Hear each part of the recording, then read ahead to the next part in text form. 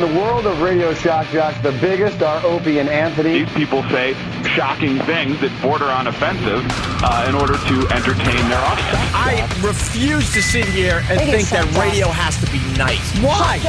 Why does radio, out of any other medium, have to be nice? We are being now held to a standard where we have to be nice and make people feel good. Go screw!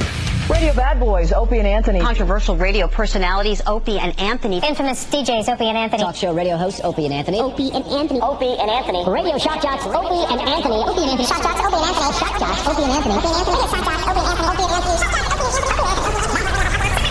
What would I sacrifice in a chimp attack so the family gets 50 mil? 50 mil for a chimp attack. 50 million? I'd put on a chimp outfit and bite my mother's face off. I was lucky enough to be in Istanbul. It's 90-something% Muslim, but it was the good kind. I mean, every once in a while you would see one and they would point out that's a radical Muslim. They were pretty regular. Holding a head in his hand. Yeah.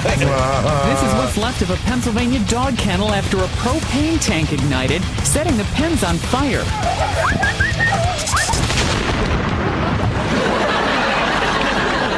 The Opie and Anthony radio show, the most popular show in the history of satellite radio. But enough of this palaver. Let's get the show on the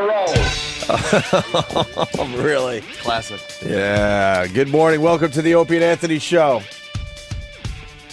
Sitting over there reading my papers, and Anthony's bitching and complaining about taxes. As per usual. And I don't blame you. I'm not saying that that's wrong. I just want to know more. This is a cell phone tax? I want to know more, too. Yeah, well, New York State, apparently. Wow. Does anyone have a cell phone bill handy? I can log into Maybe we could do a little I know it's like a let's make a deal thing, but take a look. First of all, take a look at your cell phone bill and try to figure out half those charges. Yep. See what is actually the charge of using the equipment and making the calls. Yeah. And you'll be stunned at how little of the bill that is. Right. The rest of it is all these taxes and other surcharges, which is tax. So there's a new one going on. Mm-hmm. We have another $1.20 a month being stuck on every New Yorker's cell phone bill. Starting when? It's always vague. They just say, it's going to happen. Then someday, you turn around and there it is. Right. How do we vote against this stuff? You don't. You voted in the guy that okayed it. He's representing you. Is he really? Now, did anyone say, I want this? Right. That's where the whole representation thing goes right down the shitter. It's like, why?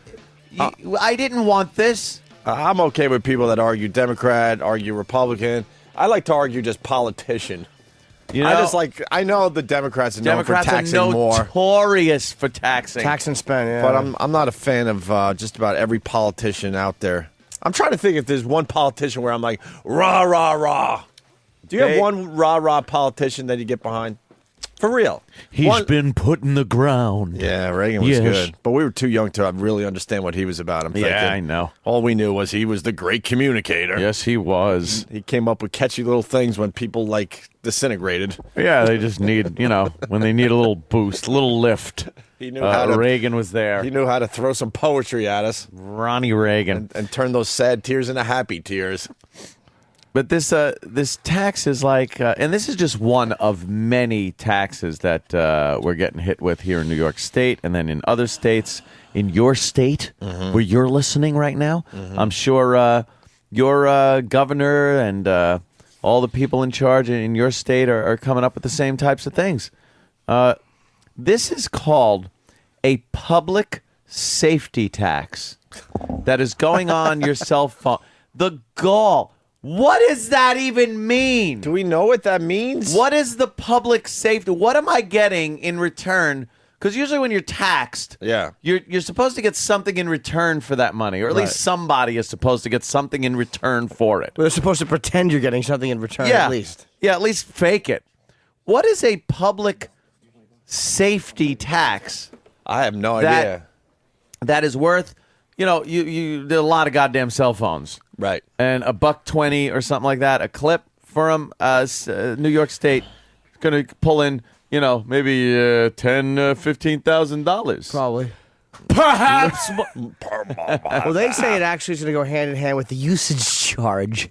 Usage. Why do they I'm going to use it. Of course there's a usage. There's a usage charge. Yeah, why do they have to charge you a usage charge? Usage. If you get a cell phone, it's pretty safe to say you're going to use it. We have to give you an excise tax. What? These politicians. The tax. And we are being slammed now. They're using the economy, the bad economy, to just tax the shit out of everybody. And quite frankly, it's the democratic way to do it. They love doing it this way instead of really thinking it out, seeing if there's other options, cutting the crap that goes on in every state in this country. The money that is being wasted by these politicians and the corporate contracts that are going. It's just a big game that's been played for years and years and years. And they take a little tax here, a little tax here, and it just adds up to a point where people can't afford nothing. When are they going to start working on looking into mismanagement? Yeah. That should be a key. Who's she? That should be a key phrase for any politician out there that's brave enough to really take on the tough targets. Mismanagement. Say, that's my platform. Yep. Mismanagement. I want to know why, like, the transit system, the MTA here in New York City, is broke. Because every time I get on a subway, we're squeezed in like sardines. Every time I'm on a roadway paying tolls, they're backed up forever. Yeah. You just see ka-ching, ka-ching, ka-ching as people are flying through easy passes. It's amazing. How the F is that How the F are they broke? How are they broke? Somebody isn't handling the money properly. Yeah, this is what I wanted. All the charges on a cell phone bill. You got the usage charge. You got under the taxes, governmental surcharges and fees. You got the New York State E911 fee. What? You got the New York City 911 surcharge. You got the New York State sales tax. You got the New York City sales tax, and you got the New York local MCTD sales tax. That's what under is the that? taxes, governmental surcharges and fees section of a phone bill. And now tack another $1.20 on there for public safety tax. Well, then you go to the Verizon wireless surcharges, which include the Fed universal service charge, the regulatory charge, the administrative charge, and the gross receipts surcharge. What is it? By the way, do what I do. I've actually asked one of the dummies that works for these fucking phone companies. Oh, God. What is this? Those are government charges. No. But break down each one and tell me what they do. If I'm paying this, I have the right to, and they will not be able to tell you. They won't be able to tell you. Where is that going? Where is that money being deposited? Right. When I pay my phone bill, that money has to come out and go into some treasury. Where is it going, and where is it being put after it's in there? I don't know. I don't even understand. Universal what? Yeah, shouldn't we know what we're paying for? They put it in a language that you just can't understand by reading the name of the tax. What it even is. A FED or a Fed, probably Fed Universal Service Charge. And someone, by the way, is saying this new tax allows you to call 911 for free off your cell phone. But then they have the 911 tax. Well, that's why I'm a little confused now. Aren't there two 911 taxes, a 911, 911 something, or 911 surcharge? Well, you got the New York State E911 fee, and then you got the New York City 911 surcharge. How much is each one? A few That's cents, right? $1.50 a month that you're paying for that. How many times do you call 911 in your lifetime? Well, 20 or 30. Hopefully, maybe once or twice. Once. Hopefully. But it's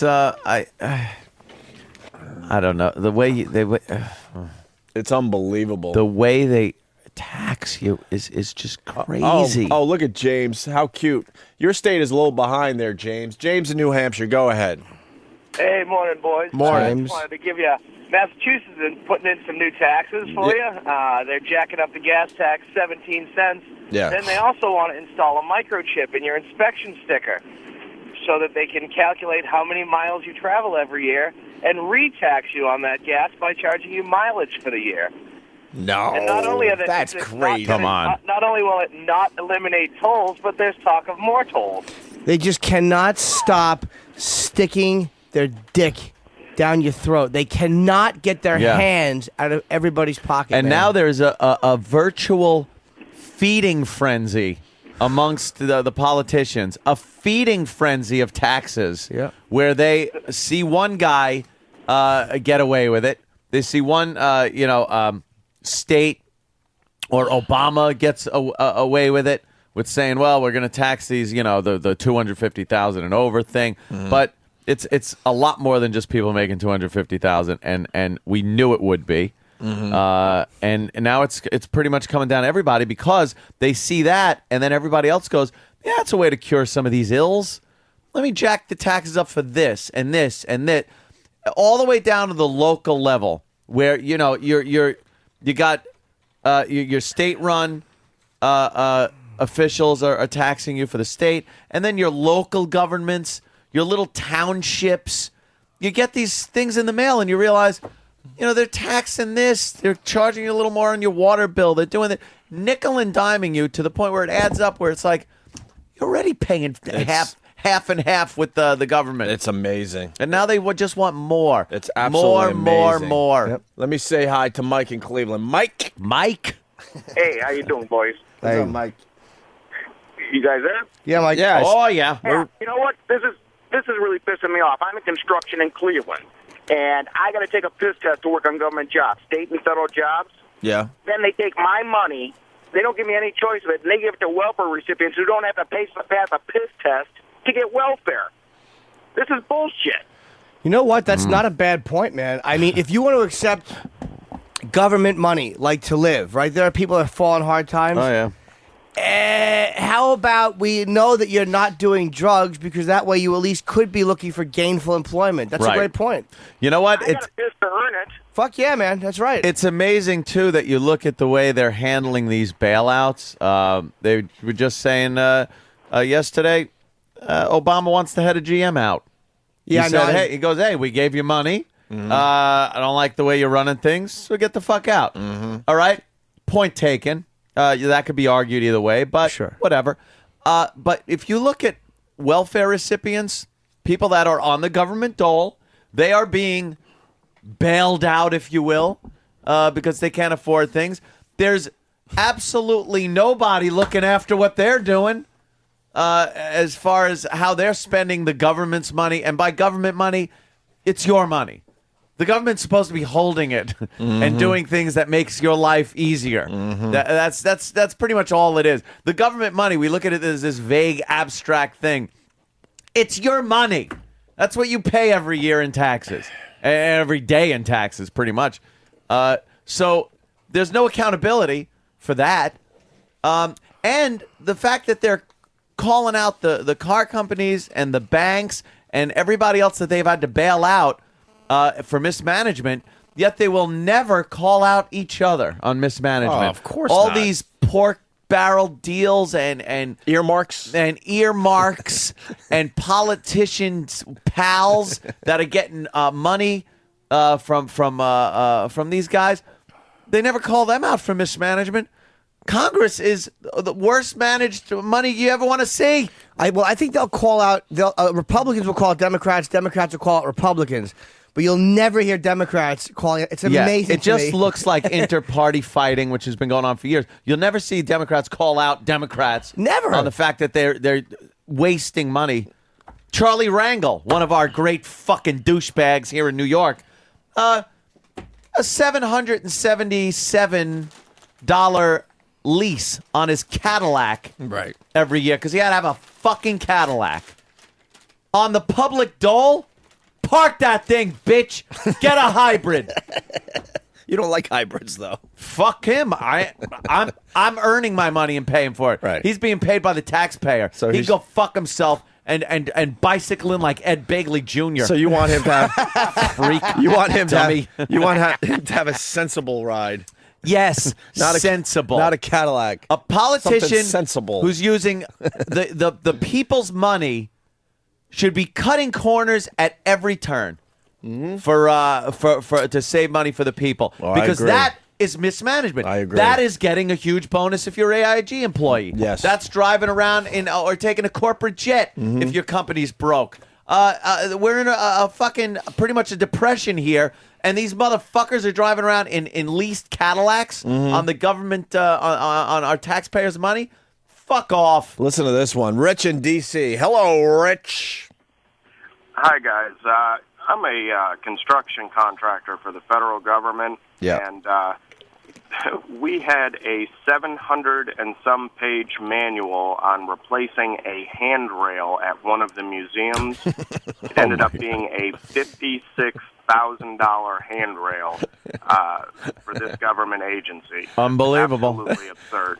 And it was someone's pal that got the contract, and it always happens that way. The government spending is amazing. Yeah. And they sit around saying we're broke, we don't know where we're going to get this money from. It's like, why don't you look at yourselves for once? They're notorious overspenders for everything. You've done some construction in your life. What do you think a handrail should cost to replace? Handrail, depending on how big it is. In a museum, something like that. Right, you can even go high end. Go pretty high end. Yeah. Where it would probably cost I don't know. How much did he say it cost? $56,000. $56,000. With a 700+ page manual. The fuck out of here! If you're spending over $10,000 on a exotic wood friggin' handrail, we could find this money. Yeah, it's called mismanagement, but no one wants to look into that. They just think it's a better thing to reach back into our pockets again. And not only our pockets, and I hate to say this, but the pockets of future generations, because we are so fucked as far as debt goes. I'll blame Bush for a part of this too, with the war, the amount of money that was spent on that. But the Democrats come wheeling in and decide now it's time to spend even more money of the taxpayers' money, gather it up. We're just we're fucked. Maybe someone could explain this to me because I don't get it. Why we were economically in better shape, I think, when Clinton was president, and that could be that stuff was beyond the president. Was it just the war that was funded that cost so much fucking money? I mean, I think the war cost a fuckload of money, and Clinton cut a lot of stuff. He cut a lot of expensive stuff, military. Isn't it safe to say though, all these politicians, way before Obama even knew all this was coming down the highway, but just kind of want to ignore it? I don't know. Because it seemed like Bush leaves office and the entire planet, falls apart. This is very panicky stuff that we're in right now. Yeah. This is a very panicky situation where people hear news bites, sound bites, and knee-jerk react and pull money out of the market. They housing's down. Oh, my God, sell my house. Right. People just freak out. Right. Bill in Portugal, you won't read this on air probably, but GM did the right thing in kicking Rick Wagner. Is that how you say his last name? Yes. To the curb, whether Ant believes it or not. During his reign, the stock lost 95% of its value, and now the company is hemorrhaging cash everywhere. I never said that. Did I even say that he wasn't? I said whether you believe he should be gone or not. Yeah.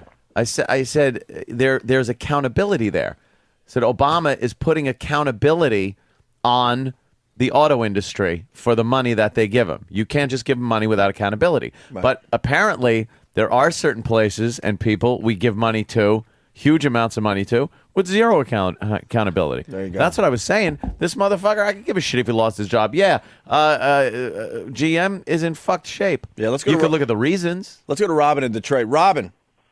Hi, guys. I'm from the shitty of Detroit. Yeah. All right. What'd you say? Rick Wagner stepped down, but that piece of shit got $23 million. Yeah, I don't feel sorry for these guys when you see man. him on the front page of these papers. Yeah, he's not going to be on the unemployment line. I heard he's walking away with a nice sum of money. You're saying $23 million. He started in 2000. Stock was $70 a share. Now it was $3.62 at the end of last week. Yeah. I could do that. Yeah. I could take could do stock that. and lose fucking $67 a share on it. The thing is, look at the Dow in general. It's way the fuck down. Yeah. You're not looking at GM like the only company that's lost a giant percentage of their worth in the market. and it's not just So you're going to kick out every CEO? Look at the banks. Right. I like Jimmy's point he's trying to make, though. As the CEO, he could do exactly what you could Mr. step Wagner in, sit there. I see you in the big glass corner office somewhere in Detroit as like Ted the CEO, and all you're doing is playing old school asteroids as your company is falling apart. Just making questionable decision after questionable decision. What are you talking about? The wheel design is wrong. They should be squares. Rubber squares. That's ridiculous. We'll lose money. Kunk, kunk, kunk, kunk. Just cars that go kunk, kunk. I'd run the company like Kramer when he went to work at that corporate place. What's in the briefcase? Crackers. Oh, my God. It's like you have no business being here. I don't. Take the windows off. No one needs windows. They're not cost effective. You give them just a little slit to see out of, like a tank. Right? Yes, like a tank slit. Yeah, or you take for the front window and the side windows, and that's it. Or there's no windows whatsoever, and it's like it cuts down on. It'll save our beaches because we're not melting the sand into glass. Let the bugs fly through your hair. Sunny day cars, I call them. Hey, let's say hi to a cop in Westchester. His name is Mike. Hey, how you doing, guys? Hey, Mike. Big fan, guys. Yeah, thanks, Mike. I'm retired from the city. Guys who work in the city, I worked for the NYPD for 22 years. Yeah. You used to have to pay a commuter tax. Yeah. And the union had a problem with it because we were paying tax in New York City. We should have been able to vote. And, of course, we lost that in court. That was a big deal also. I'm amazed.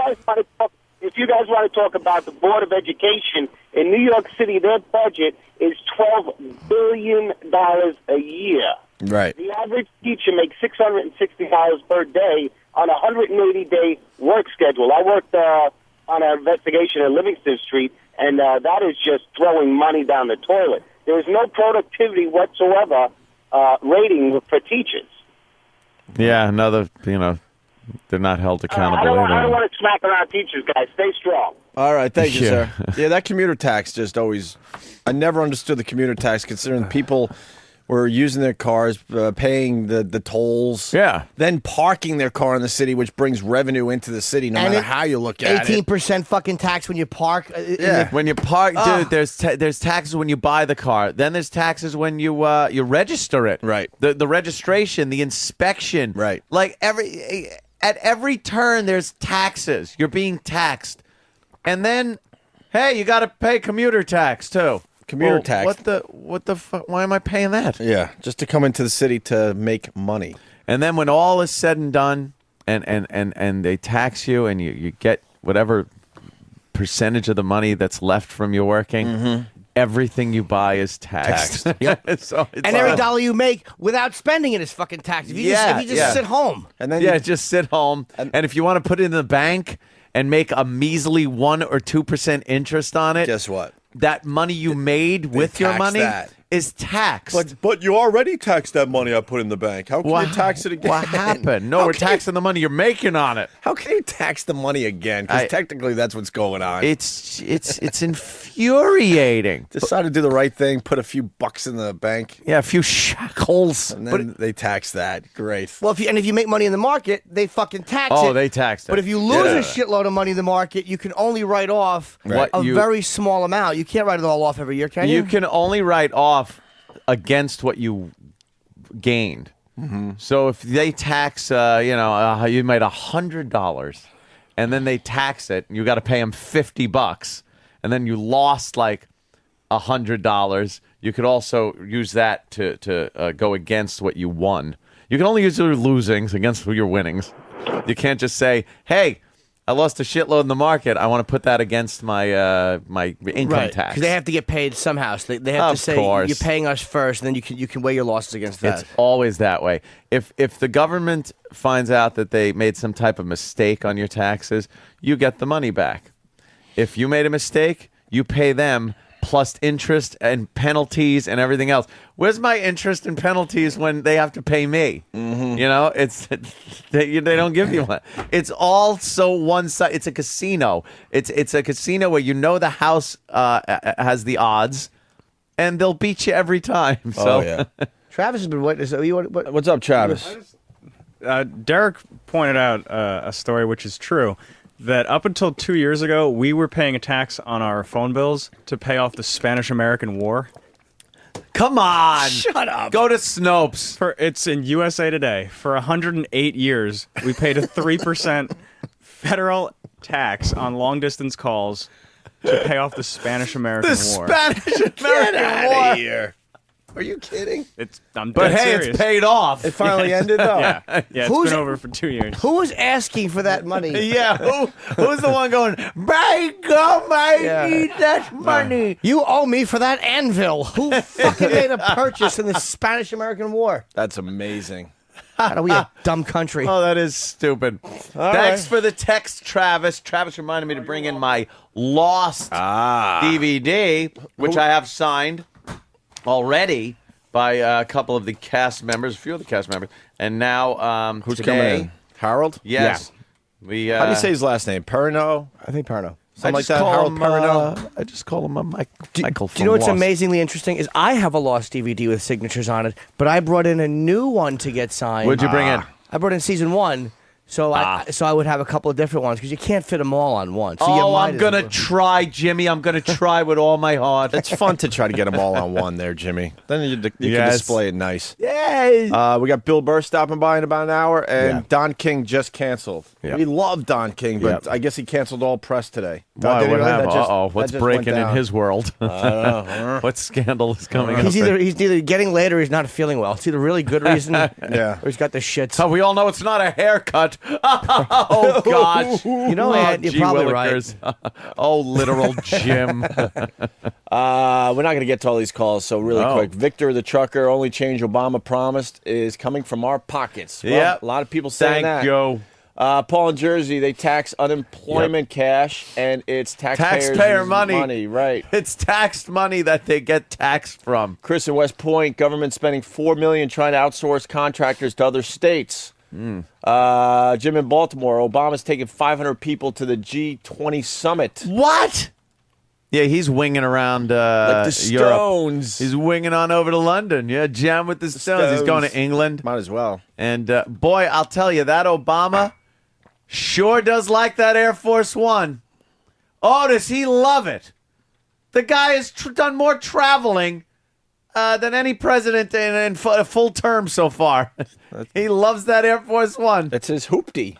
That is his hoopty. He wants to see what this hoopty could do. That's a mad ride, that Air Force One. It looks like WED in Pennsylvania had girl with cell phone and new car pick up welfare check. That's always good to hear. Les the trucker, all cars are going to end up taxed like trucks. Oh, man, do they tax the truckers. Yeah. And Mark in Jersey, how come when people sue, it's tax-free? What? I don't know that one. I don't know. That's one I don't know. But I don't know. Mark in Michigan, how are you, Mark? Hey, Mac. Good morning, boys. Hey, Marky. Hey, Jimmy, you killed on Hannity last night. Thank you, man. You know what? Did really well with your hands. I was watching them. It's funny. I don't pretend we're friends or anything like that, but when you know somebody and you watch them on TV, it's just stay fixated on certain things. Man. Thanks, man. Like your hands. Yeah. Well, we got a little audio from Norton on Hannity last night. Ooh. I want to start with the intro. He better gave us the fine Jay Leno intro. Well, I don't think, it's kind of hard to get a Jay Leno type intro. He better.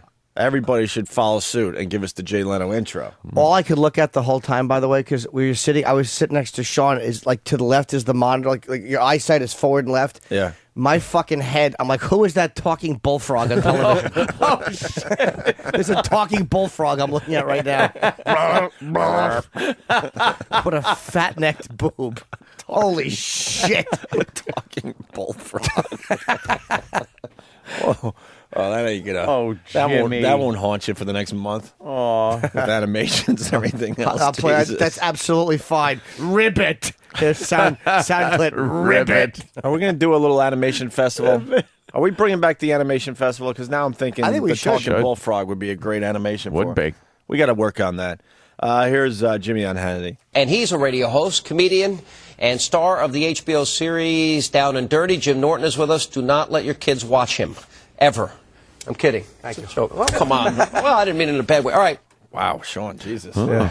A little awkward there for everybody. Sean worries. He's a worry wart. I'll tell you why, because we go out live. When you do that, you're on live. Yeah. Whereas Red Eye is taped, so if you truly fuck up, they can fix it. Yeah. But Sean is just like it's like you guys have an understanding. He's making eye contact, and you can hear him going, "Please, please, just don't say fuck." Please, I trust you. Please don't do this to me. Greg on Red Eye was freaking out when I was there because one of the girls on the panel, the one that was on the live via television, we were talking about Obama and how Obama was trying to equate the economy and the banks with a suicide bomber.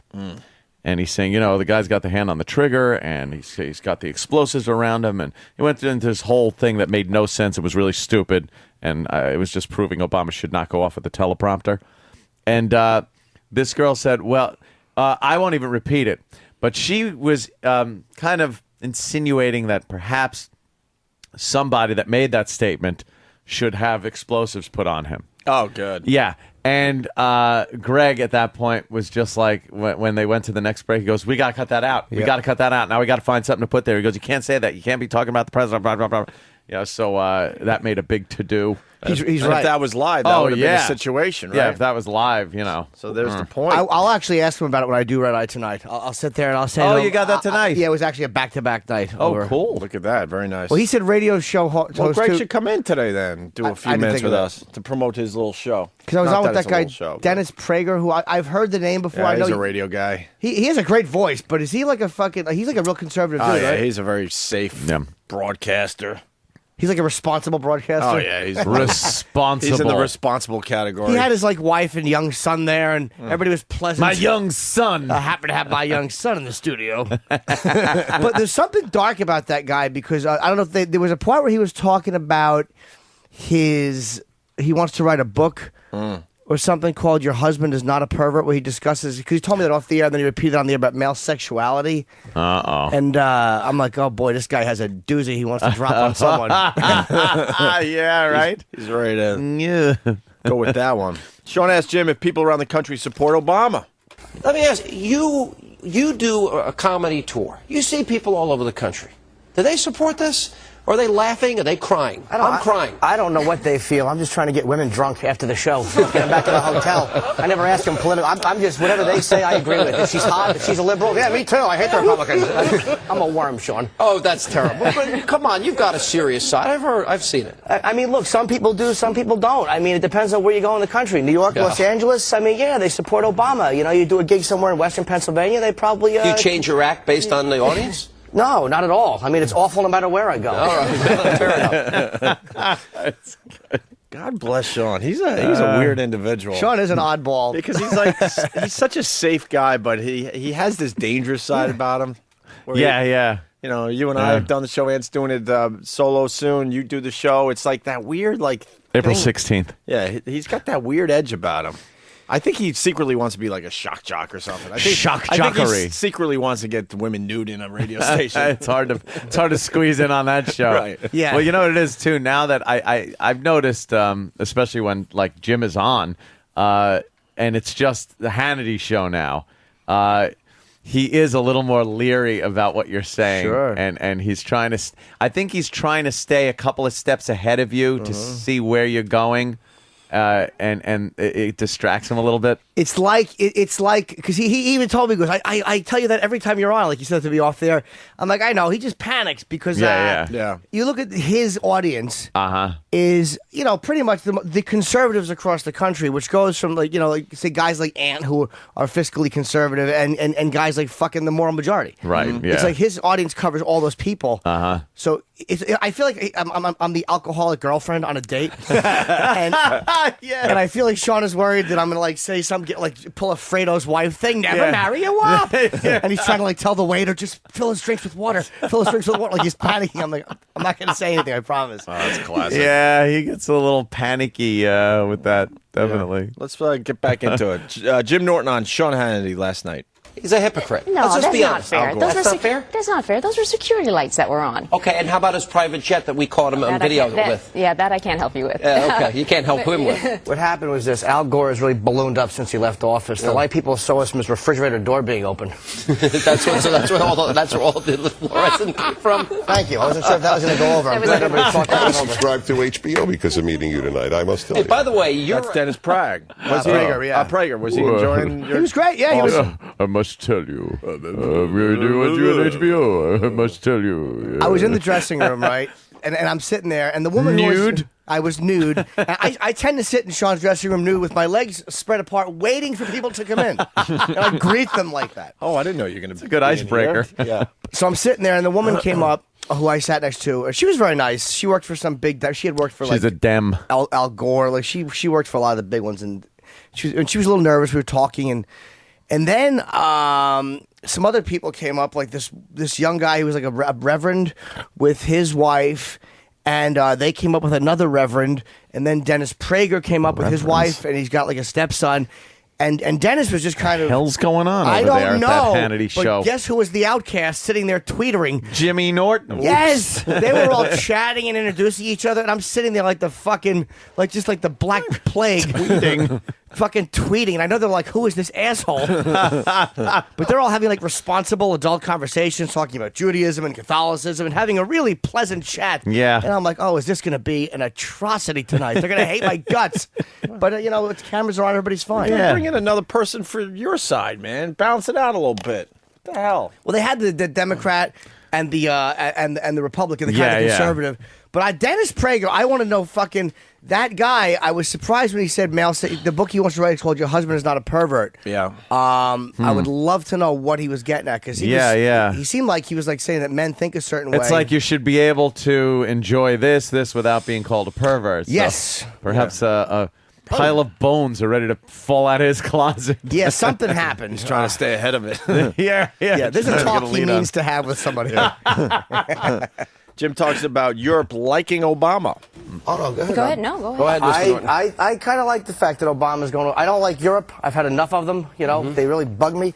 But I think that he's like a rock star over there, and I kind of want a president to be liked. I mean, he's the equipped. Why do we care what the French think? I know, technically you're right. Better than being hated. But it's just nice. Sometimes it's just nice to be liked. Would it be nice? All right, where would Europe be? Wasn't it the U.S. that beat fascism, Nazism, totalitarianism, communism, Imperial Japan, and we're now bearing the brunt of fighting terrorism? All European ideas, by the way. Marxism, fascism, Nazism, all European creations. I'm not saying Europe isn't awful, believe me. I mean, they're horrible. That wasn't a hard switch. Their idea of helping is sending a bunch of camouflage sham wows. I mean, they're worthless at a time of war. They stink. All right, now. Very good. And then we got more Dennis Prager right here talking about his book. This is what you were getting at, Jimmy. The male great voice. sexuality. The guy has an. When he walked into the studio, I'm like, you have a phenomenal voice. He's like, oh, Thank you. Yeah. Dennis Prager's working on a book, and we were talking about this during the break. Working title is Your Husband Is Not a Pervert, an explanation of men and their sexual nature. And I suggested you and Norton, considering this is about go on the road together. Well, what is the premise of the book? Well, I've done this on my radio show for years now, talked about male sexual nature. I put out CDs on it. Women have come over to me at lectures around the country, and this is the God's honest truth, and said, you saved my marriage. I now understand my husband. I thought he was a pervert. I thought he was a nut. I thought he was sick or whatever. Male sexual nature is so different from female sexual nature, and men are so afraid to tell their wives what it's really about because they'll think they're sick.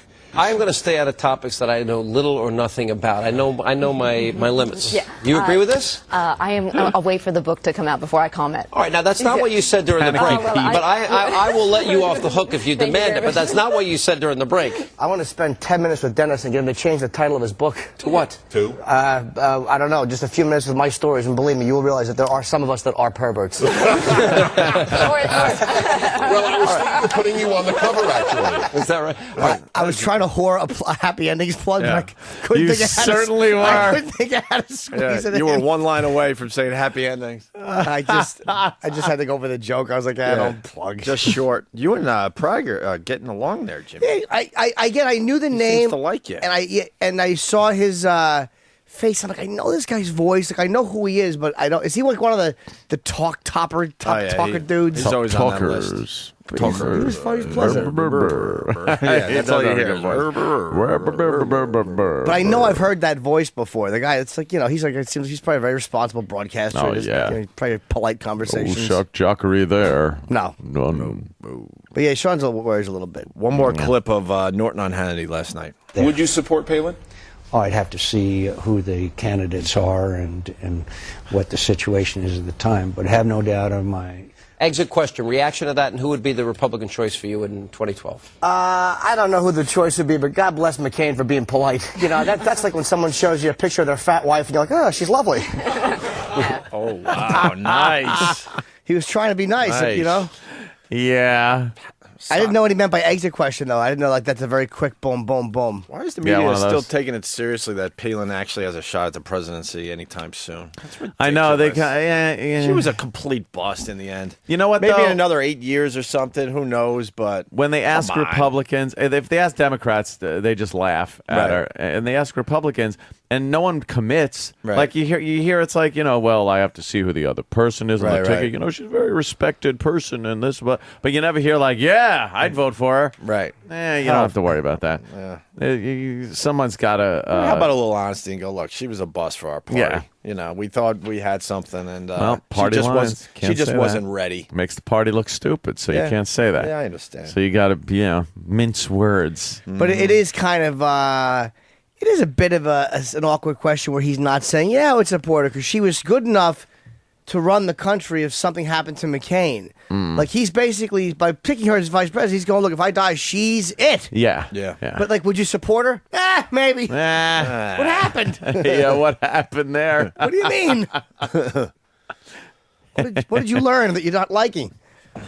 So it's like he was just trying to be nice. He was being courteous. And there's a woman right now on Channel 11 who I really am sexually attracted to. You like that? I really do. Who is that blonde lady? I don't know. She got a book or something? I don't know. I think it said Candy Girl or something, whatever that means. What is Candy Girl? I don't know. I don't know. You like that, Jimmy? Hopefully, if you say it 3 times, she appears. Kind of like Candy Man. Why don't we take a break?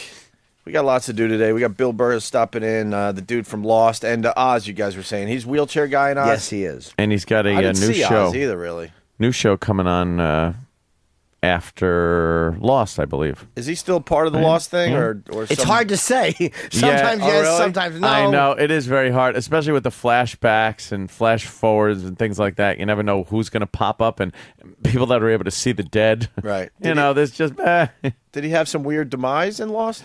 Well, you could say that. Oh, you could absolutely say that. And he was not happy about it publicly. No, huh? He spoke about it publicly. He wasn't. He made a point. I mean, it's like sometimes when you hear black actors or whatever commenting on Hollywood, you're like, all right. And then there's times like I noticed. I didn't know he made this quote. Like, there's really not good black characters on Lost. Like there are literally.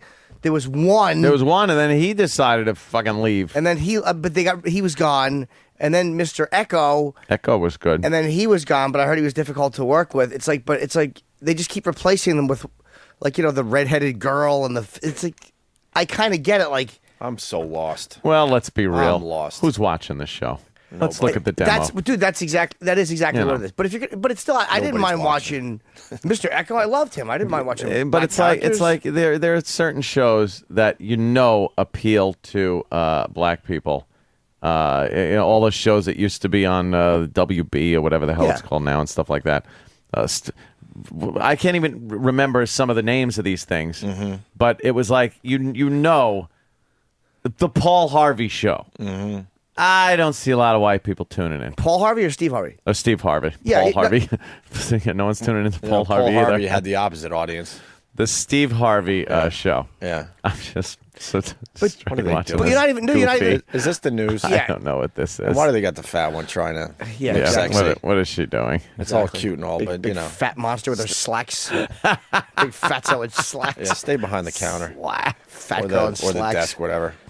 No, it's even though of course it's a big white audience, but on a show like those are like more niche shows. Like when you get a smaller show like niche. on WB, they're you're not going to get that massive an audience. I mean, when you have a show, it's like arguably the biggest show on TV. if it's like a little bit just to make it realistic. gotcha. It's like a fucking No, plane I know. crashed. We've all been on planes. Well, you have the.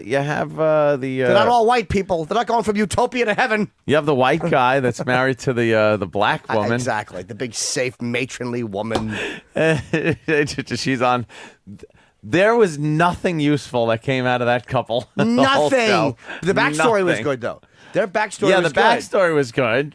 It's because it's a little dramatic backstory. That was really good, actually. But as far as the island goes, if they were there or not, no one would notice. Gave a nothing fuck. would care. Nothing would happen The differently. smoke wouldn't even eat them. Who cares? Yeah. Smoke could be like, beat it.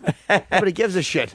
It's pretty cool though. I mean, and he was he angry because I know he was gone for quite a while. He was mad they At wrote the him beginning. off. I think he was mad they wrote again. I think he was mad they wrote him off, and then he was mad at the demise once he came back. But I really think it's got something to do here's with. our resident Lost expert. He was upset because he left, and then they begged him to come back, and he was supposed to come back in season 3, but that didn't happen. And then once he finally agreed to come back, this is what I've read, that the strike made the writer's strike forced them to kind of condense his story a little bit. Oh, right, because there was less episodes, right? Yeah, so he was upset that he came back. He was in like a couple episodes, and then he was killed. Yeah, something tells me there was supposed to be a lot more going on with him and Walt, and Yeah, why there was. Walt was there with the grandmother, I guess, or something. I'm And going to ask him if it's like because that got glazed over. If it's because Walt was older. I tell you, I didn't realize he left, and because I thought they wrote him off. Because when a kid He gets took off on the boat with Walt, and that was it. Goodbye. when a kid gets bigger, it's kind of hard to keep them. Like you have to get a replacement kid because they fucking all of a sudden the kid is 5'11". Yeah. How old are you? Yeah. 13. Oh, the kid got so big, it was ridiculous. They should have recast him. I got one of those Rodney Allen Rippy kids, or a kid with a kidney problem. Yeah, like you got to get one with the kidney problem. You got to get one with a kidney problem. Nice and small. Yeah, that's what I'd be Young doing if I had looking. a kid character in a show. I'd be fucking perusing the kidney hospitals. I look at the kidney transplant list. 12. Can he act? Worked fine in the old days. Yeah. I got to watch this Lost. I'm so, Dude, it's such a so good out of this show. conversation. Yeah. I just started watching season 1 again, and I'm just enjoying it all over again because I've forgotten so much of it. Yeah. Yep. You forget, like, oh yeah, and then you just start with the backstories. It's on Sci-Fi, and occasionally I'll be watching something on Sci-Fi. Like I think yesterday I was watching The Outer Limits or something, and then I fell asleep and woke up and Lost was on. It was an old episode. I'm like, holy jeez, I barely remember this. Yeah, It's like, oh, so much has happened to us. I feel like it's us. I go, so much has happened to us since then. You're just part of it now. Of course I am. You know, there's a popular internet theory that Rose and Bernard are Adam and Eve. Stop it! I'm dead serious. I'm going to go with that one. I don't necessarily I like believe that. it, but Why would you? That stinks. It's Adam and Eve, not Adam and Steve. I would Oh, love it. really? I beg to differ. I think it would be great if that whole series ended up revolving around Rose and Bernard. Oh, God, would that be awful? They're all of a sudden the be-all, end-all of Lost. Oh, no, they're useless on that show. They're not Adam and Eve No. at all. Vincent. Stop it. Maybe she had Dog. ribs, but she's a black woman. I understand. Why don't we hit a break here? So we got Harold Perrineau. Yes. Yes. So we'll talk to him about some of these things you guys have He's been on mentioned some. here. He's been on some huge fucking series, man. Yeah. I mean, Oz and Lost are two big ones. Absolutely. Then the helicopter pilot and 28 weeks later. I was like, what? That's pretty cool. He pops up in that. And The Matrix also. And, Yeah, they the did a little Matrix. Matrix action. That's right. Yeah. And we got stuff to give away to the fans that show up Ooh. today. I see an Islander jersey. I see what's the red jersey? Could either An be Islander jersey. Oh, I'm gonna guess. I'm gonna guess Devils, but it could be a Bulls thing. Maybe it is a Bulls. with Opie's name on it. Well, I got Opie and Jimmy. Oh, the Chicago. Remember we got to Chicago. They gave us the dumb jerseys. That we Oh, never wore? nice. Yeah. All right. A Bulls jersey with my name on it and Jimmy's name on it. Got an Islander jersey. I believe Anthony's name is on the Islander jersey. Is it? I believe so, yeah. You don't wear them with your name on them, Ope? I'm not a big fan of wearing my name. Oh, wow. Nope. An Anthony one. By the way, if you you know want to give me something, just don't put my name on it. the stuff we gave away yesterday, like the books that we gave away. Yeah. There was a bunch of them. The top book was that book called. Bromance. No, that book, Bromance. Who wants to laugh that The much? Stephen King one. No, I should. Lizzie's story. I should have brought that. Right. But it was the book about headshots. Oh, Holy right, headshot. right. Oh, yeah. Where it has like 100 old headshots, and not even old. Some of them are new, and they're people who just haven't made it in Hollywood. And it's in a way, it seems like they're just kind of shitting on the people. Yeah. But they're basically just showing the headshot and the resume. There are fucking horrendous headshots. But I could not stop looking at this book. This is an author. We should go back and get this guy. No kidding, really? Dude, it's such an interesting book. It could be the greatest toilet book ever. Wow. But it's Yeah, only it was a once good through. Crapper book. Oh my Sure. God, we got the we can't give away the Jeff Norris CD today. Gorilla Boy, wow. Tropicana, what's that? Starring Jeff Norris. It's a movie he made? I don't know. All right, well, we're giving that away to somebody in the audience. It's a What the drink hell he is created. this? That is Worms dirt? That is an autographed cup of dirt from Brian Regan. Cup of dirt. Holy shit, this is worth something. It's a gummy worms and dirt thing that Brian Regan signed. Cup of dirt. So you get It's a your cup little with cup of dirt dirt in it. And then we got the I'm Over Here Now, Dice's 2000 Cause You Said tour. Wow. Because you said? Because you said. It is the worst. Look, nothing against Dice, but look, this is the worst hat ever. What's wrong with the hat? Try to put that hat on. So is Danny. the hat. It's one of those floppy hats. Yeah, but there's not enough room for your head. It's not like a cap. Watch what this looks like. It's a beanie. Oh my God. I gotta take a picture. That hat I is gotta take a. It's like a Rick Nielsen hat. I got my first tweet for today, starring Dan. I already tweeted it. No, you didn't. I tweeted, I have it implanted in my head. I just got Blink. Wait. All right. Hold There. on, Daddy. That fucking hat, that looks like the type of thing Vic Morrow wore in Blackboard Jungle. Oh, I thought you were going to say in his last movie. No. He should have been wearing that. All right. Whatever. See his head go flying off with that stupid hat on it. Yeah. So we got some good stuff to give away. The Brian Regan thing, I sort of want to take this home. Yeah, really. It's An famous. autographed cup of dirt. Nah, we'll give it to the I'm audience. amazed. And Jeff Norris signed his Jeff Norris CD. And what's that, Sam? Oh, God. Don't touch it. Don't touch it. What is it? What is it? That's the Opie and Anthony virus hat that Eric has been wearing for 3 years, 4 years. Ew. And it looks it, man. Where Look the at all fuck did you find that? Look at all the sweat on that. Don't you ever throw your hats in a fucking washing machine? Yeah, but I also thought... No, you don't. Yes, I do. But I also thought I threw that out. So... All right, here's my question. It probably has no smell on it, though. Who's going to smell the inside of E-Rock's hat brim? I don't think it does. Oof. Oh. Is there anything there, Ope? It just smells like attic-y. Oh, okay. Like it was in an attic. Yeah. That flooded. And I know it's tough to flood an attic, but A little mildew. It was on top of an empty room. Yeah, think Hurricane Katrina. Want to smell it to No, I me? certainly don't. No. Yeah, That is no smelling going on there. That's an easy one to do. Another cup of dirt Jesus. signed by Brian Regan. That just halved the value. Yeah, no kidding. Exactly. Yeah, we have to destroy one, so the listener has a fine item. to I am take home with amazed them. this early. Look how many people are here I'm not already. looking. Fuck them. Well, Oh, Jimmy. I don't look at the audience. the bleacher's almost filled up already. Oh, wow. That's because it's the last week before we go over to the exciting big building Yeah. where we're going to be treated like shit. Ooh. Oh, Jimmy's making the sound of a handsome young man being found out there. Yes, he is. No, I think we're going to be treated well over at the building. I think they're looking forward to it. Yeah. Let me show I you a heard couple that- Oh, emails. Bizarro Jim. Yeah, Somebody- let me show you a couple of emails that came in the last couple of days. No, somebody got hurt Yeah. tripping over the streamers that they're hanging for us. Yeah. Be careful with those streamers. Yeah. Welcome, Opie, and it's hanging on the wind, and they're all like, Yeah. "We want a welcome sign."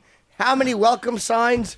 Oh, for Pete's sake! I just can't picture the welcome signs. No. At this point, I can't even keep track of all the things they've taken away from us. It's amazing. I sort of had it all in my head, and I've lost track. Yeah. Now. When the big thing was to make us better and give us the support. Red never got. red paddle, red paddle, red paddle. All right. Where's the paddle today? No. I was using theater of the mind. All right. Here's the red paddle. See, everybody There actually you go. thought I did it. All right. There we go. Anthony just Red gave me paddle. the red paddle. All right. I'm done with that. Why don't we take a break and we'll get into some other things. Things. We might have to start doing like the Twitter story of the day. Twitter story of the day. Every effing day, there's a Twitter story. We'll do your Twitter story of the day next. I'm gonna twit my coffee cup. That's crazy, Jimmy. That's insane. Opie and Anthony.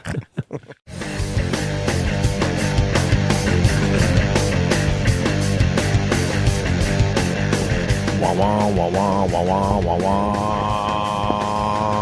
What are you showing Danny? Let Show me your see. cock. I want to see it. Let me see. We want to see too. The bar. Oh, the bar's in. The bar's going in. A lot of people were like, what's the deal? I know you. Why'd you go with the theater first and then the bar? And because I could drink and watch movies. Yeah, you gotta have a cooler by your side Right. or something. I think it makes perfect sense. You need to have chairs to stumble to already installed. But yeah, that was actually funny. Yeah, my bar guy, John. He's the woodworker, did all my desk and all that stuff. Mm-hmm. He just started yesterday bringing all the bar stuff in and putting it together. Holy mackerel! Very nice. It's huh? retarded because I was like, yeah, because I just think Laszlo was like, hey, you know what I got at my house? It's a Guinness tap because I get a Guinness keg, put it in there, and I'm like, oh, that sounds great. I love Guinness, but you can't get a good authentic Guinness when you're like at home. You can pop the can with the widget and the bottle and things like that, but nothing like just tap. So I was like, yeah, let me do that. So I go downstairs yesterday after I hear a bunch of work going on, and the bar is there, and I go behind the bar. Dude, it's like a bar.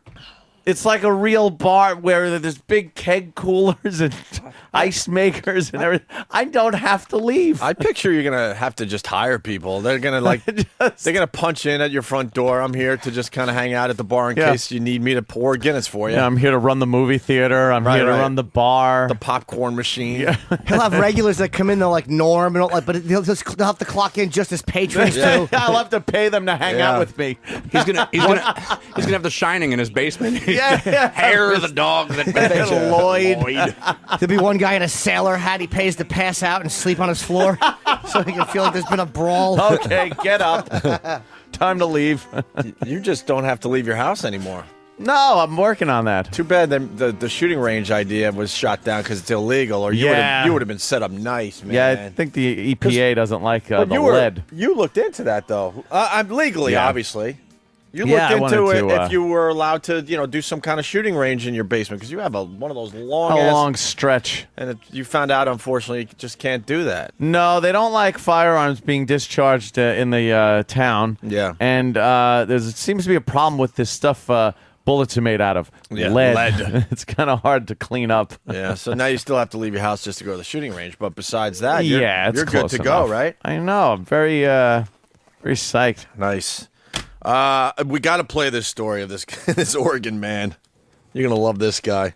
I love when people figure out ways around the system, or just to make it hurt a little bit. Make the system hurt a little bit, because they certainly hurt us on a daily basis. Listen to what this guy did. Most people walk up to the traffic counter and pay their fines like ladies and gentlemen. One recently did not.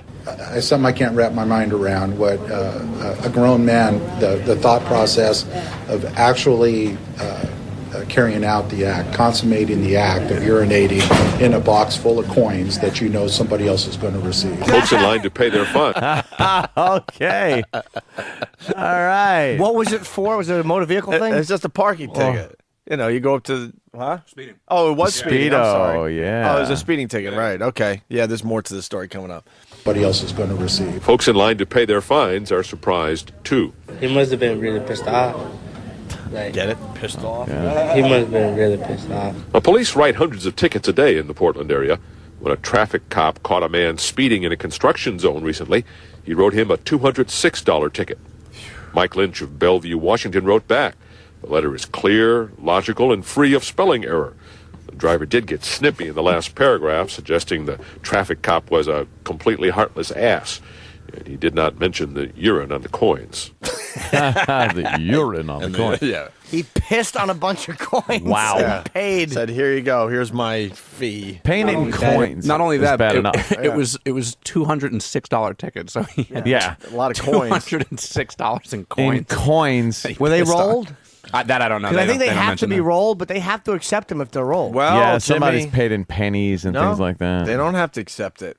No. Watch Well, this. not if there's piss on it. It would be better if the gentleman that received the fine had done something that diffused the situation and maybe mitigated his fine or lessened his fine rather than sort of add fuel to the fire. Sergeant Andrew Chuck took polite but firm exception to the method of payment. Court policy limits the amount of coins to a little more than $20. And it could be a misdemeanor to send a box of coins that smelled like the doorway of a derelict building. Apparently, no postal codes were broken, though, because the package was wrapped up tight until it reached the mailroom of the courthouse. The county doesn't intend to pursue the matter if Lynch pays in full, $271, including late fees. Gave him a very personal invitation to get a hold of me. Hadn't happened yet. Hadn't happened yet, no. You know what? Now, Mr. Lynch's fine is now up to $271. No indication yet whether he will pay with a check. We should pay this guy's fine. I will pay this guy's fucking fine. Really? Yeah, if Kenny, if somebody could find out, I will pay this guy's fucking motor vehicle fine. Let's try to get him on the phone, if we can. I believe this is the gentleman. Yes. You should wipe with the check. Send him a check and then wipe it. It smells like ass. Little racing stripe right down the middle of the damn thing. And on the back. How great is Here. that, though? I've endorsed the check with my rectum. He wrapped up seal. Yeah, like a little stamp, a little puckery stamp on the back of it. Urine-drenched coins in the mail. Yeah. Good for you. It's an added twist to that just sending change. That's been done. But I'm sure people, because they're so pissed off, they try to pay these things and change, and now then the state gets involved. Well, we'll only accept about $20 to $25 worth of change. Oh, was that it? Yeah, that's what was in that story, too. So how could they say that? It's like money's money. Money's money. Sorry. I owe $200 and whatever dollars. Well, I'm going to pay in change. Yeah. Tough shit. You deal with it. He should have just said, I think we should take care of this right here in Brainerd. What's that, sir? Just trying to be in compliance, you know? Could you put your wallet back and step out of the vehicle, sir? I think it's time for another showing of that movie. Trying to be in compliance. Yeah. Trying to be in compliance. Yeah. Yeah, I forgot my tags. Step out of the vehicle, please.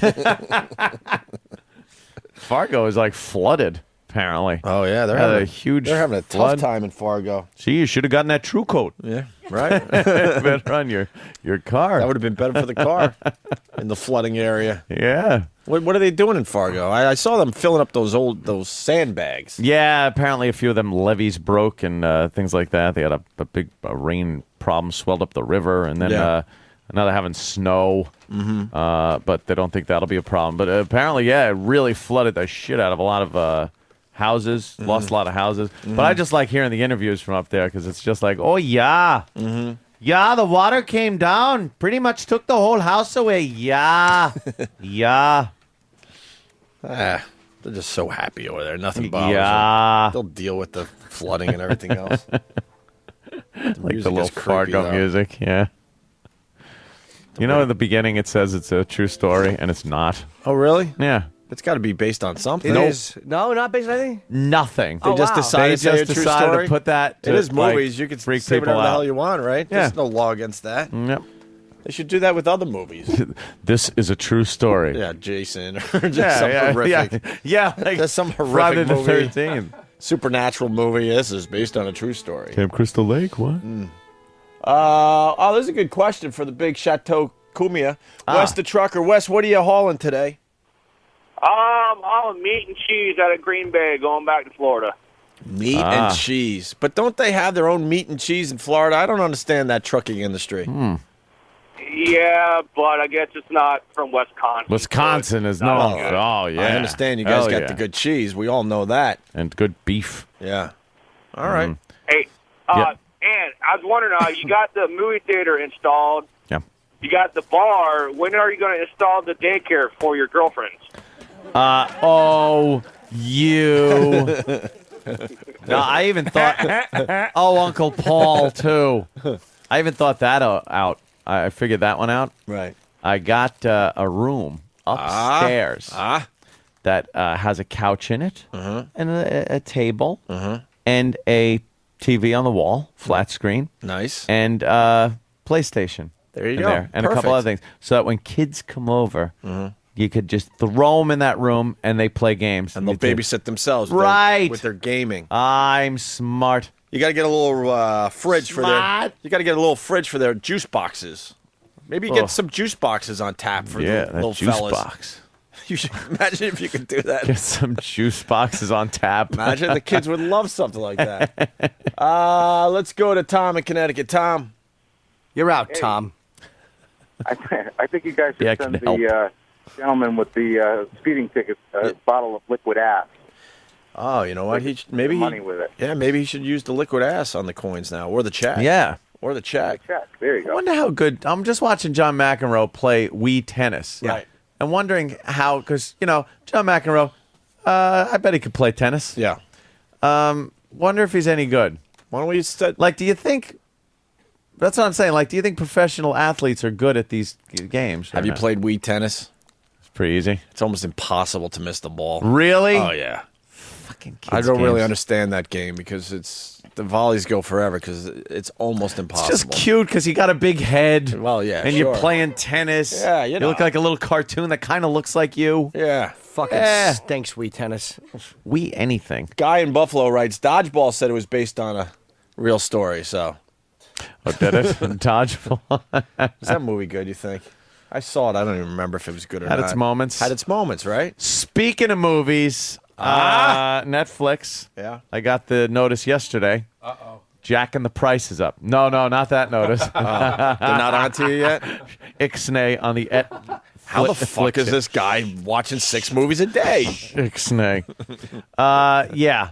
Well, I am on the 6-movie plan where they send me 6 movies, DVDs, and then I send them back and they send me 6 more that are on my queue list. Well, I also have Blu-ray enabled where I can order Blu-ray movies. They just changed that. They used to cost you $1 extra a month. They jacked it up to $7 a month. What are they doing? Like 7 times what it was. Wow.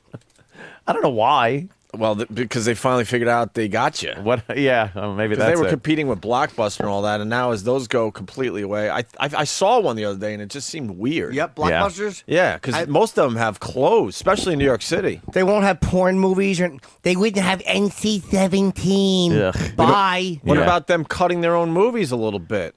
Yeah, they having have their the own Blockbuster Yeah, cuts. they've done that in the Edits. past. What was that for? Because for families? Yeah, because Good. it was supposed to be a family-oriented Fucking place. faggots, get out of business. But they wouldn't tell you were getting a special Blockbuster edit of the movie. Yeah. You just had to rent it and find out. And you go, wait a minute, where's that cool scene? It's like, wait, They yeah, took it I right know out. there was a clip in here. Scene. Right. I noticed that most of the blockbusters that are still around, at least in New York anyway, tend to be in the not so nice neighborhoods. Yes. If there's you will not find a blockbuster in a decent neighborhood anymore. Dude, think about driving around and how many you see and how many you used to see. You used to see Blockbusters everywhere. Now it's like, man, I love them going out of business. Netflix is, I like it. It's pretty cool. If you once you get into a rhythm with them sending you discs too, it's not like because usually when you want a movie, you're sitting there and you go, I want a movie, and you run out to Blockbuster, you get the movie, you're home, you're there that day. So if you get into like a rhythm where you get a few movies at a clip, and then you keep your queue full. By the time you watch those movies, new movies are coming in. But don't forget about your instant queue, which you can and then take full instant advantage of. is the best thing through the Xbox. Yeah, but the mailing thing is still stupid. They don't need to mail you like stuff anymore. No, that's why As they far have as- instant delivery. Yeah, I understand, but a lot of people are still getting their movies mailed to them. Yeah. Well, when like you could I am. have the digital, delivery. I'm using a little of both. I You know what understand mean? you are. I'm just saying in general, they're still mailing out discs. Yeah, In yeah. this day and age, that's crazy. It's not bad because you can put it. I think you can put it in your mailbox and they take it too, or no? Do you have to go and mail it? You have to put it No, in- they'll take it. They'll take it away. You don't have to find a mailbox. I give it to Kenny, and Kenny drops it in the mailbox. He probably in the hasn't been. morning. He probably been hoarding them. He's just hoarding them at home. Like the ketchups. Was he able to get the cabinet full of ketchups when we got kicked out of the other joint? That must have really depressed him that he had to leave all that behind. yeah. That drawer that he has Kenny's a hoarder. with the tiny little Tabascos. He has hundreds of those. I have to. Before we move on, one more thing about this goddamn Netflix thing, though. I don't know what the fuck people are doing with these discs. Why they just look all slimy? I and- fucking pop it in. yeah. I hit close. Yeah. I watch the movie.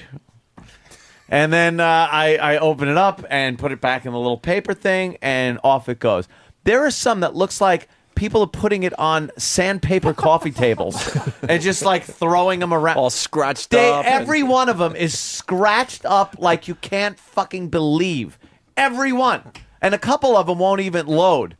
because they're so bad. They're so badly scratched up. We're just angry. Humans are just angry. Oh, what they're doing with these friggin' things. Yeah. Hitting their kids with them. Nasty. It's like Vaseline and sticky just, fingerprints do they on at them. least clean off the surface No, of they're these things? disgusting. Just sit there and clean off your discs. That's one thing that always kind of bugged me out about Netflix, because like I always picture like some guy finishing up watching a porno and then like throwing a movie in or taking the disc out, Right, or right. just touching Yeah. it. Like, Jizz what was hands. he doing before he put that in that little envelope? Like, Not washing his hands. That's just it. How many people are actually washing their hands before they touch the disc? Dude, you know, when everybody's Xbox, if you have one out there, I'm sure yours is broken multiple times. So you send your Xbox, and then they don't fix yours. They send you a refurbished Xbox. Yeah. I got the filthiest Xbox back. It was like disgusting. I just pictured some little kid with like peanut butter fingers and fucking ass and booger snot. Why all would over they it. send that to you? It was disgusting. It creeped me out, man. Did I don't you send it scrub back? up- No. What am I going to do? Complain. Yeah. Good luck with that. To Microsoft? Where do you even start? Who you calling? Hello, my name is Albert. Is it really? My Xbox is dirty. Have you plugged it in? No.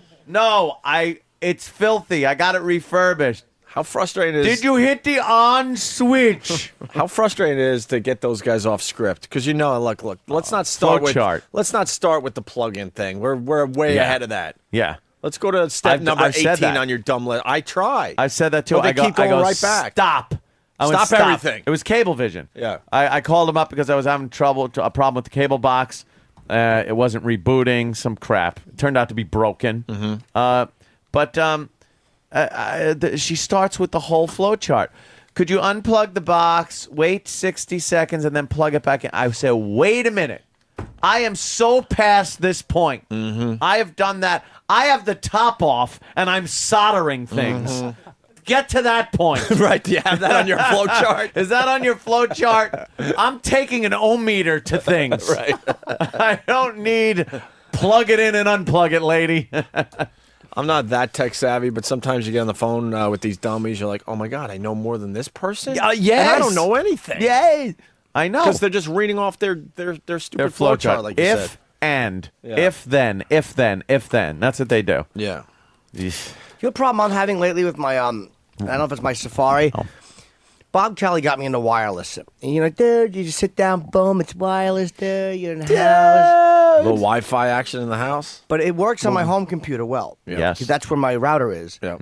But since I got this Apple router, it has not been fucking. I'm in my bedroom and my laptop is constantly getting fucking like shouldn't happen. having problems. Bad signal? I don't know. You know what? I had an Apple router. I decided to put an Apple router in my house a while back. I don't know why. My other router was fine, and I was getting a signal problem upstairs. I went back to my old routers. So I can still keep the it backs it up automatically. I can still keep the automatic backup, but then just change back to my cable router. Yeah, I'm pretty sure you just go to a regular. You know what though? You could still go wireless. You just got to get a really good router. I got ones with big antennas on them and boosters. Yeah, mine and goes stuff. through walls and everything. You shouldn't have a problem My with that. Apple router I steal other sucks people's. like the a Apple dick. router I don't like. Dude, I steal other people's from 2-3 floors down. I don't even know where they are in the building. Unsecured. Oh yeah, all that I love shit. that. No Fuck that. password. Oh yeah. Yeah, there Just- you go. Just rocking theirs when mine That's when has you a problem. That's when you download real nasty stuff. Yeah. When you're on someone else's Oh, network. yeah. You. I got some free Fuck time. this guy. Yeah, that should not happen in your bedroom. Dude, it's fucking enraging. Do you think it could be the Apple router? Yeah, Sounds it like was. it. For me, it was. It just wasn't strong enough to go over the whole house. Dude, I mean, it's one room away. Yeah, that's stupid. That's ridiculous. What the That fuck? really is ridiculous. Doesn't Jimmy. go through walls. Even I know that. I wound up throwing routers on each side of my house. One router on each side. So you run two routers. That's smart. Works good. Two wireless routers. Works nice. Hey, you I can want- put one in my room? Yeah, you could put one in your room. Could do that. I just like wireless. It is better at home. I don't know what to do. Poor Jimmy. Yeah, you gotta Help figure me. that out. Help. You gotta figure that out. Listen, you want to feel old today? Remember when Fabio got hit in the face by a bird? That had to be 37 years ago today. Really? What was he on, a roller coaster or whatever? He was on a roller coaster. It's one of the funniest fucking pictures Ever. His dazed Fabio look with blood coming out of his nose, and everyone else had had a great time on the roller coaster, but a bird decided to fly into Fabio's face. How old would you? Because it's going to be a crazy, year here. But how old? How long ago do you really think it is? If you had to think about it, I'm going to go the high side of what I think it is because I always go too low. All right. I'm going to say 15 years. Wow, really? Yeah. You're crazy. I went high. See, I was screwed the whole thing up. I was surprised to see that it was 10 years ago. 10? I knew it was 10. Did you? I was going to say 10. That's why I went high and That's went 10 15. years ago? That's crazy. Doesn't that seem like 5 maybe? Yeah. Something like that. Little Fabio with that bird fucking bloody face. Yeah, I punched the picture up because it's just funny to see. Well, him. it's worth it because it's in the news today. Look at that bloody Look at him. nose. You dolt. What a dope. What an ass. Bird hits you right in the noggin. Look at this. He is so dazed. And then what's the chick laughing at him next to him? He's got bird blood and Fabio blood on his face. They're all laughing at him. No, what's amazing? Not a drop of blood on his shirt, though. No.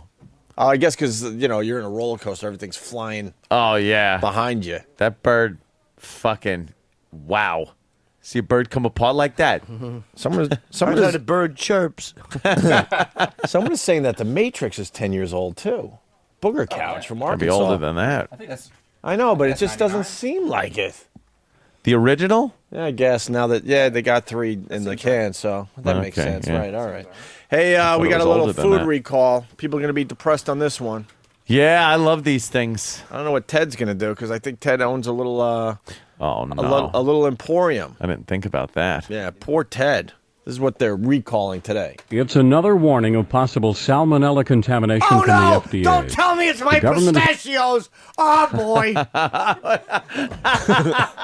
Wow, Ted. Ted, it is. I knew there was something dicey about them. Yeah, it is your I buy pistachios. refurbished pistachios. Refurbished? How do you buy refurbished pistachios? The hell is that? I just go and I pick up the shells and I very carefully glue them back together and place the fresh pistachio inside. That would take forever. How many do you get done? It is time-consuming, Gregory. That's an excellent point. How many do you get done in a day? Oh, 30 or 40 pistachios. Oh, my God. A day? How do you stay in business? It's not easy, Gregory. I have to cut costs. I had to fire my 8-person staff. 8 people.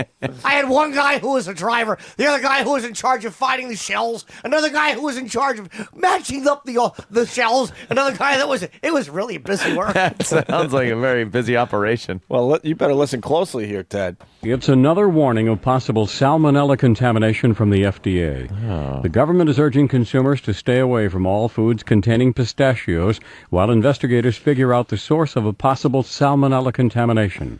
The nation's second-largest pistachio processor, Seton Pistachio of California, is voluntarily recalling more than 2 million pounds of nuts that it's been shipping since last fall. Somebody get me an address as to where they're going. I'm going to take some and sell them. I'm behind on schedule. The amazing part of that story? Yeah. You heard it too? 2 million pounds of pistachio. You ever just dig your hand into a thing of pistachios and it's the lightest They're food very ever. light. There's a lot of air in those shells. The little nut itself is weighs nothing. Pounds. That's got to fill up a building. Isn't that like 2,000 tons? I don't know.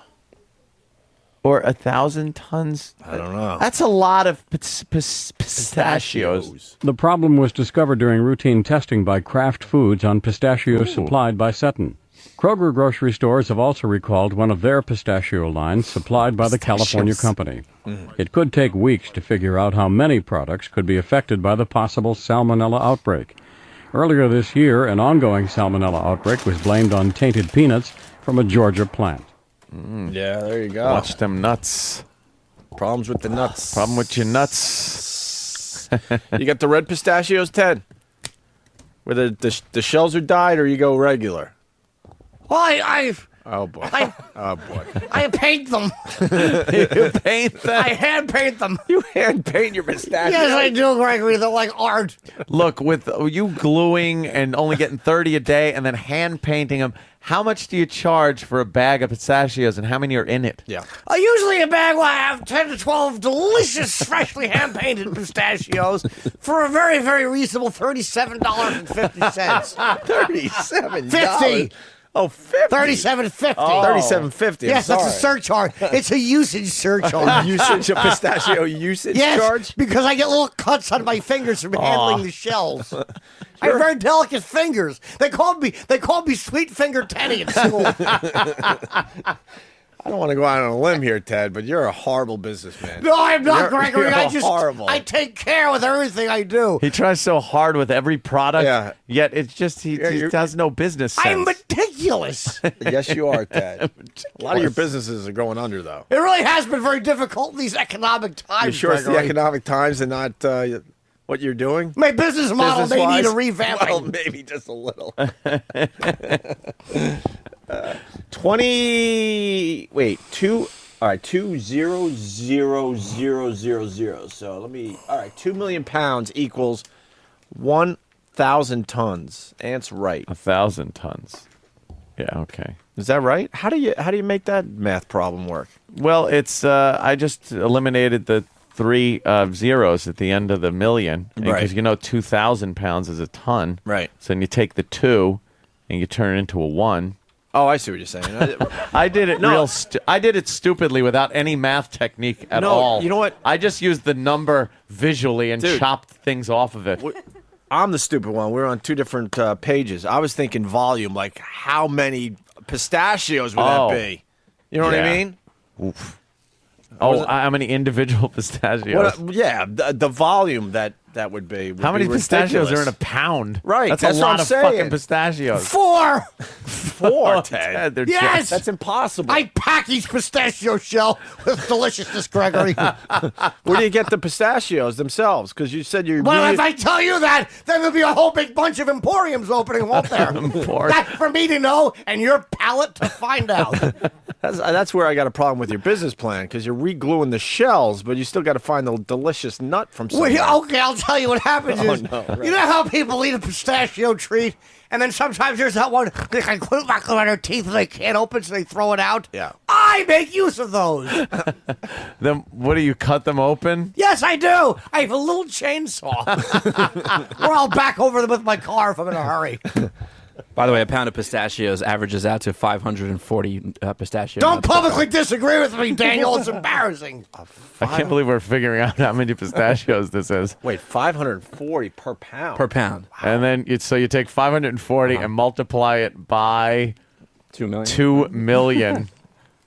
Wow.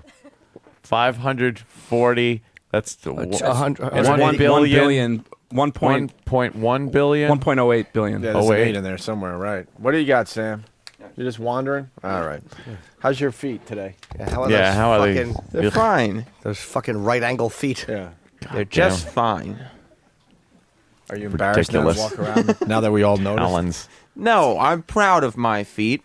My mom said there's nothing wrong with the way my feet point out. They're awful. Tell your mom she's not a podiatrist. She's just a loving mother who can't face the fact that she gave birth to a bird-footed zilch. She called you about your feet last night? Yeah, I mean, because she heard it.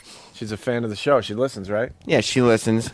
And my dad listens to see if there's any more time that he can get on the air now. Oh, really? Of course. Oh, really? Yes. We've created a monster with your Yeah.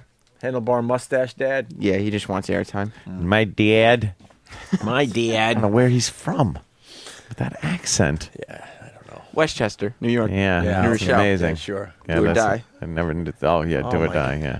I thought we lost. I don't want to lose her, so I want to go to the phones for a second. I thought we lost her when we lost regular radio, but I guess we weren't Don't lucky tell me enough. it's fucking the Lydia. Yeah, it's Lydia. Oh. Lydia, Hi, good morning, guys. let me ask, Lydia, didn't you listen on regular radio, Yes, I did. and now you went out and got an XM? Well, I have one, but I couldn't hear you in the morning live because you were on terrestrial radio. I only heard your replays. Oh. I don't really get that. 'Cause Wait, you what? can listen to us live on your XM. Why would you choose regular radio over XM? Because you were live in the morning. Oh, I see what you're saying. I could hear it on XM too live. Yes. Yes. You didn't know that? Oh, my God. Sirius, Oh, my Sirius God. XM might have a marketing problem. Yeah, how about you? I didn't know that. I did not know that. I'm red flagging myself. Oh, really? Yeah. Yes. Could you red I'm flag me, flagging too? we're just everyone is being red flagged. Wait, if you're a red flag, that means the green flag is pointing at Oh, me. shit. Now we got a problem. Lydia, what we did need we need a paddle with 2 red sides. Yeah, we got- Because when you point the red at you, that means it's a go, go, go for me. Yeah. Go ahead, Lydia. Hold on, Lydia. What did you think was happening while we were live on fucking, as I like to call it, 3-year-old child radio? Can I say Heine? No. Can I say Asian person? No. How about if it's in a good way? No. Let me check on that. No. I didn't even think about it, Jimmy.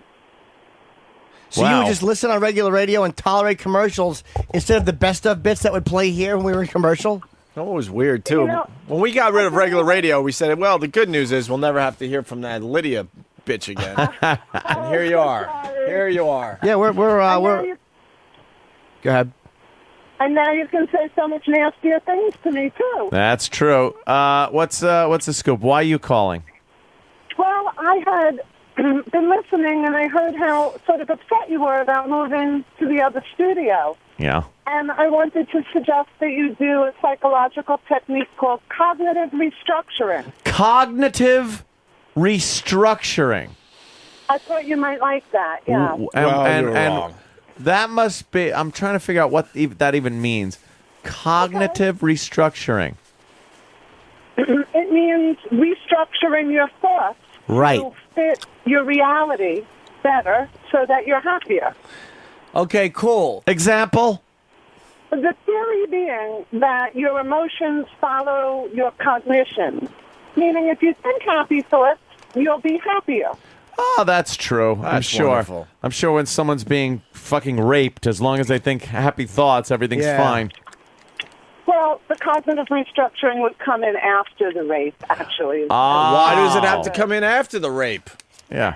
I think Anthony brings up a very good point. Think following happy your logic. thoughts. Just think happy thoughts. I guess if the rapist were a psychologist, then they could treat the person while they were damaging them. But I'm generally not there during the traumatic situation. We're kind of past what happened, to be honest with you. We're very good at moving on. We get we get bitchy and bummed out and all that crap, but then we have a way of moving on. I haven't moved on. We're resilient. It's a survival mechanism that Ant and I figured out years ago. Yeah. That's fantastic. Now You we guys deal with the are new great at problems. Uh-oh, red flag. Okay, red paddle. Red paddle, I got it. I won't look at the green side. that. Okay. I was talking about the next move. No, we're all good. Lydia, we're all good. Sure. That's good. I'm happy to hear that because I hate to think of you guys as feeling sad and unhappy. We're a very popular feature in the comedy talk entertainment section. So red flag, or paddle, whatever the fuck we're calling No, it. I'm saying so. I keep red paddle. I keep my chin up. I feel happy about it. What amounts to the the Sirius XM 99-cent bin that we reside in? Yeah. Red flag. Well, it's definitely nice to hear you guys on the other side. You've always been able to, Lydia. Yeah. I didn't know that, Jimmy. Hysterical. She didn't know. How are you such an educated woman and yet a fool? It is amazing how I can know so much about some things and so little about others. You're right. I'm passing around a piece of paper. Oh, Christ. Oh, is this it? Lydia, are you going to send us a bill for your time? Not today. All right. Thank you, Lydia. Okay, bye. Bye-bye, Lydia. Uncensored. Bye-bye, Lydia. How do you get an accurate... Red flag? Red paddle? Why? I keep calling it flag. All right. No need, because we know what it is. Why are we getting a red paddle on this All one? right. Hold on. I actually, looking at this now, it's still bad. Because, you got one guy up here with his name, and Why then can't the we rest talk of about it. this? I don't know. Because it's probably an internal fucking bullshit thing. No, it's not. It was sent out to all of the but if you look at home and health, I see Martha Stewart, Oprah, Doctor, Radio. Like they put that in one category. They put, it says comedy, and then it says including uncensored, and then it says Opie and Anthony, Jamie Foxx, Jim Brewer, etc. So at least like we're first there. I did notice that, and that's what would be pointed out to you or anyone else if we ever brought this up. But look, you're first. It's like, well, what about how? Well, he's got his own channel. Okay, I get it. But we could be in programs for the whole family. But Ant, we're in a category that involves many different channels. How I does understand. That, from a marketing standpoint, how does that make sense? You know something? If you checked that off, Wouldn't you you wouldn't want- know. I would want to know which shows they're listening to. Exactly. Yeah. So wouldn't it be more accurate to list the big shows separately? Of course. So then you could see which shows are actually doing very well. Well, see, they're doing the same thing with someone Martha Stewart and Oprah, though. Which doesn't make sense either. No, it I'm not doesn't. saying, obviously we see how we're being treated, but overall it doesn't make sense. Yeah. Because wouldn't you want to, like, you could be an Oprah Winfrey fan, let's say. Yeah. And Martha Stewart's getting the credit because you're just checking that box. So how does that, how does that make sense? It does look loaded because look at the first choice. It's just his name. Right. It's like, man, you should whatever. list the shows individually, and then as a company, Did you see it, you could see which shows are doing well. I did see right? it. It's still because infuriating. let's say you're an Opie and Anthony fan, you check that box. Now Jamie Foxx is getting credit. So Yes. but maybe the person that listens to us doesn't really like Jamie Foxx, or the people that listen to Jamie Foxx don't like us. So if you're checking the box because you like Jamie Foxx, now we're getting credit. Yeah. So, but I don't know. I just got a marketing mind. I don't really understand how that I don't either. helps the company It's not when you're trying to figure out what shows are doing. Because well. your marketing accurate mind. survey. And plus the fact that our category is based on 2 or 3 channels. Yeah. So you know what I mean? So all the Opie and Anthony fans that are checking our box because they see our name, now the Raw Dog Comedy Channel is getting credit. Right. That doesn't make sense.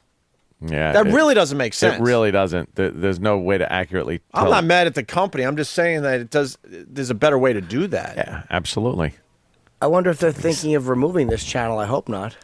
What? Hope not. What? I'm not saying that. Where would they?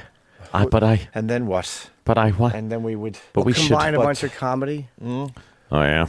But no, I'm sure it's a good survey. The thing is, the marketing mind, the other side of and this is in any business. I've always had a marketing mind. That's why I butt heads with these guys all the time, because to me, that doesn't make sense. But the idea is, and this is not just with any company you're ever going to work for. Right. The people who make decisions, like when I worked in retail, managers, my bosses who would buy, say, X amount of shirts. Right. A lot of times they would all of a sudden order shirts and really order too many of them and Right. pay way too much for the shirts. So what happens is, if the regional manager came and said, "Why the fuck did you spend that much on those shirts?" Right. Yeah. They have to make sure those shirts are selling. Otherwise, they're going to look ridiculous. So put those shirts up front in You the put store. those shirts on the fucking front, Right. Because this way people see those shirts and go, "All right, we don't need to shop. Let's just grab that shirt. It's right there." Right. I'm also trying to throw this into put this in a way where the listeners can understand. Like, let's take our name out of it, but if you have you could check a box for 3 different things you like, but those 3 things are very different. Yeah. How does that make sense? But I'm trying to I was gonna go if you like the Red Sox, the Yankees, or the Arizona Diamondbacks, but I think we could come up with a better example even than that. I would think. Okay, here's a good example. Maybe say in terms of music or something. Things You know what I mean? things you like to do, and there's certain activities. Okay. There's camping. Right. There's a bicycling. Right. And then there's sex. And sex says vaginal intercourse and sucking cock. Are you going to check that? Because you like vaginal intercourse? Right, but then the sucking cock gets Hey, I don't credit. suck no cock. But sucking cock's getting credit from you. Yeah, because I have to check the box because Right. there's something in there I do like. That's a perfect way to look at it. So Yes. from a marketing standpoint, how the fuck does that make sense? Again, they don't. It's sometimes in life with retail shirts, it's not about marketing. It is about the regional manager, the guy. It's about the manager who ordered the shirts, being fucking worried that he's gonna have to explain. Why do they order these shirts? Why did I order so many? So he'll cost us a lot of money. What he'll do is he'll put a whole bunch of shirts on the same fucking. You understand what I mean? Yeah. This way, if people look at all those shirts and go, "Yeah, I like all those shirts," you can't really go, "Wow, But you shouldn't have got this many shirts." Yeah, but it also Ant's analogy works the other way too, because all of a sudden you see the sucking cock part, you're like, you know what? I like the vaginal thing. I don't like I can't check this box because I can't check the box because I don't like the other choices within that category. Right. Right. Mm-hmm. Should all be separate. And then obviously, yeah. Like, wouldn't you want to know if Martha's? Fuck us. Wouldn't you want to know if Martha's doing better than Oprah? Why would Yeah. you put them in the same exact category? I think shirts. I got Pink you. shirts. Trust me, I know where you're going with the shirt thing. No, I know. And I completely agree with you, Jay. And there's some specialty shirts in the back that are never taken out and put out in front. Yeah. Yeah. And there are the shirts that actually do sell really well, but they're thrown on the floor and kicked. So what are you just stepping on the shirts for? Just hang them on a nice rack. Moving them to a smaller store. I know. And By the toilet. And poor Ron and Fez aren't even in an option. Why would they be? And you know what? There are people that like Ron and Fez that don't like us. So Never heard of them. So they're not going to check the Opie and Anthony box because they're Ron and Fez fans. So guess what? Whatever. Keep up the good job. Hey, red flag. No, that was... Oh, it was a encouraging. compliment. Yeah. Yeah. Let's say hi to Chris in West Virginia. Chris. Hey, gentlemen, I just wanted a quick comment. I grew up in the Army for about 13 years listening to Howard Stern. I quit listening to Howard Stern when I heard your all show, and I've been on XM for the only reason of listening to you. I'll drive an hour and a half to work, and you make the ride a lot better. Thank you. Thank you. By the way, it said, love you guys. Thanks for the great radio. I didn't, we weren't going down the Howard Road today, to be honest with you. We were just trying to make a point about something we saw shirts. overnight. And yeah, your show's now on the new Blackberry Curve. That's cool. Cool. And people commenting about survey, but the survey, but we better move on. It's on the BlackBerry Curve? Yeah. What about the app? The Apple thing's isn't that supposed to happen coming? soon? Yeah, I think June. Is that coming? I added a new app yesterday. Something cool? By the way. Or a waste of time? It's a waste of time on the old shitter. It's called Parking Lot. This thing will drive you fucking batshit. What you have to do is... What's Parking Lot? Look, it's called Parking Lot. All right. And what you have to do is get this yellow Volkswagen out of the parking lot. See, here's the exit. So you have to move the cars around and try to get like, look, I moved the two limos. Now I back this up. Yeah. And I'll pull it. See, I'll do this, and then I uncover.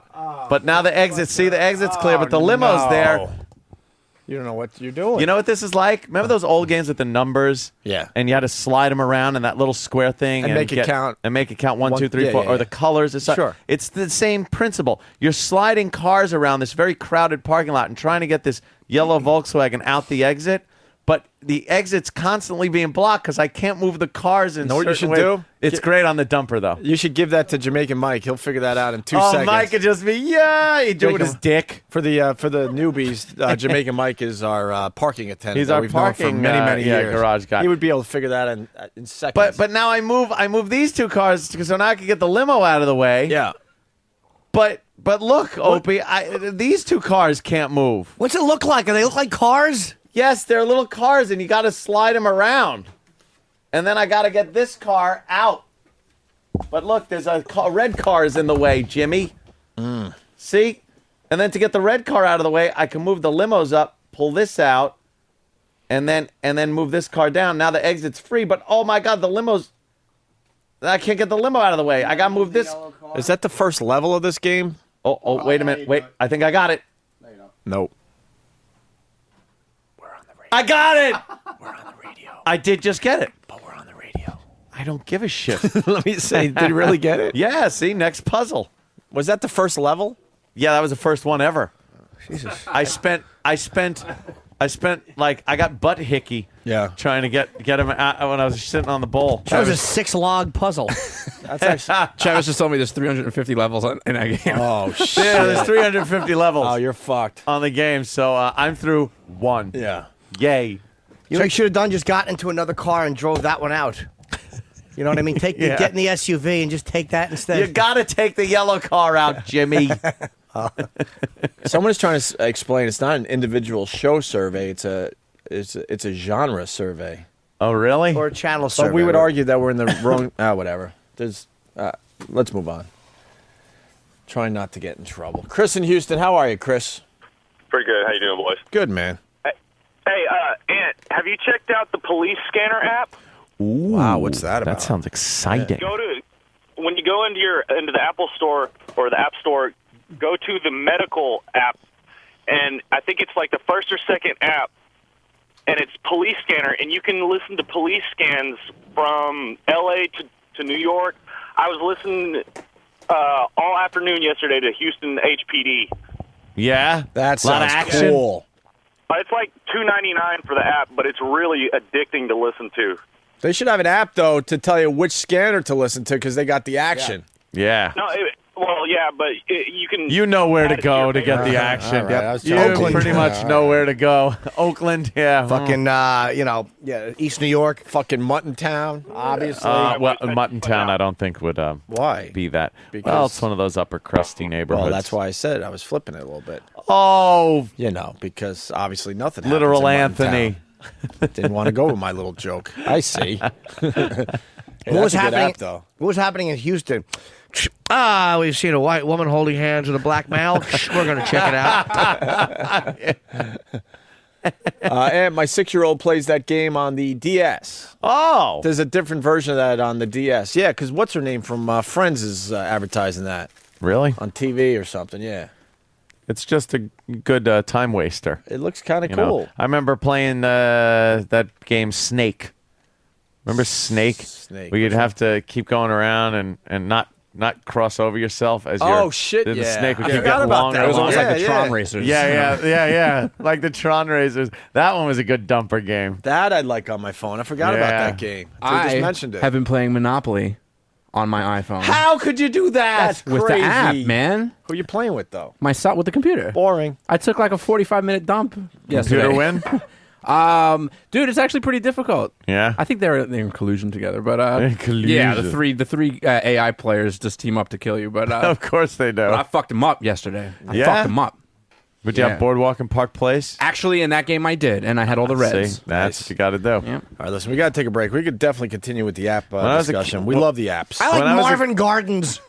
When I was a kid, all I used to buy were the railroads because I love trains, and I would just buy the railroads. But I would get crushed, and I would start crying, of course, because that's all I did as a kid. 'cause Faggot. I was such a little faggot, and I'd land on something, and it's like, no, I wouldn't buy that, and then it's like, ooh, a railroad. And then when they land on railroad, all right, they'd hand me $200 if I own them all. But Dude, for the most but part, it I'd adds- get raped. Those I've noticed, especially at least in the iPhone Monopoly version. Yeah. He who controls the railroads controls the world. Yes, but if with a diversified monopoly portfolio, you don't just get the railroads. You do need you some know, other investments. Even but Baltic and Mediterranean, along with the railroads, are a sound investment. Hey, if you could put hotels on there for nothing, cheap. and if everybody's fighting it out over who's making trades over other shit, and somebody's just sitting there with Baltic, with Baltic and the Mediterranean, they could clean the fuck up. Nothing better than watching someone pass go and having to hand over their pass go money to you because Every you own time. the slum. There you go. All right, let's take a quick break. We got Bill Burr standing by. That's why I want to Where's break Bill so we can get him Burr? in here. And maybe when we get back, Sam could start giving away some of the stuff from our office because we got a big crowd outside. And actually, we got better stuff today because E-Rock's back. Did anyone else notice that E-Rock was sick yesterday? Are you kidding me? He wasn't here. He wasn't in. Dude, I swear to you. He wrote me yesterday like I'm feeling much better. I should be in tomorrow. And I write him back. I'm like, E-Rock, I know we beat you up on the show all the time, but I got to be honest with you. I had no idea you weren't here. I didn't either. He No could have just clue. not shown up, and I had no clue. And he just writes back, oh, great. it's like, thanks. Very funny. It's like, no, I'm I'm not meaning to be funny. Yeah, I really wasn't- didn't notice you were. I was really not trying to beat him up. I'm like, dude, no one knew you weren't here. I should have known, though, because the stuff we had to give away to the audience kind of sucked. Yeah. Well, this is all stuff that he brought from his house because I'm sure he took all his stuff home at one point. Yeah, what Yeah. a creep. Yeah, probably from the Taking O&A shrine that my he's got. Anthony Islander jersey home. Well, for the people Cool. out there, I did tweet the picture of the stuff we're giving away, but I like when Sam describes it to everybody. So we'll have Sam yeah. kind of go through the stuff we're giving away and tell them what they could win for just checking out the show today. Opie and Anthony.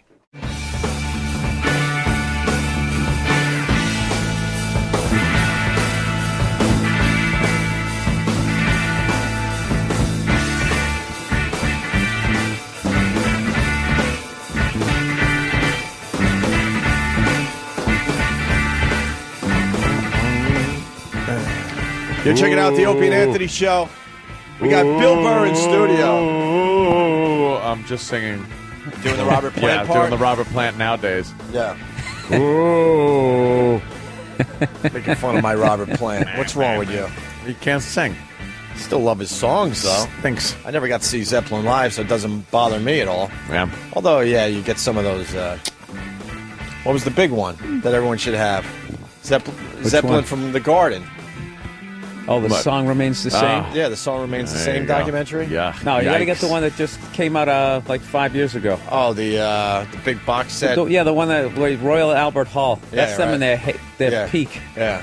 Ugh. They pulled it off, Ant. They just had to tune down everything. What's wrong? Horrible. What happened? Zeppelin happened? just they're not good. They weren't good live. They just weren't. Did you see him live? No, I saw films of him live. Like everybody else, Bill. Yeah. Oh. I All right, was, well, you just I seemed was like he young was- then. They have some pretty good live footage of him on that Royal Albert Hall one. Well, Bill's a little confused. Ant said they never sounded as good as they did on the records. Some bands, you go see them in concert, they sound just as good as the records. And then maybe over CDs or whatever. time the singer couldn't do it, but Plant, he couldn't sing. He couldn't do the shit they did in the studio with him. Like shit, he's I had a dream. Crazy dream. They'll just like tune everything down. Why the fuck are you going to wail like that through a 200-city tour? Give the guy a break. Hey, then don't fucking put it down in an album. Or don't tour. Be like fucking what? Well, they should record Steely it Dan. after their year-long tour. Jesus, Steely Dan, enough with those guys. I'd be like Steely Dan, petrified to go out on the road. So. That was the deal with Steely Dan. They would spend like 20 years making an album, and then they never toured. They never toured because they got Fucking stage bizarres. fright or something. Bizarre guys, man. Those two were weird. I didn't know that. Oh, yeah. Steely Dan was a really weird band.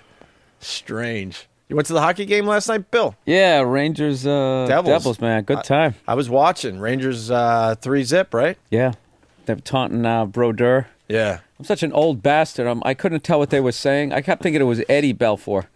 Remember the guy who used to play for Chicago? Right. That is very I got to old school. stop talking on my cell phone. I'm starting to lose it. Like, who the hell is Marty? Oh, wait a minute. Only the guy who's won the most games as a goalie ever. He's only the greatest goalie of all time. If you consider yourself a hockey fan, you might want to know that. Are you serious? Dude, I am so bad with names. I swear to God. Yeah. I'm really bad. You see the Sean Avery stuff last night? Now, I'm a huge Islander fan, but I fucking love this Sean Avery.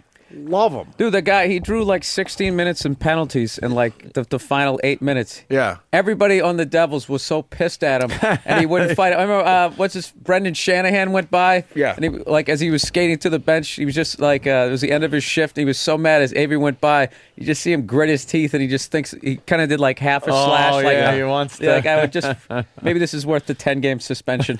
They were trying to get Sean Avery to fight all night long. At one point, somebody pulled him down by his jersey to the ice twice, and Sean Avery wouldn't do anything. And I had company over, and I'm like, who's the wimp that doesn't want to fight on the Rangers? My brother goes, it's Sean Avery. I'm like, fucking brilliant. He refused to fight, and because he wouldn't fight, these guys are, getting penalty minutes, which helped the Rangers, obviously. Yeah, he really took that whole role to a whole nother level. It was just the entire, they couldn't even focus on trying to score a goal. They were so frustrated by him last night. It was really, really good. But he was dumb. He dropped his gloves. Now we're going very inside with the hockey thing.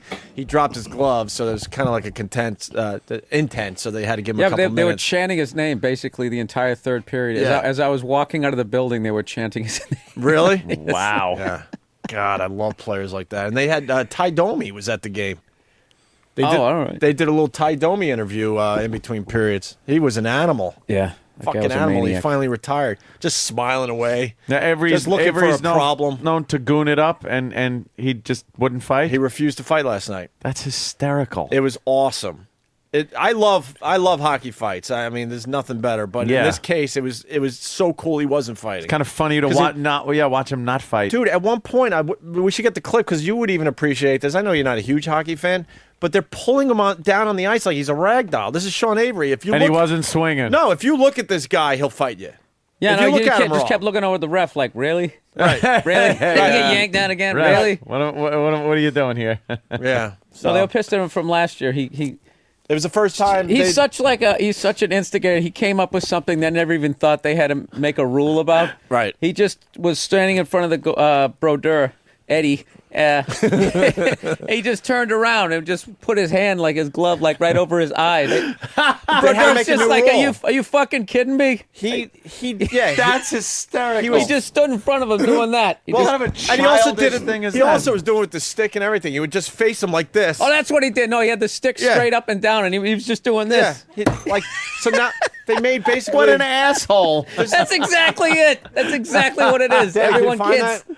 Just that's annoys on the shit out of people. Because now there's like a new rule. They're basically calling it the Sean Avery rule, where you're not allowed to turn around and just face the goalie face to face and just taunt him like that. I think they should keep that in hockey. It's hysterical. Because you're going to lose your head if you do it too many times. The team will not allow that. No. So, yeah, that's now illegal. He came up with this. You think they came up with everything in hockey, but he came up with something new. Nice. God, that's funny. I know it's sacrilege to like Sean Avery if you're an Islander fan. Come on, after he said the entire league's getting his sloppy seconds, that was one of the funniest lines ever. You got to respect all that. Absolutely. Good line. Wait, is that where the team let him go? Here, watch this. This is the Sean Avery rule. I know it's. You got it there, Danny? Probably coming up. Hold on a minute. It's worth there he goes. Oh, yeah, look, he's got the stick in front of his face, totally blocking the goalie. He's got the stick up. Look at this. And the goalie gets so pissed, he's like punching him and trying to like guard the net at the same time. Look, he's just.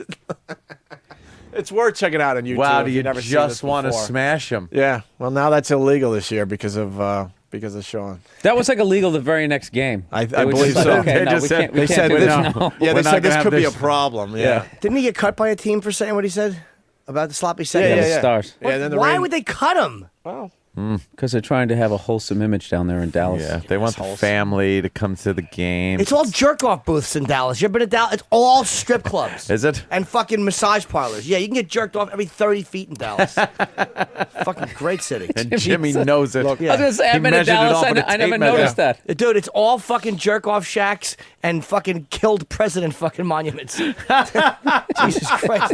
Where they really get wholesome in Dallas where they're not murdering the president. Right? We're milking cum out of your dick for $50. Praise to his name. in all fairness, because I don't want to be crucified today, there is another angle on the Sean Avery thing, so we got to play the other side for a couple phone calls, then we'll move on. Brian in Poughkeepsie, go ahead, Brian. Hey guys, love you, love the show. Of course you do. Of course I do. Got to qualify this first. I'm a Devils fan, so obviously it's going to come from a different angle. Devils fucking suck right now. I don't know what's going on. Mm-hmm. But Avery doesn't fight. Like, he's a cheap shot artist. He'll hack you in the mouth with his stick, and then when you drop your gloves, like a man, and you want to fight, he won't. He'll do that thing where he looks at the ref like, come on, what are you going to do? You going to help me out here? Yeah, he's been known to do that as well.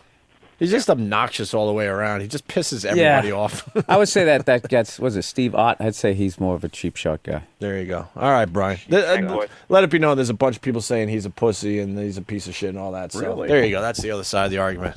I just like watching him play. Oh, yeah, no, it was just fun. Really- It's just funny watching one guy be able to piss off 20 guys. Sure. Yeah. So the hockey game was good, huh, Bill? Yeah, And we definitely a good time. We're still pushing the Trump Arena Saturday. Yep. BillBurr.com. BillBurr.com, MySpace.com All right. / Bill Burr. Still on MySpace. You're the last guy on MySpace. What's wrong with you? It's all about Twitter. Let's go. Oh, it isn't. The whole world's doing Twitter now. Every day there's No, Twitter they're not. stories. Yeah. No, they're not. Actually, we It's- got it's our a Twitter rumor. story of the day. We should do that. Just a rumor, Opie. What's with this internet worm? What happened? I don't know. It's supposed to pop today? And then what happens? I don't know. It eats your computer? It's something that you could have it on your computer now. It's just been sitting in wait. Mm-hmm. It's called Conficker. Conficker? Conficker. Who's going to click on Conficker? Win Conficker. Do you have to click on it? No, it could be in your computer, and it's like all set to go off on like one day. Not mine, because I got a brand new computer. I bet you they figured What out if that you did it Conficker yesterday? thing. What'd I do? What if you just downloaded it yesterday by accident? I didn't download shit yesterday. I'm good. We on a website? Uh-oh. See? Might have gotten it there. I got a Mac. There you go. What's it doing?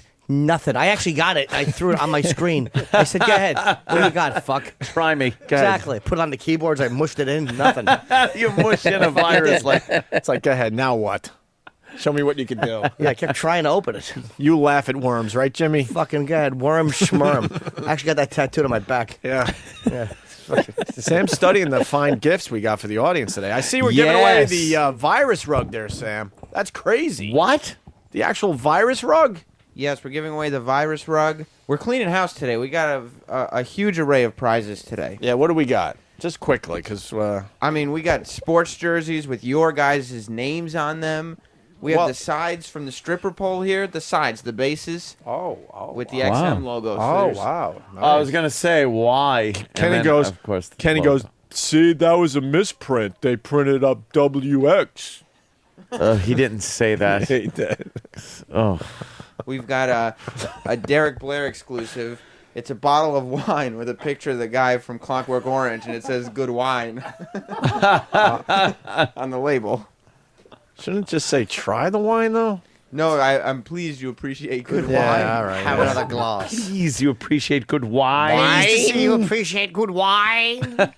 I was just losing his fucking mind. What an uncomfortable man to dine with. Oh, of course. Try the wine. Can enjoy the food with that nut looking at you like that. Yeah. Sam, we were just talking hockey. I see an Islanders jersey over there. Yes, this is the official Anthony. But Anthony New York doesn't really like I remember hockey. when I didn't like it, but I played. I was on the team. Yes. Back, you remember, during the sure. Drive for Five? Yeah.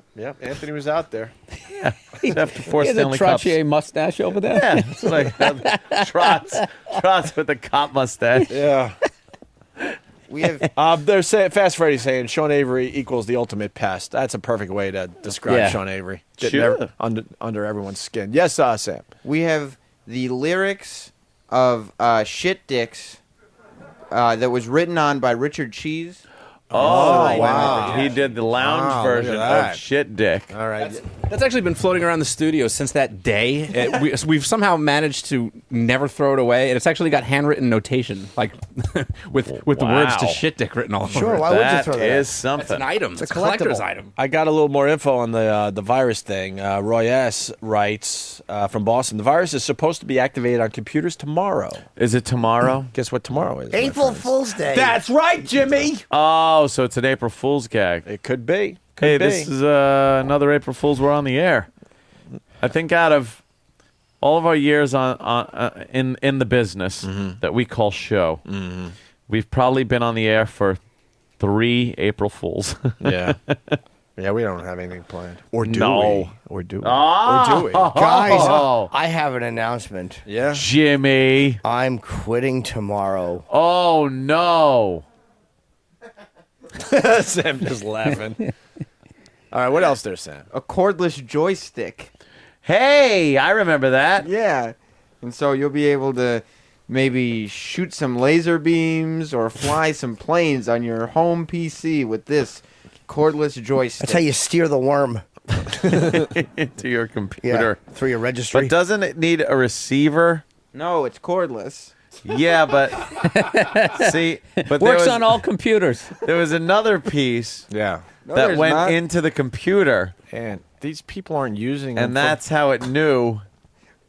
But it's the Opie Yeah. and Anthony office cordless joystick. I'm excited to see what a listener does with that because somebody took Sit on it. somebody took the XM mic flag yesterday, and it was a nice accessory to their bong. They put it on their really? bong. On their so bong? They're taking this stuff home and making it into something else. I actually saw the That'd be fun guy, to see. the guy who won the mystery box. Yeah. Yesterday, I actually saw him when I left. He Yeah. was halfway down the block and he was taking a break. He had literally had to put the box on It had the to be ground. kind of heavy. Sam's got it too. We got an update on the mystery box. Yeah. What happened with him? Please tell me that guy died. I too saw him dragging the mystery box down the sidewalk when we left. The mystery box is back up here. Because you know when you saw him put it down to take a break? Yeah. You went home. You just left it. So we said, fuck that. We're bringing the mystery box back up here. He left it on the sidewalk. Yes, with all those, That's with all those great. books from yesterday. That was bizarre. Literature. I jumped in a cab and I saw that other guy walking down the street with that little doll in the box. Yeah. It just looked like... Yeah. What an ingrate. Yeah. We give him our garbage, and he doesn't want it. Treats it like that. Sam, what else? A Chris Benoit action figure. Oh, shit, Oh, for real? wow, look at boy. that. Oh, boy. Wow, that's kind of Let's good. make some adjustments on that action figure. Yeah. Make Isn't it that very kind special. of a collector's item? It's mint in package. I don't think they'll be making any more of those. No, they ceased production. Yeah. Did they? Why? Wow. So did the Benoits. Oh boy. We have several banners here, like the Opie Banners. Anthony St. Patrick's Day banner. A banner. And, it's a very I think pleasant this is voice like a Sam Subway has. He's ad or from New something. York. I And don't what? believe it. A poster? It's like your Subway ad with you guys and Steve Dahl on it, that really big one that used to be Oh, hanging up. wow. Oh wow. Ah, collector's item. Yeah. Somebody's going home with that. Listen to him. What else? That's about it. Oh, an array of event T-shirts. Like, here's a T-shirt from Jimmy Day. We all remember Jimmy Yes, Day. Jimmy don't we? Day. Sure. What a hit. The That was- Million Pest March. Remember that Oh one, guys? yes, of course. Yeah. You can have the T-shirts from those events. Sam, why don't you get a little crazy and give something out right now? Come on, Oh, my Sam. God. Be So nuts. unexpected. Okay. What do you want to give out? Right now, we're going to give out one of our comedian prize packs, All right. which includes an Andrew Dice Clay cap. That's the cap that Danny was wearing, and it's famous now because that It's was on Twitter now. Yeah, it's I, extra I- famous. I threw that on Twitter, so now Yep. it's a famous Wow. hat. So It you've barely seen fit on Danny's head. Whatever. Go ahead, Sam. You've seen this hat on Opie's Twitter, Yeah. and you could win it. An Andrew Dice Clay flyer Yeah. and a signed Uh-oh. Jim Norton at Caroline's poster. Wow. Look at that. Wow. And let's see who the big lucky winner is. Look at him waddling across this. Those Look at the fucking, excitement out there. Giant, pointed the wrong way they're feet. fucking awful. Yeah. It's a fever pitch out here. It's a fever. And these prizes go to this man in the sideways cap. Yeah. Yay! Wow. Wow. Lucky you. Look at that. Like he didn't even ask for it. Hey, you got a very excited crowd out there, Sam. They're all They very got some nice excited. energy. Yeah. They all want to win some nice prizes today. Somebody's going home with a cup of dirt. Oh, that's right. The Brian Yeah. Regan signed cup of dirt. Yes. Yeah, maybe Yeah. they should know. It's signed by Brian Regan. And one person will get the hat that E-Rock has worn for the last 4 years. Anybody want to smell the Iraq hat? I Yeah, smelled it. It didn't smell that bad. I'm sure it was. Can someone smell the Iraq hat? Yes. I smelled it for real. I did. You'll smell the E-Rock hat. What does it smell like, sir? Ass. Gagging. Yeah, it's pretty bad. He sweated a lot. It smells like an extra chromosome. Or chromosome. I know. I always fuck that word up. Chromosome. I always say chromosome, but I mean Mr. Chromosome. Sam? We have a Voss Sucks t-shirt signed by Rich Voss. Oh, wow. All right. I think it's time to give away the bases of the stripper pole. Okay. Oh wow, that's not the big one for the end, huh? No. That's the XM logo. Wow, look at that. If you have a stripper pole at home that you're not allowed to have naked girls on, Yeah. Yeah, this this is would be the perfect fucking for gift it. for you. Yeah. Let's see who gets the first one. Yeah. This one goes to Miss Snuggie. Yay!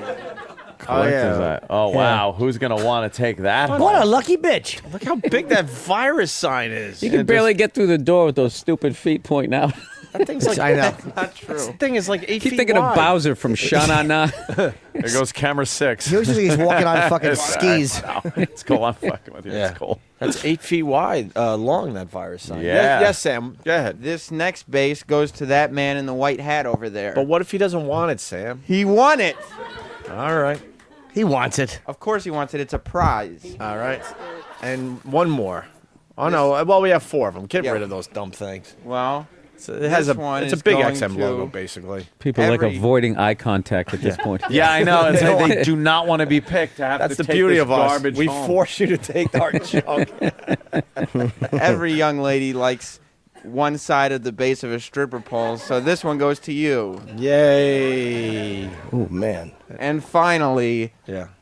the fourth and final side goes to you because you weren't looking at me. I came all the way from Worcester. I can't carry this home. Well, you guys could trade among yourselves. Tough fucking luck. Yeah, we don't give a shit what you do with this stuff after we give it to you. Just don't leave it behind, please. Came all the way from Worcester. Worcester, Mass. I came here from Worcester. Yeah, why can't you take it home? It won't. It's gonna make your car too heavy. It weighs 3 pounds.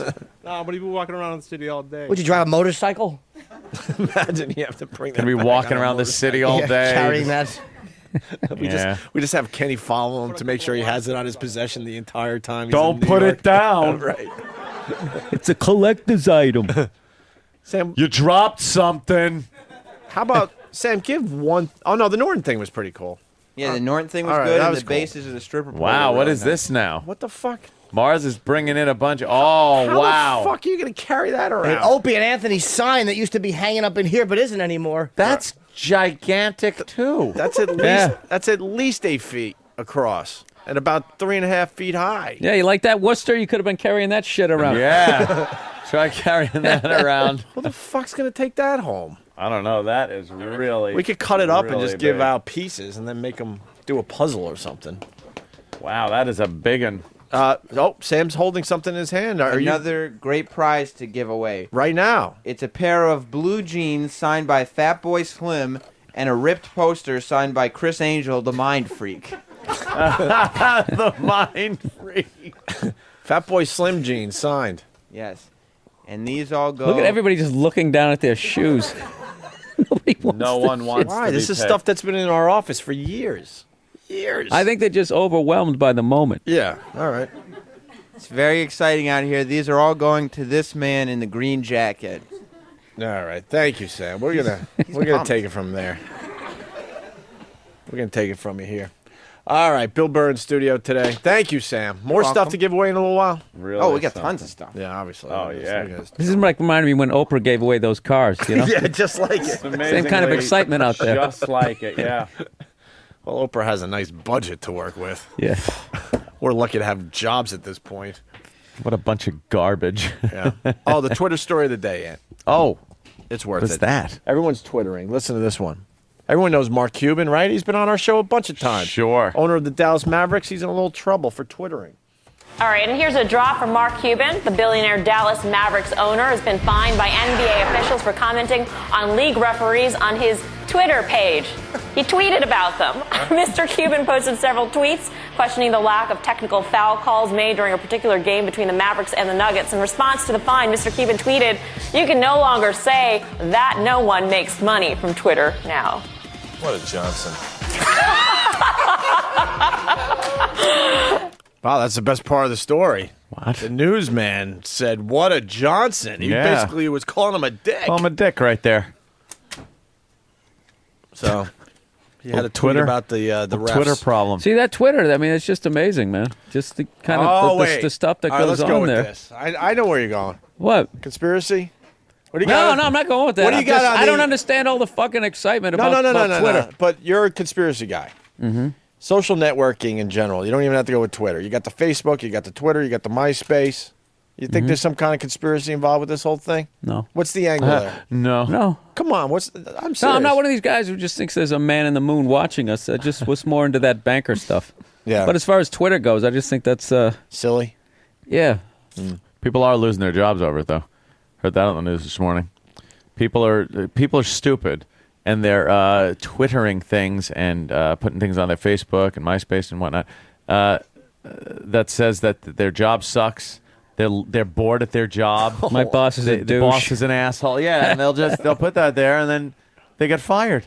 Yeah, but how do they find out unless they're twittering There's too? rats. There's rats. You gotta be Somebody be a rat at the office and be like, "Oh, hey, look at what this person wrote." We got on a their, rat in the house. Got a rat. Sometimes I wish I was a criminal. With the Yeah. Facebook and the Twitter, man, it's so easy. You got these dummies like, well, update. I'm in Disney with my entire family, not Yes. coming back to May 1st. Left the house alone. So psyched. And then you look a little further in the Facebook, their address is there, pictures of their house. Think I forgot to lock the door. Right. Update. Oh, no, I'm here at Disney and I LOL. forgot to lock my door. LOL. Yeah. You got to think someone out there is using that info nicely. Yeah. For their own benefit. Yeah, sure. Dummies. You want another Twitter story? This is a good There's one, too. another Twitter Dude, story. every day. Bathroom cam story, also Wow. in Nassau County, apparently, huh? Ew. I think that was at a restaurant, like a horrible So how's this going to restaurant. work? Is Twitter going to kill Facebook? Not really. Facebook is huge. Yeah, they're a little different. It's the biggest in the world right now. And how do you say it? Facebook is the biggest in the world. Facebook. Facebook, yeah. Yeah. Twitter's like you're texting. Twitter is You're just mass it's just- texting. yeah, people. you're mass texting. You put a Facebook, you text do out so there much for more. everyone to check in on. And So is that what it's going to be like for the rest of the career? You got to keep chasing the herd? I don't know. I suppose why didn't go from MySpace chasing the herd to, yeah. to Facebook? I'm going to go add the same 30,000 douchebags I already had on. Yay! Yeah, you just move Yeah. them around your social networks. You take them from one, put them in the other. Jimmy, you look like you wanted to say something. It's kind of a weird thing with this Facebook and all, and especially the texting. It's this weird silent communication. People are kind of. It's like look, fast forward, say 50 years from now, with this ability, it's almost like an evolution. Like people are fucking going to be silently communicating. It's like we're all going into one fucking way of communicating with each other without even speaking. Like you always think of aliens as being so mysterious and they don't talk. They just think and they know what the other person is thinking. Whatever the fuck it is. We're a few hundred years away from that, or 1,000 years away from that. We just need little machines to do it with right now. Dude, once we need little electric machines. They will eventually, because they can already figure out how you can think and move a fake limb. That's beginning to take hold. So fast forward a couple of years where you can think and text. That's a very possible thing. Once you're let's Wi-Fi say in your head. there's a chip in your head or something like that. Yeah, Dude, that's scary. But it's not as Wi-Fi crazy as head. you think. It'll detect diseases. It'll fucking do all. Yeah, they hook it up to your fucking brain. Did you cheat on your taxes? And they say, "Oh shit," they know. You see Yeah. that? It'll be They can beyond see all that, your though. thought? It'll be They beyond see that, though, everything. because even the Oh, people yeah. asking you, did you cheat on your taxes, will be subjected to the same kind of fucking thought You know, scrutiny. Let me ask you something, because Sounds like fun. We were just talking about this again yesterday. How many phone calls, for real, Ant? I ask you especially. How many phone Yeah. calls have you made on your iPhone in the last 2 days?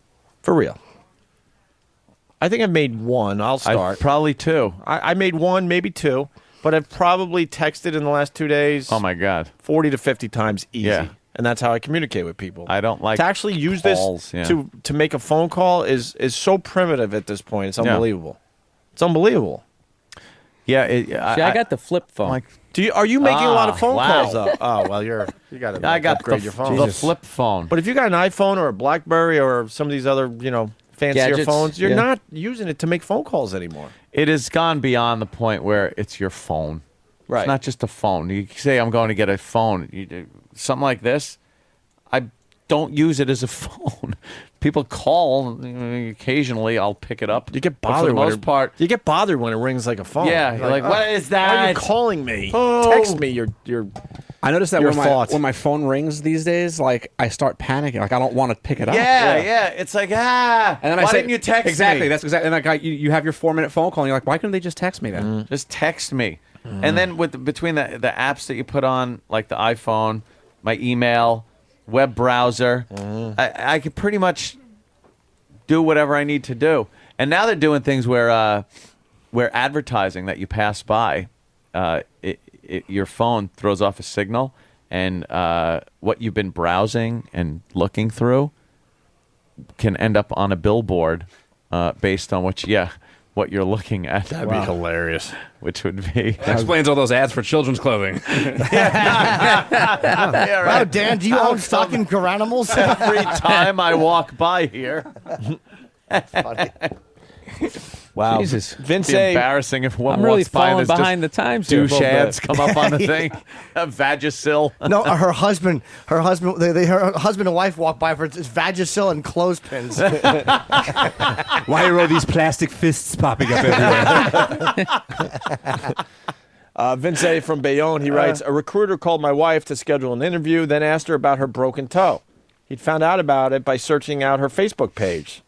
So even prospective employers check out your social networking stuff. Absolutely. They People do. throw a lot of stuff up there that's kind of like, investigators must love it. Private eyes and shit. They must love this stuff because it's so easy to get information on people. The whole case is right there. Yeah. In some cases. Everything. Here's another Twitter story, and then we'll move on. It's just after 7 a.m. at Henry Ford Hospital, and a surgical team is about to embark on a complicated cancer surgery. Let's do this. They're ready to go. Doctors, check. Nurses, check. Twitter, check. No, really? What do you mean? Tumor. Dude, if I'm getting operated on for cancer, I don't want to hear my doctor going, all right, let's do this. Let's do this. Yeah. We're going in. You think he's like, yeah. All right. First, let me tweet, I have to tweet. Mm-hmm. Is that what it's called? Tweeting? Yeah. That's not what I call it. I say twittering. By the way, it's probably the fucking patient who sent this out. He probably sent it out to going in for my surgery now. I hope that's what it was. No. Oh, no, it's That's not. the doctor. Yeah, Twitter? So we are twittering? Oh, good. That's right. Surgery meets social networking. The surgeons are twittering the Hate this entire woman, by the way. procedure for all the world to read. So why are you twittering a surgery? We're trying to use this as a way to get the word out. Teaching via Twitter. Dr. Craig Rogers and his team want people to know about a relatively new technique to remove a cancerous tumor on the kidney without having to remove the entire kidney. Wow, live tweeting of surgery from Michigan, tweets one follower. While Dr. Rogers performs the robotic surgery, Chief Resident Dr. Raj Langani documents what's going on in real time. Isn't that weird? I don't know what to make of that. I was so annoyed listening to her fucking terrible. voice, and wow, I couldn't There's the take tumor. listening See to her. it? Right there. They finally reach the tumor, but then Dr. Langani has to tweet some bad news. My gosh, this is big. Dr. Langani immediately lets the Twitterverse know This is cock. the tumor has been isolated and it is penetrating very deep into the kidney. Uh-oh. Okay, Spencer, let's talk this through. They may have to remove the entire kidney, and that's exactly what they didn't want to do. Dr. Rogers knows the Twitter universe is watching. You Could I have picked a harder case for this? Adding to the tension, they have only 30 minutes to get the tumor out before a lack of blood flow damages the kidney. And a bad Wi-Fi then connection. There's another problem. They're having trouble controlling the bleeding. And I'm going to need you to suck like there's no tomorrow. Just in the All right. Isolate. All right, we got something out of this dumb news story. Get that immediately isolated. This guy's a surgeon. Need you to suck like there's no tomorrow. Oh, I missed it. Hold on. Let me go back. Oh. Let me get back there. Oh, Jesus. Yeah. New instant replay sound. There's another problem. They're having trouble controlling the bleeding. And I'm going to need you to suck like there's no tomorrow. Just in the nick of time, crisis diverted. What? In the end, Dr. Rogers saves the whole kidney and shares the good news with the Twitterverse. Nice twittering. Nice twittering. You're a master twitter. What an amazing story. It's not amazing. No, it's not amazing. What an amazing What is amazing about story. that? It'd be funny if you fucked the guy's kidney up by dropping his phone onto the kidney. He's twittering. Yeah. Fucking news guys have nothing to say. No. Yeah. What an amazing. He was so like, what an amazing story. I think he was trying to can't draw out even- the sentence, waiting for something else to come up on the teleprompter. Yeah. What an amazing story. Next up on the news.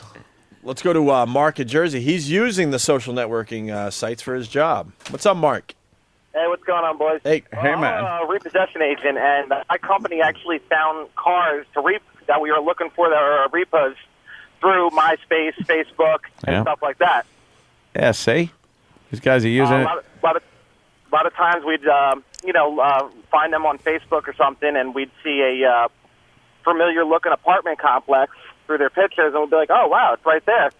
Or another one I had, a girl went to Rutgers College, and she supposedly lived in South Jersey, and she had all over Facebook, proud student of Rutgers, class of 2010, and there I go, drive through the Rutgers dorms, and there's my car. That's hilarious. There you go. It's happening. Wow. I knew this was happening. I was thinking more like the criminals, but there you go, a repo guy.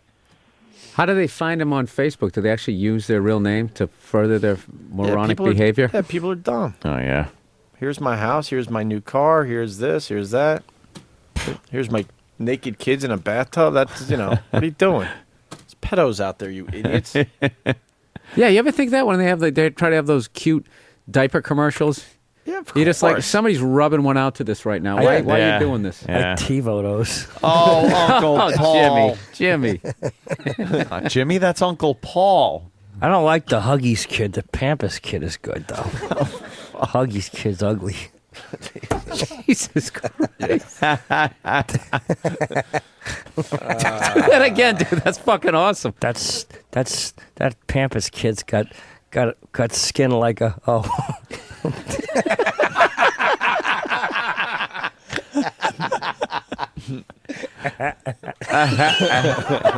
She's a good girl. It's a creep. Yeah. That's the creepiest voice I've ever heard. Creep. You was a cute baby when you was young, Billy. I used to babysit you, change your diapers.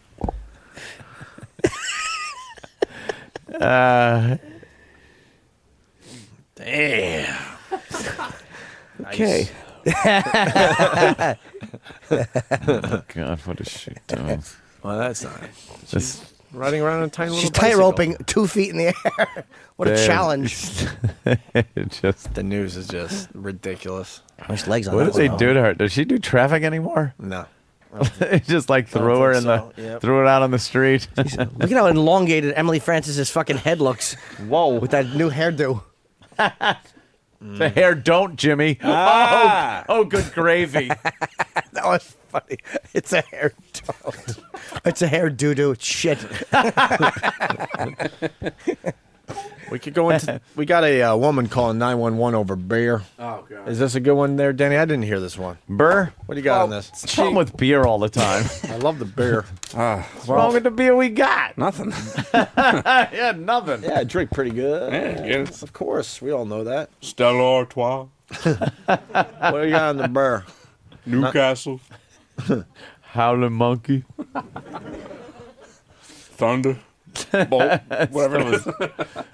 This lady called 911, not one, not two, but 3 times. Over her beer? Over her beer. I don't want to give it away. You could just... All right, let's take a listen here. Tampa Police 911, what is the address of the emergency? The emergency is, there's a problem with, there's a real problem, actually. What's going on? Okay. There's an argument that's going totally out of control. I don't want to go to jail. He don't want to go to jail. Understand? Okay, so you guys are just arguing right now? I gotta stop. What? I couldn't understand what He is doesn't going want to on, go to Danny. Help jail. us out a She little. doesn't want to go to jail. Yeah. Understand. I heard So that. don't call 911. Right. Well, she's Good way she's, to not go to jail. She's absolutely hammered on the phone at 911. Yeah. Apparently, there's been a disturbance at her residence. Her roommate, boyfriend, whatever it is, has taken her beer. We don't find that out for a little while. At this point, it's just an insanely drunk person calling 911, and she is difficult to understand. And believe me, I understand that. And there's good reason that I left all that in because eventually the 911, the caller gets mad at the 911 operator for going, excuse me, what? And she actually thinks that she's being fucked with. Oh, okay. All right. Okay, so you guys are just arguing right now? Pardon me? You're just arguing? It's right now it's just an argument, yeah. What are you arguing about? Beer? Huh? Beer. I'm totally embarrassed for you to say that. But yeah, it's about beer. What is your phone And he number? just took my beer out of my hand. That's a lie. What is your phone number, ma'am? What's the phone number? Well, my cell phone number is And your cell phone number. I'll get somebody out there. Please, because he got my beer that he bought for me. No. Okay, I'll get somebody out there. And I'm trying to get my beer back. He's trying to mess me up. All right. Thank you. Please hurry. Okay. Please hurry. Got my beer. What's the problem with the beer? The guy's drinking her beer? From what it probably? sounds like, she's ripped, and he probably said, okay, it's time for you to stop drinking, and then took her beer away. So she called 911. Oh, my God. She calls back? Oh, yeah. Oh, yeah. Well, and doesn't understand why a cop showed up. Yeah. Tampa Police 911, what is the address of the emergency? Okay, Tampa Police? Yep. There were 2 cops just came to my apartment for no reason. For no reason? This dummy. Oh, lock her up. Just came to my apartment for no reason. You called 911. They're going to please check it out. hurry. And the last thing was, please hurry. Just came to my apartment for no reason. For no reason? Yeah, for no reason. Nobody called him out here. Yeah, somebody did. Did. I didn't. Yeah, you did. Who? Oh, what's my name? Where? No, I call you this job. I'm so sorry. I take it back. I call you out early, but people selling fucking drugs in front of my building. That's the only kind of man to you. Do you have it now? I heard you the first time that you called. Okay. Do you have it recorded or written there? Yes, it's recorded. Okay, then. Send that to me. I only called you guys for a drug deal. And now I'm getting in trouble because people hear me now. Hey, you didn't call me for a drug deal. You said that your roommate took your beer from you and wouldn't give it back to you. I don't call out for no reason. Okay. Why you calling them now? I don't do that. And then when they come out, it's like, oh, it's all on me. And I ain't getting nothing. Well, you just called 10 minutes ago about your roommate taking your beer. Honestly, I don't remember that. Honestly, I don't. What did you say? I said, honestly, I don't remember that. Okay. Honestly, I don't. You know how this call should end? Yeah.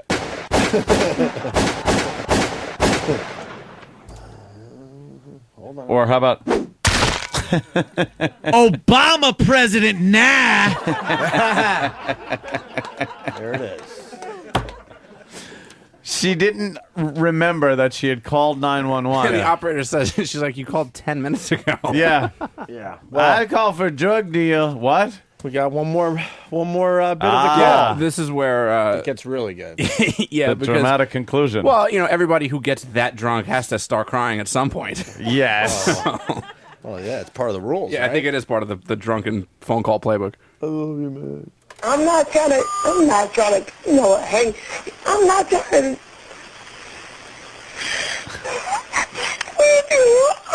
Why are you crying? I can't understand you. Because everybody that I can't hear you. What? everybody's thinking I'm doing purpose when I'm not. Okay. When I say to you, I'm calling for a certain reason, you come in on the telephone like, oh, she is fucking crazy or drunk. I'm not. I didn't say that, ma'am. But now you're talking to me wrong. No, I never said that to you. Then no. Okay, you know what? When don't like me out, don't like me out. Don't like me out. I deserve it, I guess, right? Huh? I can't stand this like this. Look! I said, if you want to fucking lock me up, come fucking lock me up. That's what I fucking said. Did you hear that? Yeah, I heard it. Okay, get along. What is going on? That bitch am crazy. Oh, she is fucked up. The beer we have, it drank pretty good. Budweiser. What's the name of some of them other beers? Budweiser and what else? Miller. Coors. It drank pretty good, don't it? It drank pretty good. The beer murder one is maybe better. Boom. They was all over a beer. They had a beer that they didn't have no beer. And they won a beer. They were hanging around to get a beer. Called the mailman gave me a dime. I was just they were arguing over a beer. They probably took his beer and then shot him. It took his bird and then he shot him. That might have been the same lady. Sounds That's similar. her sober. Yeah, it sounds similar. Oh my god. The Miller chime-in is my fucking favorite piece of audio in years. Miller. Miller.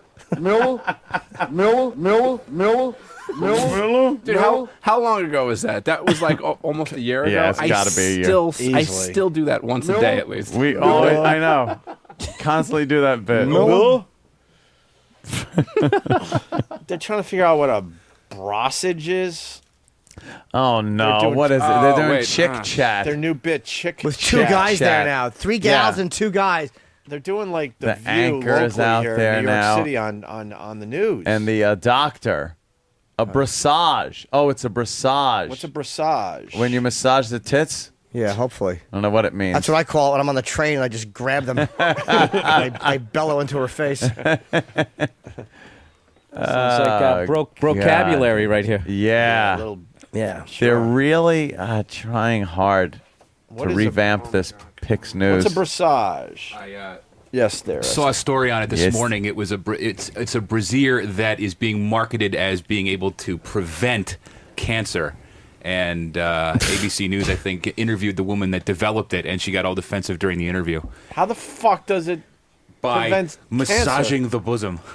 What does that What, is do? battery operated? No, not battery operated at all. So how the fuck does the bra... There's actually a little person in there. That's why they have a little midget. That's why they have the Oh, resident wow. doctor on there to probably talk You know- about what hogwash it is. Steve is right, though. Yes. Brassage pulled from market after GMA report.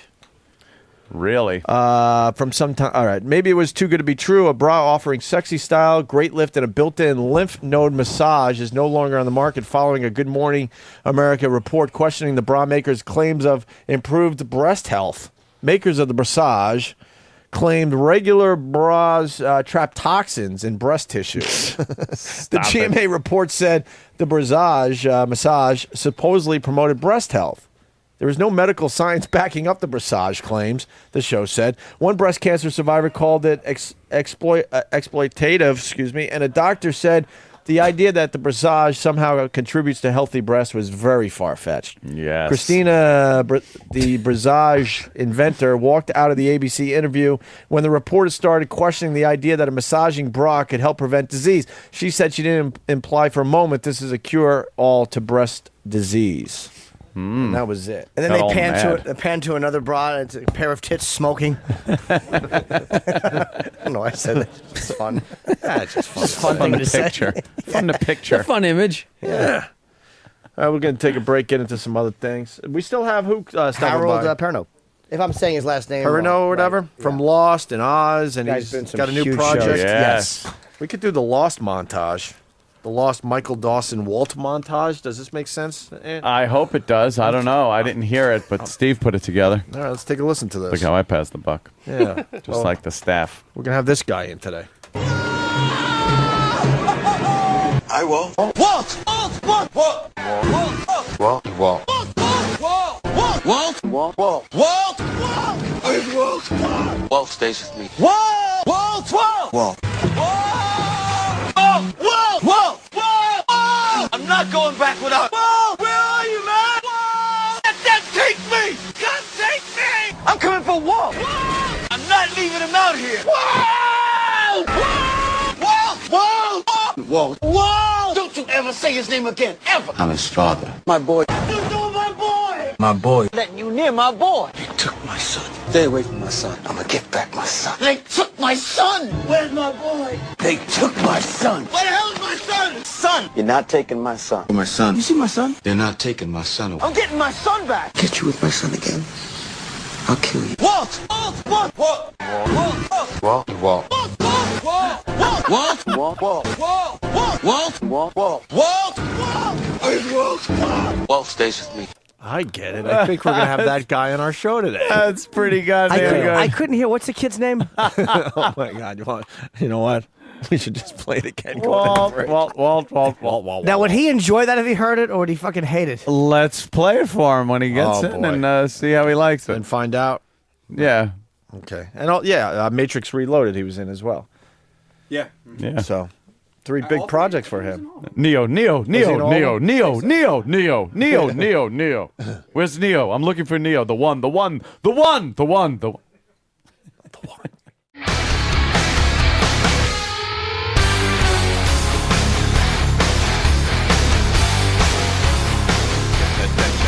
Opie and Anthony, busy show, big crowd. Lots more stuff to give away from the office. Yeah, a lot of Good stuff people today, right? Oh, it's awesome. I was actually looking at it during the break. I was really tempted, you know? Little 5-finger discount over there. Oh, yeah, hey, watch it. Oh, Kenny Stabby, he's over there guarding it. I'll keep them away. It's a big crowd, yeah. This is memorabilia. Last, what do we got, 3 more days? After today, After today? The crowds are growing. You notice that? Yeah, they want to get that last glimpse. Yeah. It's like the lead up to the final Seinfeld. It's that much excitement. Yeah, just like it. Yeah. Then we got that Friday's going to be. Well, it is just like it out of fucking hand. because it's going to end with us in a jail cell, In a jail basically, cell, over there. broadcasting. In Western Massachusetts. I think you're accurate. Are they still there? Are they? What? Yes. Yeah, they didn't. I haven't seen a show after that, so they must still be there. Are they going to be released in 20 years as old guys? Is that what they're going for eventually? They When had to do have the reunion show. When they ended the Seinfeld series like that, they had to have something in mind. Like, all right, but eventually, what we'll do is I don't know how or where. Self-destruct by yelling the N-word out on stage. Yeah, that fucking put the kibosh at any big reunions. I don't think Kramer will be back anytime soon. They'll just recast Kramer. Yeah, that's all they'll do. That's all they'll do in Hollywood. You know something like? Is he ever? You think he's ever going to be able to crawl out of that hole? What's the a tough next one. move? Jimmy the Greek never did until the day he died. But the thing is, he doesn't have to. He's got enough money. But you know something. Enjoy your life. Money's checks. money. Money's money. But he's a performer. He wants to be out there. And Jimmy the Greek was just being ignorant. Like Jimmy the Greek wasn't like Jimmy the Greek was kind of reciting history in a very tasteless way, but I mean, he wasn't trying to be a cunt. Like Michael Richards, the problem with him was not that he said it, but that he said it angrily and it was addressing a heckler angrily. Like you knew what he was doing. There was no way to disguise it like, oh, I was trying to be funny. Yeah. Like he was just mad and it was like a factor. You sound on the like me in audience. traffic. Yeah. Yeah. Look what we got here.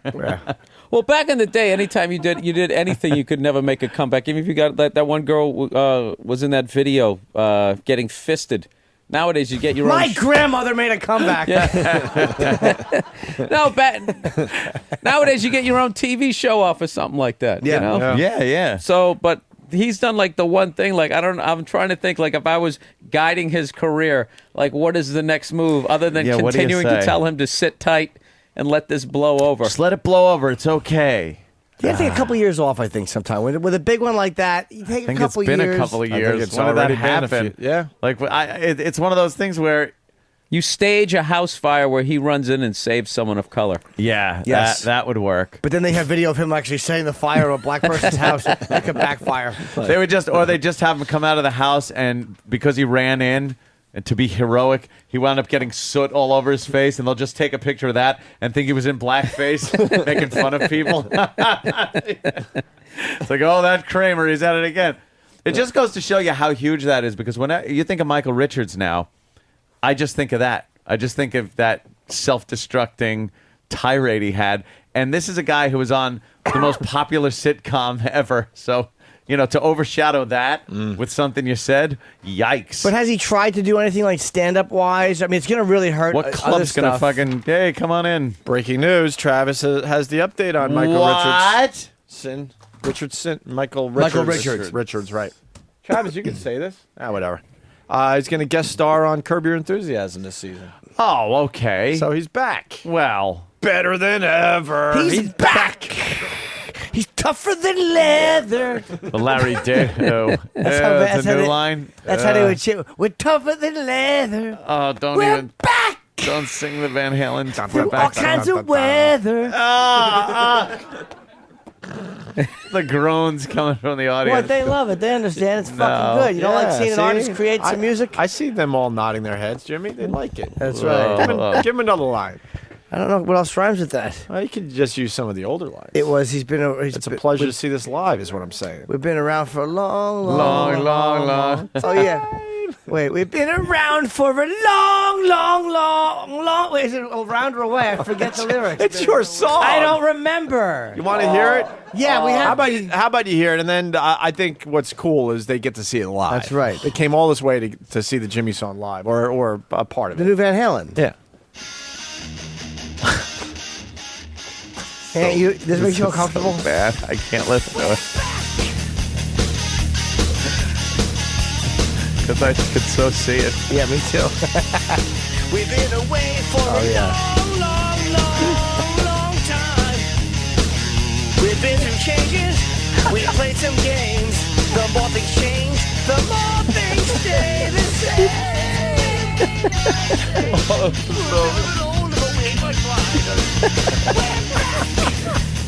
We're better than ever. We're back. We're back. Yeah. Together forever. We're back. We're back. Yeah. We're better than ever. We're back. We're back. forever. We're back. Yeah. We're back. Yeah. I like the tougher than leather edition. Yeah. That's the concert version. Better than ladies, how better than ever. We're back. Together forever. We're back. Bill's a little confused. When Van Halen said they were getting back together with the David Lee Roth, Jimmy decided to write their first comeback song. Because he knew how it would be. I never was a big Van Halen fan. I think they were decent, but I always thought they were overrated. And I always just thought that they were, lyrically they were fucking awful. And I could just picture them doing this cornball fucking comeback song. We're back. David Lee Roth is, and I could picture the video. Yeah. Eddie would be playing, and David would be standing they'd be back to back, kind of looking at each other. Oh, over. it's such a douche chill. We're back. And they'd be smiling at each other we're a little bit older, but we ain't much wise. And you could picture the smiles and the fucking stupid Wolfgang, his son.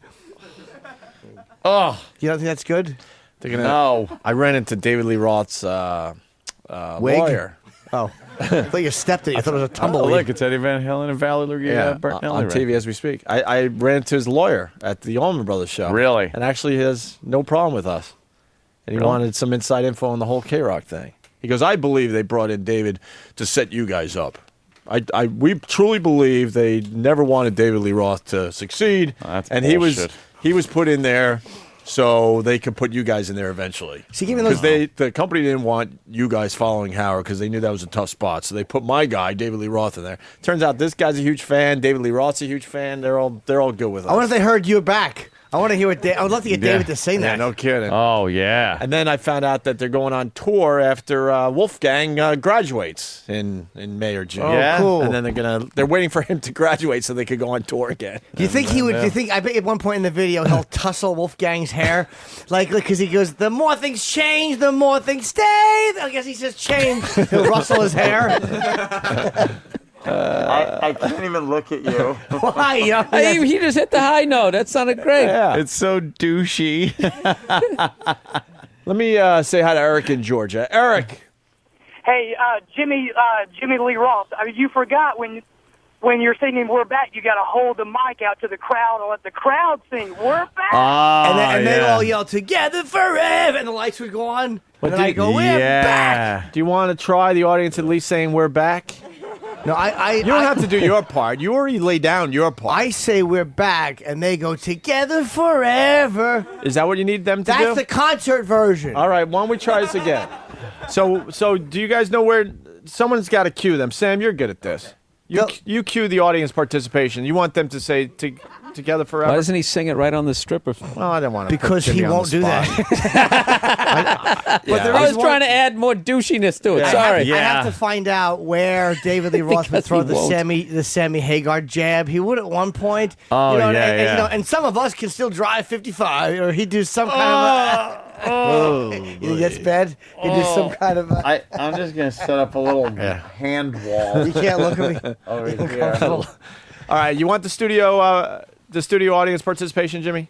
Yeah, because I'm only gonna say I go, "We're back," and they have to go together forever, and then I go, "We're back." Tougher than leather. Wait, it's live. No, well. No, I say better. I say we're back, and you say straight. we're better than ever, and then I go, "We're back," and you go, "Together forever." And then we all commit suicide.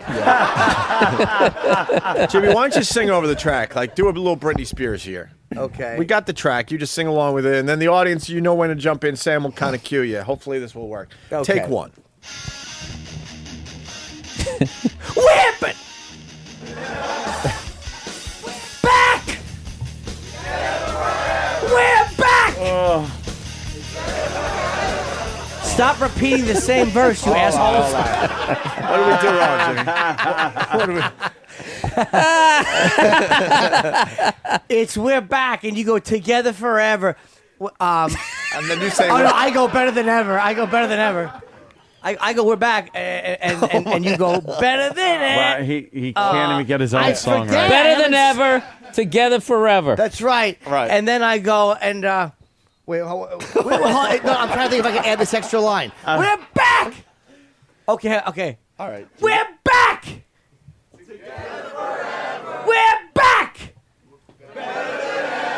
And some people say we're even tougher than leather. Huh? Stop it. That's good, right? That's how David Lee Roth would do things. You have like a little All right, laugh. let's try it with the music. Last try at this.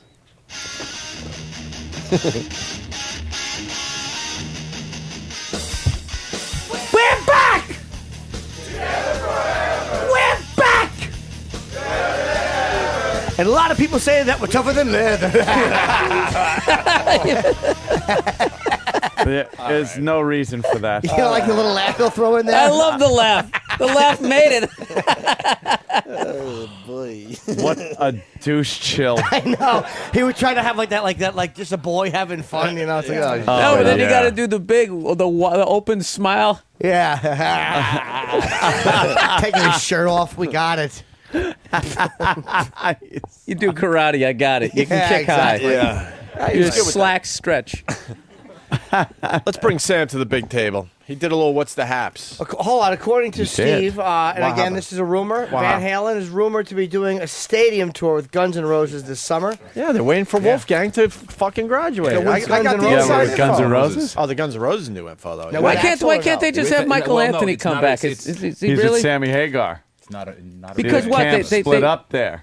The camp yeah. split up, and Sammy and Michael Anthony very good friends. Because Michael Anthony did what? He PlayStationed over Sammy's house, and Eddie got mad. Yeah, and then something that like was that. it. Yeah, it was some dumb thing. Exactly. Crying. Good excuse to get How it. would you feel if you've been a rock star for like 30 years? And Good! and then you got replaced by a 12-year-old Yeah.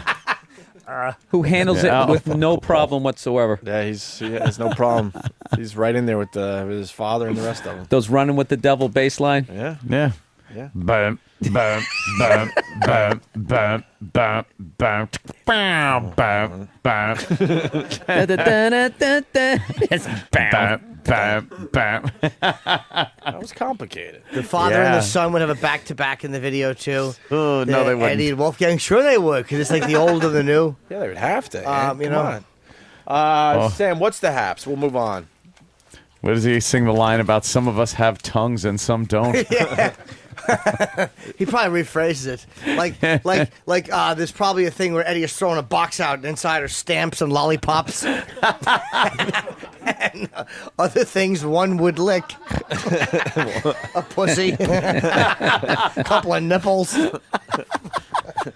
Box of things you lick. Yeah, a toad with drugs on its back. All right. Is it true he lost part of his tongue? Yeah. For real? I don't know. I hope so. I've Yeah, been joking about it for a year. It's a big casino. What's a that? big casino in his tongue. Yeah. Yeah. Yeah. Sam, you did what's here. the haps? You brought the bit back, huh? Nice. Yes, I did. And where'd you go? Well, Making the Band was holding auditions at 10th and 25th Street. Isn't that P. Diddy's project? Yeah, P. Diddy Making the Band. Yeah. So I figured I'd go down there and see what all the hubbub was about. Oh, nice. And we meet Jordan. Let's get right into this. Who's Jordan? Well, Jordan was one of the... See, P. Diddy now, with this version of Making the Band, is trying to get a backup band. So he's auditioning guitarists, bassists, drummers, and backup singers. P. Diddy? Yeah. Or as I call him, P. Twitty, because I follow him on Twitter. All right. How's his tweets? Kill him. Inspirational. Yeah, right. Someone shoot Sam. Uplifting. Yeah. Sam, he's a big P. Diddy P. fan. Twitty. You know who the number one Twitterer is? Conway right now? Twitty. Soldier Boy. Number one? Anybody? Jonas Brothers or Happening Soldier today. Boy? Happened John today. Mayer. John Mayer was up there, my friend, but he is not the number one Twitter. Britney And bitches. What It's what is Wait, that? let me What's guess. the criteria? the most followers, I guess. Oh, okay. Beating out Obama for the number one spot. Hold on. Oh, not number one. There's only one that's ahead of this person. CNN is number one right now. Okay, Yeah. yes. This celebrity is number two. I think I know. Frank Gorshin. No? That's the Riddler from the old Batman TV. Oh, did they not laugh? I thought the Not mics at were all. off. Oh, No. all right. That was very good. Very good. Is it Brittany? Yeah, because you heard Sam. Sam kind of blew How many does Sam she Blow. have? Sorry. Sam blew Sorry. the pit. How many followers? But she's the number one celebrity. Gotta have 20, 30 followers. Yeah. Oh, all right. Then I got more than her. Yeah. All right, so Jordan. How many does the bitch have? I don't know. A lot. I follow her. What? Why would you follow her? What is she going to say if she's even doing Yeah, her own what is she tweets? saying? A lot of these celebrities. Oh, Christopher Walken. People were all over following Christopher Walken, going, "Holy shit, his tweets are hilarious." And he's a weird guy to begin with. We all know that. It was Jay Moore. I don't know if it was Jay Moore. It would be Very ironic, good. wouldn't it? But it was a imposter. It was. And they shut it down. They shut down the fake Christopher Walken Twitter guy who was was doing a great job of being. Dude, he was entertaining Walken. everybody. I guess. Supposedly the tweets shame. were hilarious, but they had to shut that guy down because That's it wasn't a real shame. guy. All right, here's we meet Jordan. What's the haps with Sam Roberts at the Making the Band auditions? All right, we're out here with Jordan at the Making the Band auditions. Jordan, what's the haps? It's a long line, but I'm ready for it. Not nervous. I'm ready. On P. Diddy's Twitter, he said he was in Miami this weekend partying it up. You think it's pretentious that he didn't show up to his own auditions? He just stayed in Miami? Well, I actually did the Making the Band auditions before. They never show up until, the necessary auditions. Which auditions did you go to? The ones The dick-sucking in DC ones? for Making the Band 4. What was your critique? My critique, I wasn't vocally ready, so I got some training, came back, ready for it this time. You want to give us a little sample? No. Okay, just give us a quick, give just a hook or something. In the night, I hear them talking. That's it? Ooh, wow, you nailed him. Yeah. You're good. You're persistent. Yeah. Come on. Just give us the hook. Well, I mean, if they want to be on TV singing, they can Yeah, sing. exactly. On, Then they course. should be able to just, right then and there. And he did. And wow, did he stink. That was after training. Yeah. This is his second time Yeah. up there. Was he You didn't have a chance feminine? to warm up. It's okay. He was slight of frame and effeminate, well-dressed, Yes. well-groomed. Okay. Just wonder. Sleight of frame. Sounds like someone you describe in a mirror. Thank you. Svelte, reeking of semen. They're going with the old school cable commercial where the guy dresses up like the dumb lobster or whatever the fuck he is. Or right, yeah. The octopus. Yeah, this fucking idiot. Watch his head. Come on. Ugh. This fucking idiot.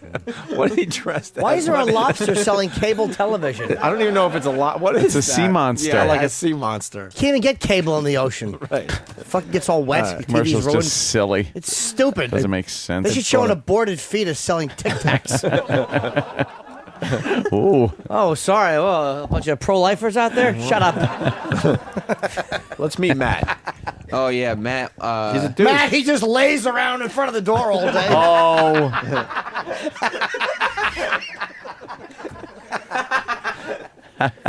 Matt's a douche? Yeah, How Matt. can he not be? Matt's a douche, Sam T's in says. his name. All right. All right, we're out here at the Making the Band auditions with Matt. Matt, what's the haps? The haps is I'm hanging out here, just hanging out with some folks I just met, a lot of good musicians, beautiful women in line, just enjoying myself and getting my chops ready for this audition. So what are you going to be doing today for P. Diddy? I'm just going to be playing the drums, killing the drums, in fact. Ooh. It's going to be killing the drums. Yeah, what does that mean? You know that street slang. It means playing the drums very, very well. Yeah. Yeah. Yeah, but he's killing the drums. Wouldn't that mean that? Yeah, that wouldn't be a good I'm just thing. white. I don't Why know. does he sound feminine, too? No, that's his white guy fake Ebonics accent you're hearing. Oh, he's white? Oh, yeah. That's a white guy? out of here. Oh, yeah. Shit. Black guys don't like microphones, mostly. Yeah. It was hard to get a lot of black guys to talk. Was the first guy white? No, that guy Oh, was all right. By the way, we're That's leading. because when the microphone's in their face, it's usually, do you have any comment? And their head's just down. Police joke. This is leading to an O&A fan that Sam ran into at the Making of the Band auditions. A little more from Matt. Yeah. So after all the bands that P. Diddy's put together on TV have been complete failures, what makes you think that this one won't also just be a complete failure? I usually don't ever pay attention to failure because, as Winston Churchill once said, the definition of success is going from failure to failure without a loss of enthusiasm. So that's just how I feel. But isn't the definition of insanity doing the same thing over and over again? Oh, God damn, Sam. Faced. I Wow. did face Faced him. is Winston Churchill. You just, That's funny. absolutely faced that, Winston. That's just how I feel. But isn't the definition of insanity doing the same thing over and over again and expecting a different result? Yes. Where's the correlation there? Well, I don't know. You know, it's all a balance. Like you're coming from the perspective that's saying, well, that is insane. But what I'm saying is, it doesn't really matter because until I'm dead, I'm just going to keep on doing my thing. And if I continuously fail, well, then I do. But I don't necessarily think that that's insane. All right, well, thanks a lot, and I hope at the very least you continue to fail. Thank you so much. He's a dick. Sam is a dick. That guy's a dick. He was a dick. Okay. Yeah. Fuck Winston Churchill, too. Yeah, what is that? Fuck him in the mouth. I don't like how he quotes Winston Churchill, Yeah. and he's like, "That's how I feel." Yeah. No, it isn't. Yeah, That's how right. Winston felt. Yeah. And now you're trying to pass it off like that's how you Exactly. feel. You're a white rapper. He had bombs falling on his house. Yeah, exactly. You guys fucking there during the Blitz. Yeah, Yeah, leave Winston alone. absolutely. Come up with your own thought. Who's Ahmad? Ahmed. He's, Ahmed, he's Ahmed, another black okay. guy. I hate this guy. I have to take him every time I'm sick. No. Well, you're getting something. Fair enough. I'll accept that. Fair enough. I deserve that. All right, we're out here at the Making the Band auditions with Ahmed. Ahmed, what's the haps? The haps is a whole bunch of nothing. Standing around the line, got here early, but it's what you got to do. It's what you got to do to make it happen, know what I'm saying? What makes you think that this band, because he's made bands in the past on TV, and they've all completely failed. No. See, he made groups in the past. This is a band. We are musicians. You think he went the wrong route when he created the band? How do I say this politically correct? You don't have to be politically correct. All right, well, shit. Fuck it. It didn't work out because they a bunch of niggas, that's why. And niggas don't know how to act.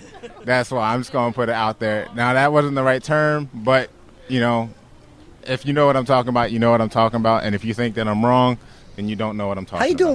What's the haps with Anthony? Hey.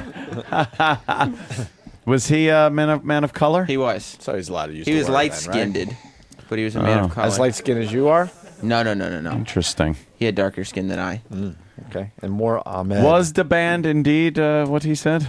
Yeah, well, they were African-American hip-hop artists. Oh, hip-hop artists. Called okay. the band? Yeah, they were rapper. It's when he was putting together, the first time he did Making the Band, he was putting together a rap group, and he called them Da Band, and they Da ended Band. up falling apart.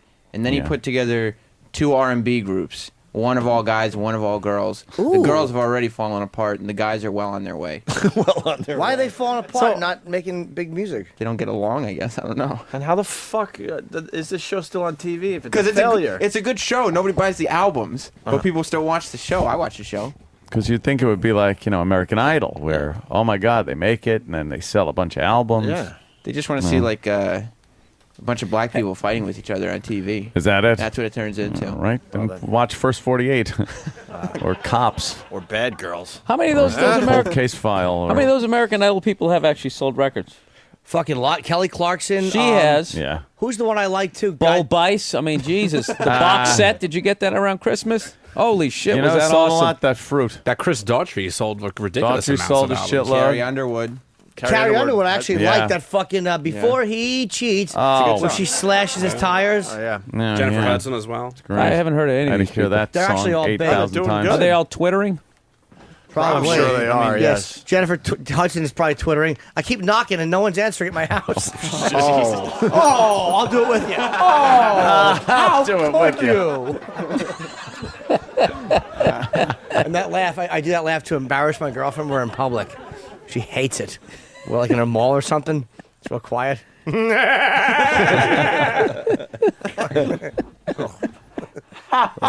Big laugh guy. Hey, Ozzy's on Regis today. He's on right now. Ah. Unless they taped it. Maybe it was yesterday. recorded. They must have taped. I don't think that they would have. Recorded. Sharon wouldn't lie. He's a loose cannon. He might drop the F-bomb. The burning smell's back.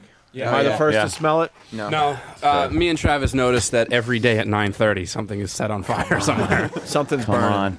Burn. Burn. Burn. Burn, What? baby, burn. Is Harold here yet? What's burning? We still don't know, That is right? No good. idea. I have no Something clue. is ready to go up in flames here. It's like a wood, cardboard, There's some wiring or something wiring, fiery. that's behind these walls that is ready to go up in flames. Nice smoke, though. That's a bad one today. I got a funny joke. Yeah? Oh. Whenever I smell burning, I'll go, well, someone's really thinking. You guys smell the burn out there? You do? Oh, that's good. Yeah, it's good. Got a very big Yeah. crowd. Probably nothing, small chemical fire. Thank God Nothing to Great worry White's about. not playing today. Mm. We'd be in I was already just trying to plan my escape if that all engulfed in flames. There's just Oh, really yeah. no way to get out You're there. gonna- Just go you're through not the gonna window. Get past those people. We're on the 5th floor. Yeah, Yeah, plummet to the street. We would break those windows out in a second. Kenny would tell everybody, please stand aside while the stars leave. No, he wouldn't. Kenny would fucking hightail it out of there like Herman Munster. Through the door. Yeah. To see his big dumb shape in the was in gonna the say, door. Yeah. Is Mars on this? Are we trying to figure out why it Mars smells on like it. He's this the cause of it. studio's about to burn down? Really? Smells like Band-Aids. Yeah. Good. Smells like a barbecue. All right, we got to hurry up because Harold is just about here. All right, good. We want to take a break before that. I gotta pee more anyway. from Ahmed. Would you be offended if I had said that? Nope. How come? Because I don't get offended by it.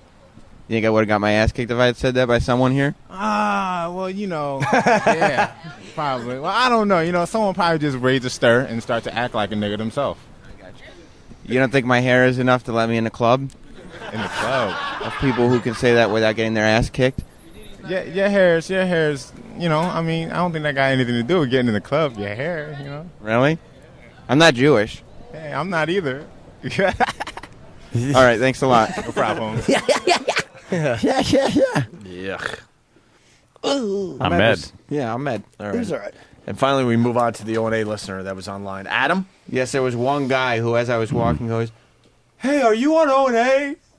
And so I decided Oh, You an had to do interview. what's the haps with the guy. the whitest, doofiest, tallest guy, of course, was an O&A fan. All right, so we're out here to making the band auditions with Adam. Adam, what's the haps? I'm doing all right, waiting to get in. Been online for a couple of hours now. A little hungry, but, doing okay. So you're an Opie and Anthony fan? Oh, yeah, big fan. Big fan of Anthony, yeah. Why do you think P. Diddy's going to pick you? Thanks. Because I got chops, I have good groove, and, I'm dedicated. Do you think you'll make for good TV since he's making this into a TV show, too? I don't know if I'll make good TV because I'm not a big, very outspoken, a lot of drama kind of guy, but I think I'll do okay. Maybe if Anthony can teach me some impressions, I'll be a little bit better off. And what's weird about the O&A impression fan? of a corpse. Forever. Exactly. He's a big fan of Anthony's, but he's at the making the band audition. Yeah. Anthony wouldn't be caught Gemini. dead with those people. Oh, I'd be caught dead. Well, that's for sure. One word out of my mouth. Guy's a little confused. The only other radio outlet there was the Hot 97 truck. In front of. Oh, wow. Right. You were in good company, Makes sense. Sam. And finally, Adam does some Anthony impressions for everybody. Yeah. So what's your favorite Anthony impression? When he did his hybrid William Popeye Holden? Dice Clay, that was a good one. I love his Reagan is good. Give me a little Reagan. Let's see your Reagan. Maybe I can give you some tips or something. I remember. Paul R. Nelson, tear down that wall. All right, and how about Popeye Dice? I can't do Popeye. I'm bad. All right, try just Dice. I'm trying to do this Diddy impression. Oh. Nice, man. I appreciate it. Oh. You didn't want anything to do with that guy. I hate him. Yeah. Not a fan of Adam, He's Jimmy. probably How can you listening be? right now. Good.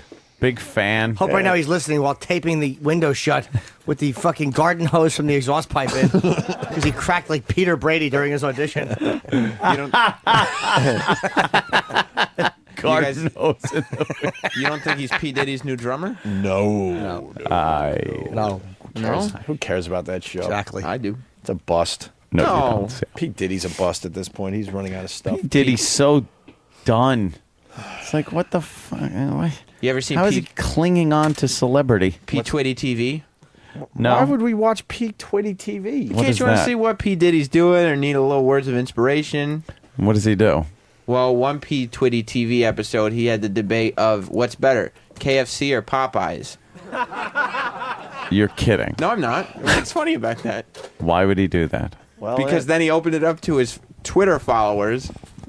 He puts a question out there. Yes, on the, How do you watch P. Twitty? you got to click the YouTube link on P. Twitty's Twitter account to P. Twitty TV. All righty. You can put links on your Twitter? Oh, yeah. Oh, shit. Oh, yeah. I'm going to put a link. Link some vids. Here, we actually got the audio of him asking the question about the KFC or the Popeyes. What up, y'all? It's not a blog, nothing serious to talk about.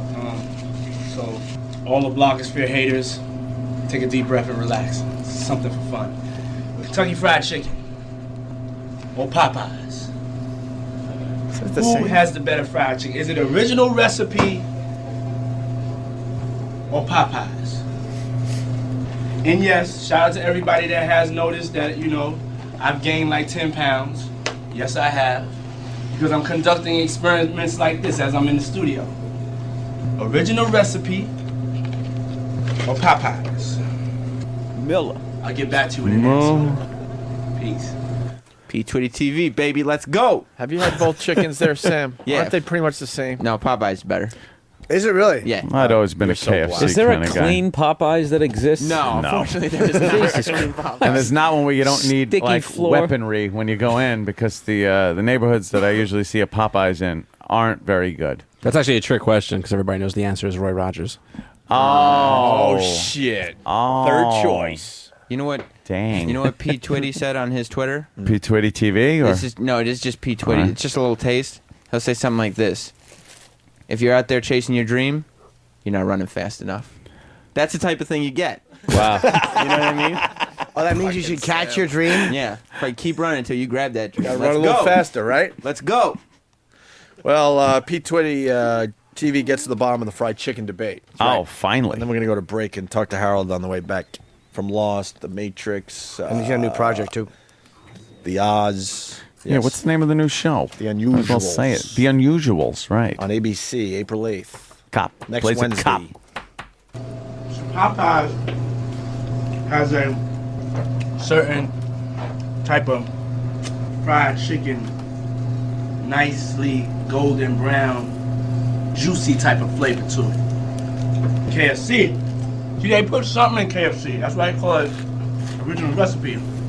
It's like they sprinkle crack on. This is disgusting. You can sit there and KFC. listen to this guy eating chicken? He's funny, It's though. a tight head-to-head battle right now. The KFC mashed potatoes, though, Ugh. and gravy, beat out the Popeyes mashed potatoes and gravy. That's for sure. Bill just threw his headphones Still off. trying to figure out this chicken. Dude, one of my biggest Why don't y'all do your own test and y'all hit me up on the fucking site. things I hate when you watch Let me know. movies is when actors Email me, eat tell me what because then Yeah. they overact Tight. eating Yeah. and then they start KFC. talking with their mouth open. Popeyes. Yeah. I don't need to hear the grease in your mouth. Yeah. Twitty. Well, he's got an experiment Ready. going. Let's go. It was very well rehearsed, though. That's what I liked about it. Very smooth, got right to the point. Yeah. Yeah. He's a compelling What's guy. the difference between All that moisture. KFC And it's got a juicy and Popeyes fried. original recipe? What's he doing? Ugh, some shitheads just sitting there watching it. Bit. There's over 200,000 people, positive people in the P. Twitty universe. Let's go, baby. The P-Twitty universe. Right. And they're all running fast enough. To catch their dreams, That's baby. right. Let's go. That's right. Let's go. Let's he does go. a whole let's go thing that we don't even want to get into. Well, right? I am very close to my launch of Live from the Compound. A Twitty. A Twitty, they're going to be calling me. A holy. A Holy, that's what I want to be. A twist. A Twit. Chateau Cumia officially going online? Yes, Chateau I know they get a Cumia little taste here and there through the Pal Talk, but is oh yeah. It's going to be different than that. Are you going to be dressed like Che, what's his face? Guevara, however the fuck you say his name? I'm going to dress like a young revolutionary. And I figured it'd just be me yelling at people on the phones. Because no one really ever agrees with me, and it always resorts to me just yelling about the sexual habits of their mothers. It's just, so, that'll last a week. you got a company involved? You ready to roll? No company involved, but just gonna- I do have a site that I will Perfect. broadcast from. Perfect. Get your dreams. And It's not about dreams in his place. Let's see. Oh, it's about fun. reality. Yeah, we got to get Harold in here, so we'll get more info on Chateau Cumia going online in the near future. But first, these messages. That was fast. You're checking out the Opie and Anthony show. Very, very busy day. We got a huge crowd outside. We got stuff we're going to give the crowd from our office in a little while. A little reset here. We got Bill Burr doing the show all week, pumping up his big show at the Trump Marina. Atlantic This Saturday, City. Saturday right? night, yep. How are the Saturday ticket night. sales after yesterday's appearance? It went great. There you Bumped go. them up there. The first Guys show got a little sold out? pull in this town. We're trying. First show sold out. We got some tickets left for the second show Yeah. Saturday, right? Yes, we do. And Anthony, who we got in studio? I'm not. I shouldn't say it. I don't watch Lost. You're I'm a crazy. loser. I'm a loser. You're fired. I should be fired. I outta definitely should here. be fired. You're like, I'm one of the only ones. You're one of the only but guys. I'd rather say it instead of sit here and make believe I watched the show. You're one of the glad you only did, guys that aren't watching Lost, I Right. think. Even You and Sam. Harold Perrineau's here. Yeah. I did say your name correctly, right? You did. That's Okay. good, man. Not a lot of people get to One do of the that. one of the main characters through a few. You've been on some Couple of massive shows. I mean, Yeah. everything Yep. you touch seems to work. I mean, I'm getting lucky. Lost, Oz. I mean, Oz was like the first show I watched where you really made an impact. That was that was really well done, the way you were narrating the whole thing, and you know, your little point of view on prison life. It's not really my point of view. It's Tom Fontana's, and he's got a great point of view. So it's really, really cool. So. You know something? I watched every episode. I loved Oz. Right. Wow, a lot of man junk. Yeah, there's a lot of man. On that show. There was, when it started getting into the opening credits, like at the beginning. All right, there's a dude with the button. At the beginning, they used a little sparingly. It was like a shock. You'd be like, "Holy shit! Here it is, a rape scene of the showers or whatever." And then it just got like starring, and they run through the credits. Penis. And there's a guy with dick on the screen. You're like, "Wow, man, that's fucked up." But everybody's had their penis on, and then after like a couple of seasons, people started doing the listen, my penis is gonna be on, so wait. You gotta fluff that up. Just tell me when you're ready, okay? You can't fluff too much though. Exactly, because it's you gotta be get just right. Exactly, because then you know, that guy's fucking. He's trying too hard. You gotta make it look just right. You just gotta fill it up with a little blood, and then a little bit. Like a ballpark Frank. You just want a little plump. That's hilarious. Hey, how many pages are we shooting right now? You got to time it perfectly too. You're right. Well, downtime. I gotta admit, I normal. would literally try to watch Oz, but it was just so brutally graphic. I couldn't. I found that show it. was more graphic than the actual HBO undercovers when they went to real jails. Because all they would do is talk about the shit that happened. Oz, they like showed the shit. I was just like, I can't handle this. Because actors, you can show it. If you showed it in jail, you see some guy who was really getting raped. That's not fun to watch. Yeah, that show was one of the first shows that I remember where lead characters would just get killed. You watch series before that, and you knew nothing was gonna happen to somebody. Right. It's like they're one of the stars of the show. It's not gonna happen. And then you watch Oz, and it's like, hey, wait, what the fuck? Yeah, you just get shanked with the very first show that we did for HBO, because we were the first dramatic show on HBO, and in the very first episode we had this guy John. I can't remember Johnny's last name, but he's, the big star of the show. And at the end of the show, somebody lit him on fire. The end of the first show, kaboof, ablaze, and that was it. It was like, it's gonna be a good show. Hey, why did Tony Masanti? I loved in the first season. Yeah. Was he? I know that they were. I think it was Adebisi or somebody was slowly crushing glass. In his food. That was taken from a real story. Yeah. Did he get killed off because he was dying in real life, or they just planning on killing him off because he was so good? Did he just die in between season 1 and 2? No, just in that same way that he was just gonna get killed. Yeah, like nobody was safe. You literally would flip through the script and go, I made it through another week. Like, but no, that was taken from some really real story. And I bet there were no prima donnas on that set, huh? there were, and then they and then you see what happened. Somebody tried to tell me, I mean, obviously I'm nowhere near in the loop, but someone was trying to tell me that if you pissed off the writers on that show, the next week you had a rape scene. Is any truth to that, or is that just some bullshit? I don't know. I think that's some bullshit. Okay, yeah. The guy who complains at craft services gets fucking ass.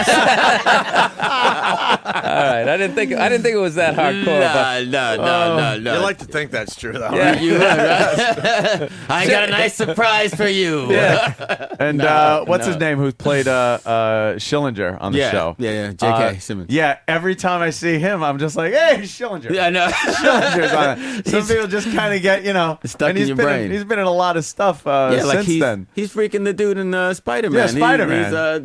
He's a nice... right. But you just think, the branding and the shit on the face. I know. that was fantastic. I always bring this up when we talk about Oz because there was so much penis and gayness in that. The worst thing I ever saw in Oz was J.K. Simmons they were in the pod with Lee Turgeson's character, and J.K. has his foot up on Beecher's chest, and he's kind of squeezing it with his toes. that far outweighed any gay sex. I'm never going to jail. It was just such a loving. It was such a loving. Hey, baby. I'm never going to jail. Brandon, that kind of swastika on intimacy is your not ass. interesting. It's easier to see the hardcore stuff than that, that lovey-dovey stuff. Yeah. You rather see somebody beat up. Yeah. Dude, that is acting, man. If you're a straight dude and you can you get so into it that you can actually.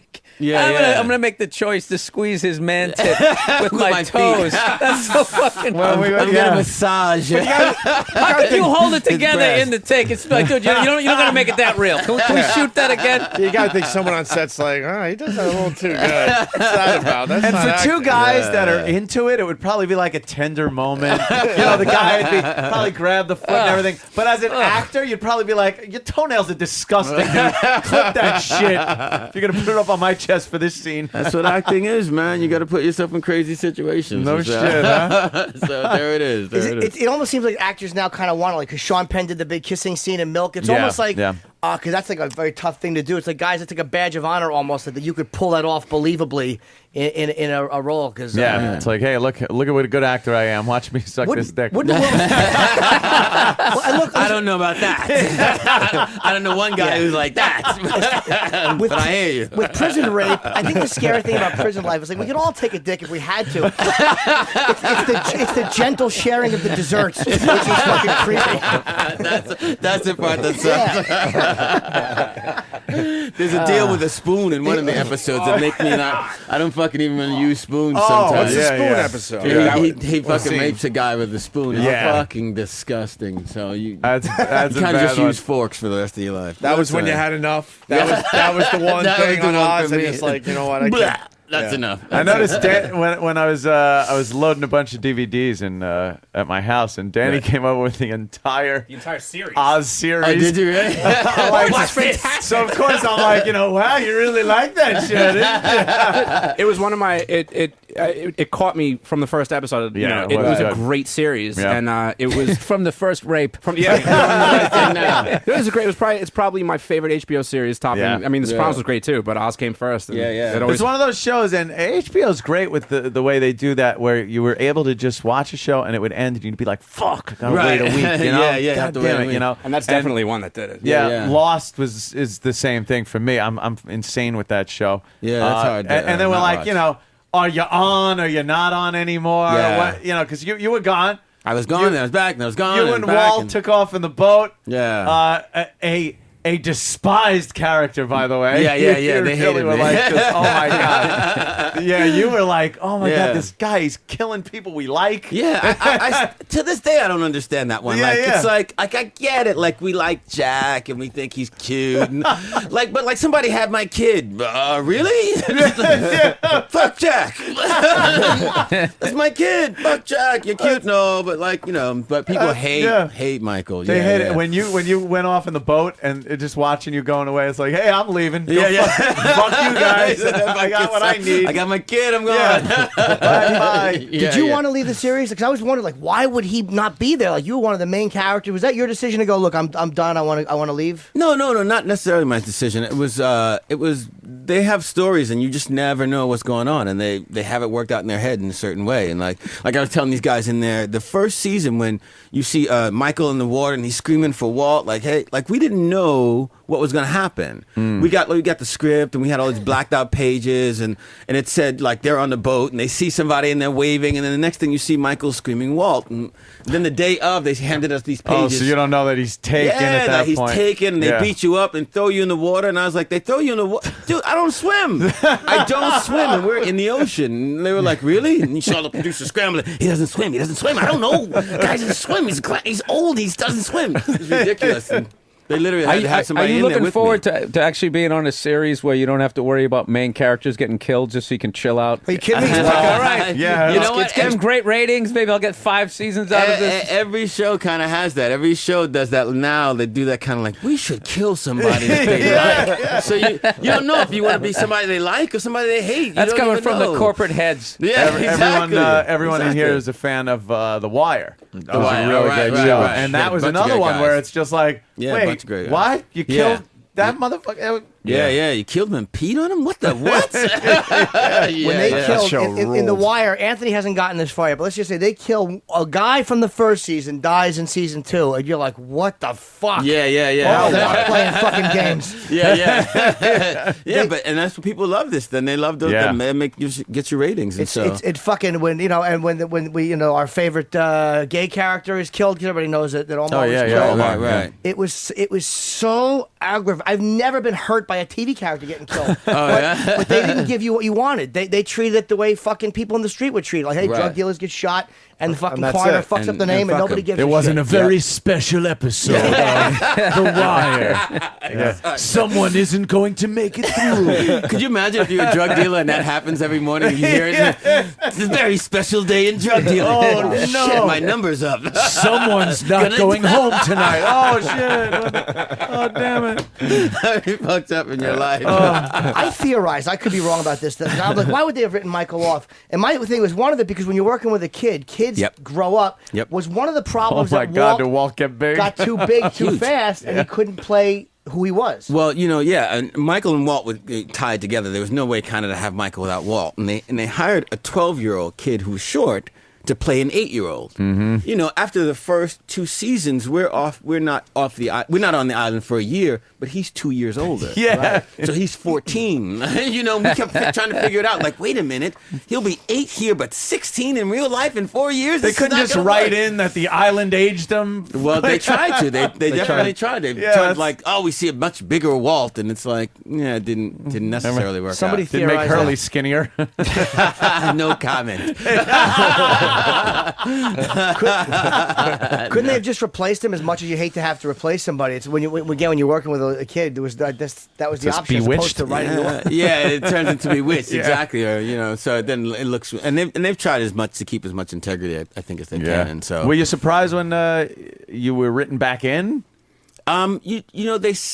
I wasn't, because actually Walt has such a big story. I thought for sure they had to bring me back for something, because he had polar bears and birds happening. So I just assumed that I'd probably wind up. It was just it was a weird timing thing. But I thought for sure when I came back in that they were going to torture me. Like, I didn't think I was going to last long, because I knew people kind of hated him. So I thought for sure he was going to get his ass whipped, and he kind of did. Yeah. He kept getting beat up. I thought he was going to get stapled. Not a sympathetic character. And then people hated that dude. So. One thing good though, I mean, you are working steady, man. I see I you keep it moving, man. I see you all over. I love the 28 weeks. Oh right, 28 weeks later. We did that right was after. really cool. Yeah, you show up as the helicopter pilot. I was like, God damn. I got to keep it moving, man. I got kids to feed. The fucking Matrix, dude. You're in the fucking Matrix. How cool it's like. That's one of those things that's like, that's got to be pretty cool. Yeah. The goddamn Matrix. Yeah. I got it, because I saw the first one and I was a real big fan, and so then when I got there, I had to really work hard not to. Yeah. Dude, I'm in the Matrix. You know what I mean? Like, I had to just do my job, and it's Keanu Reeves. Oh shit! Okay, and now it's pretty cool a new series. And now, we got The Unusuals, which is gonna actually going to come on after Lost on April 8th. And The Unusuals is going to be good. It's a good show. I think you guys will like it. You haven't gotten a chance to see it yet, but I've seen all the trailers for it and stuff. Yeah. And so, it looks cool. What's the show about? It's tell about the people. Yeah, it's about these cops in the 2nd Precinct in New York City, and sort of the wacky cases that they solve. And it's not really about the crazy cases they solve, but more about how sort of unusual they are. Yeah, there's different personalities on that show, and it's kind of weird. I play a guy who's 42, and all the men in my family die at 42, so I'm really nervous this year. So, like, I've always got my bulletproof vest on. I wear antibacterial and flame retardant clothes. It's really you wear your creepy. vest like everywhere. Everywhere, to bed, everywhere. I got bumpers all over so I don't hurt myself. Like, it's ridiculous. But my partner has a brain tumor and nobody knows, and he's trying to find a really cool way to die in the line of fire. Like, you know what I mean? So that's the two of us, and that's just where we start so he's off. taking all these chances, which is freaking me out, and then I'm being really safe, and that's freaking him out, and so then that's where we're unusual. They're comparing it to MASH. They do, comparing it yeah. to MASH because it's like it's a comedy and a drama. Because MASH is like was exactly with MASH. I don't think the humor holds up as well. It's very very like but the serious moments do. Like, Yeah. I mean, I like it MASH almost as a drama now. Yeah. I mean, but it's set in really, if you're a cop, you're not necessarily in a fun position. But, like when we hung out with the cops, it's really interesting how much humor they actually have. Like, they'll tell a story. I'm like, I walked in and she was stabbed 7 times. I mean, this bitch. And you're like, is that funny? I don't know. It really is an that odd funny? sense of humor that they have, It's an odd way of it's- looking at things. Yeah, and it's a stuff. wartime, and so that's how kind of where this show lives. I mean, I think you'll buy the characters as really real, and that their problems are really real, and sometimes you'll think it's funny, and sometimes you won't actually think it's funny. But I think you'll always think it's interesting. So. It's like a gallows humor kind of a thing. Exactly that they right. got. Gallows humor. Definitely. They say when they were pulling bodies out of Gacy's basement, the cops were, because I read a bit, they were joking and They're like, making, holy shit, yeah, absolutely. So there was something about they pulled a head out and they said something about the prom. It's like, he's got nobody to go with. It was like, holy shit. It was like that type of, you're holding a head. Terrible. But yeah, that's exactly right. That's how you cope, obviously. Yeah. Yeah. It's a coping mechanism. And you know what a cool thing about having like a really big actor in it is like when you look over the resume, you go back, you find some really fucking cool things. Like I'm looking back over your resume, and you were in A King of New York as Thug Leader. Thug Leader is a great like Christopher Walken, Fishburne, Wesley Snipes, David Caruso, and then you're Thug Leader. What did Thug you do Leader with that? number 1. Would it bother you if like we recognize you and that's all we wanted to talk about? When you were Thug Leader, dude. Did Wesley Snipes talk about taxes on the set? That's really funny. That was my first jobs, man. What scene was that? Because I saw that not too long ago. Did you get killed in it, or did you walk by, or did you I speak? eventually get killed. I try to rob him on a subway, and then he invites me to be part of his gang. I remember that scene. It's walking on a chick, and there's like That's 3 right. guys that come in, That's and right. And I'm number 1. Wait, so and he hands you his money. Exactly. I asked him for his watch and his wallet. My brother still laughs at me. He's like, watch and wallet, blood. Fucking line is bad. It's like my first line. Fuck off. Yes. Give me your possessions. Wow, so your first acting job was with Christopher Walken? Well, my first movie acting job. Oh, I mean, okay. I've been, I studied acting. I've been a New York actor and doing theater and all that stuff. But my first movie was Christopher Walken. Great place to start. It's not bad. I've been The like I usual said, thing I've that been lucky, man. audition and go in, or do you have one of those wacky stories where it's like, hey, I knew this guy. And No. I actually went in and auditioned. And I guess it is sort of a wacky story. I had this manager back in the day, and she had a couple of actors, and one of them was Giancarlo Esposito. I don't know if you know. He's in the movie as well, and he's an actor who's been around forever. And they loved him. They thought I was okay. They loved him, and so like in order to get him, they kind of threw me. Threw me a bone. It worked so, out. He's good. And then I went, And you were in So- fame too as a dancer in the show in '82. I feel like I'm in a job interview. I know. Look at this. Right. Yes. Then you were. But that I love the movie. I mean, I never really watched the series, but the movie I loved. It changed the way I did comedy because I watched fucking Ralph Garcia do great in front of an audience with his friends, and then he goes on in front of a bunch of strangers and he's coked up and he bombs. And I met that actor years ago in L.A. and I told him, dude, you changed the way I did stand-up before I ever did stand-up. I don't do coke anymore. I couldn't have annoyed him more. If I would have walked up and said, my dick might be as large as yours, I would have had a better effect. He fucking hated me. Did he really? Oh, he wanted to spit in my face because he probably hadn't worked in a while, and I was just reminding him. I should have just, he was in a Beretta episode too. I should have raised that. I wasn't doing that in 76. I didn't mean, I was just trying to, You're whatever. trying to, He I wanted got you. nothing to do with me. Like, oh, thank you. Do you want to play that for Yeah, me? he didn't hear the Walt. Did you hear the Walt? clip, did you? The what? The Walt montage. This is a little have a Walt montage, montage? that was thrown together. Yeah, we try to before do a little something when you guys come in. It's Really? it's an homage. Yes. All right. Okay. Thank you. I think. I will. Walt! Walt! Walt! Walt! Walt! Walt! Walt! Yeah, because the first time wasn't enough. Walt! Walt! Walt! I'm not going back without Walt! God take me! God take me! I'm coming for Walt! I'm not leaving him out here! Walt! Walt! Walt! Walt! Walt. Walt! Don't you ever say his name again, ever! My boy. Letting you near my boy. They took my son. Stay away from my son. I'm gonna get back my son. They took my son! Where's my boy? They took my son. Where the hell is my son? Son! You're not taking my son. My son. You see my son? They're not taking my son. I'm getting my son back. Get you with my son again. I'll kill you. Walt! Walt! Walt! Walt! Walt. Walt. Walt! Walt! Walt! Walt. Walt! Walt! Walt! Walt! Walt! Walt! Where's Walt? Walt, stay Seriously? Seriously? Seriously? All right, guys. I get it. That's it. Now, ask me a question. I'm just gonna say Walt. Walt. But it's Walt. you could take any word. Like if you took I should know who plays Kate. That's the one name I can't. Is that Evangeline Lilly? Okay. Yeah. If you had her saying Jack and did a montage. Oh, I know. Yeah, it's the same thing. Yeah. Exactly. Yeah. Who do I fucking love her? People, Holy shit, is she fantastic? You're right over there, bro. Oh, she's a lovely girl. She's really great. It's a great show, man. It's a good show, man. It's like I don't know why I cried a lot when I watched the first season. I was probably going through a relationship breakup. I didn't watch it when it was happening. I watched it years later, but the box set. Oh, right. And I right. fucking plowed through like the first 3 seasons. And I just got addicted immediately. Right. Yeah, I saw it. Crying. Like a fucking like a, you have a little pint of ice cream. What like made you cry? I don't know. I'm a fucking grandmother. I'm 40. It's a midlife thing. I don't know. But You just started crying like. he wrote the letter himself. Fruit. The movie Fame changed the way you did stand-up. There's a whole other side of you, man. I know. Throw your television away. Really kind of should. Put my tampon in and throw my television out. Sicking everybody.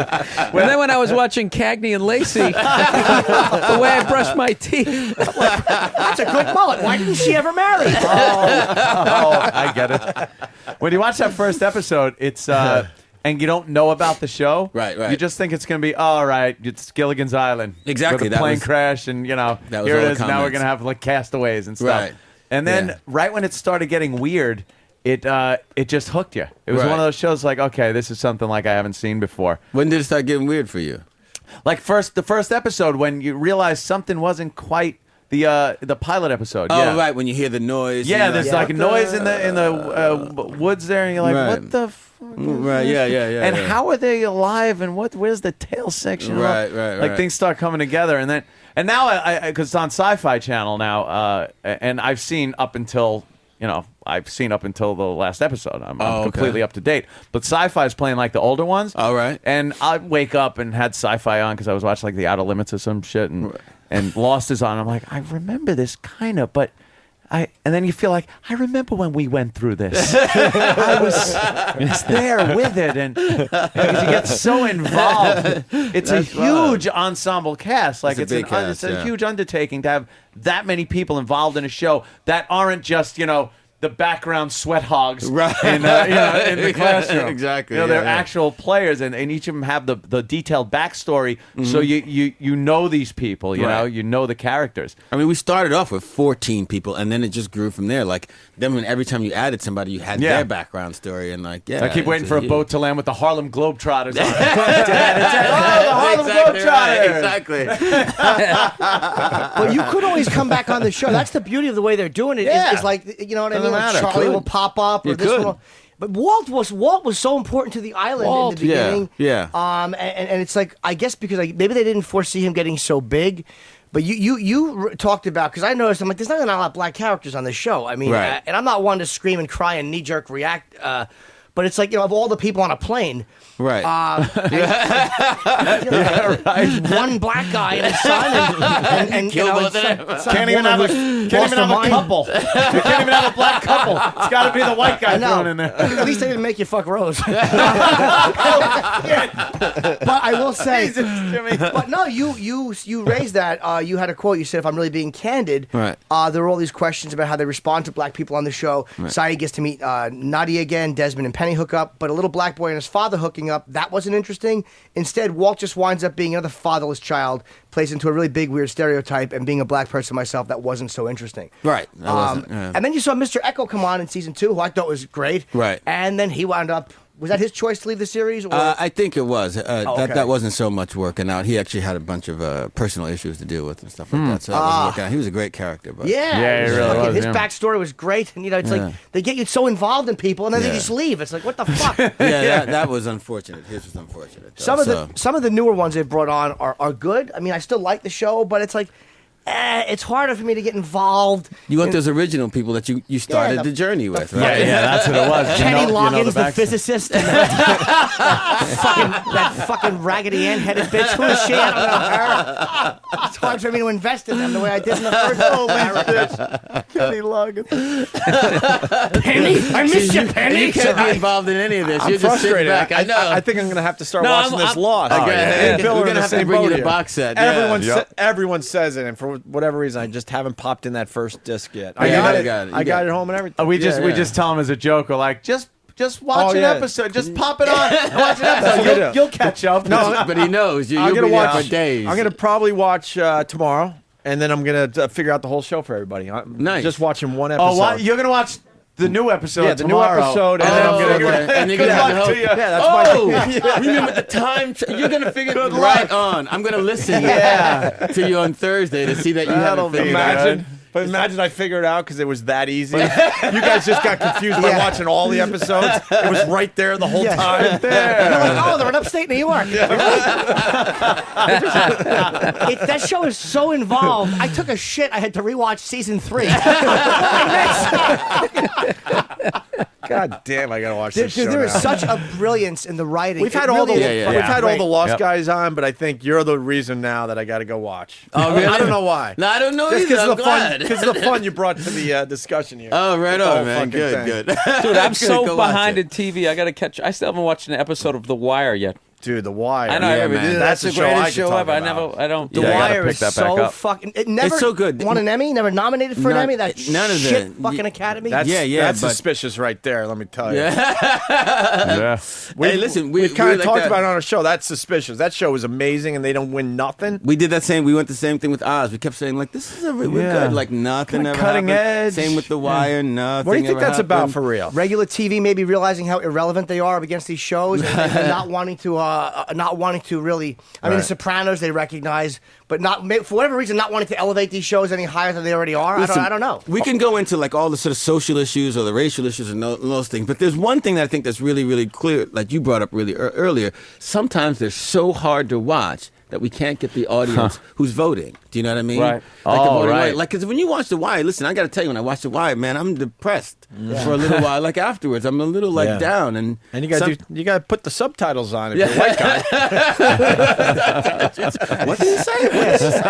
And then they I had to go subtitles. And they put on the Drew Carey show. Oh, this makes sense. Airplane. I speak jive.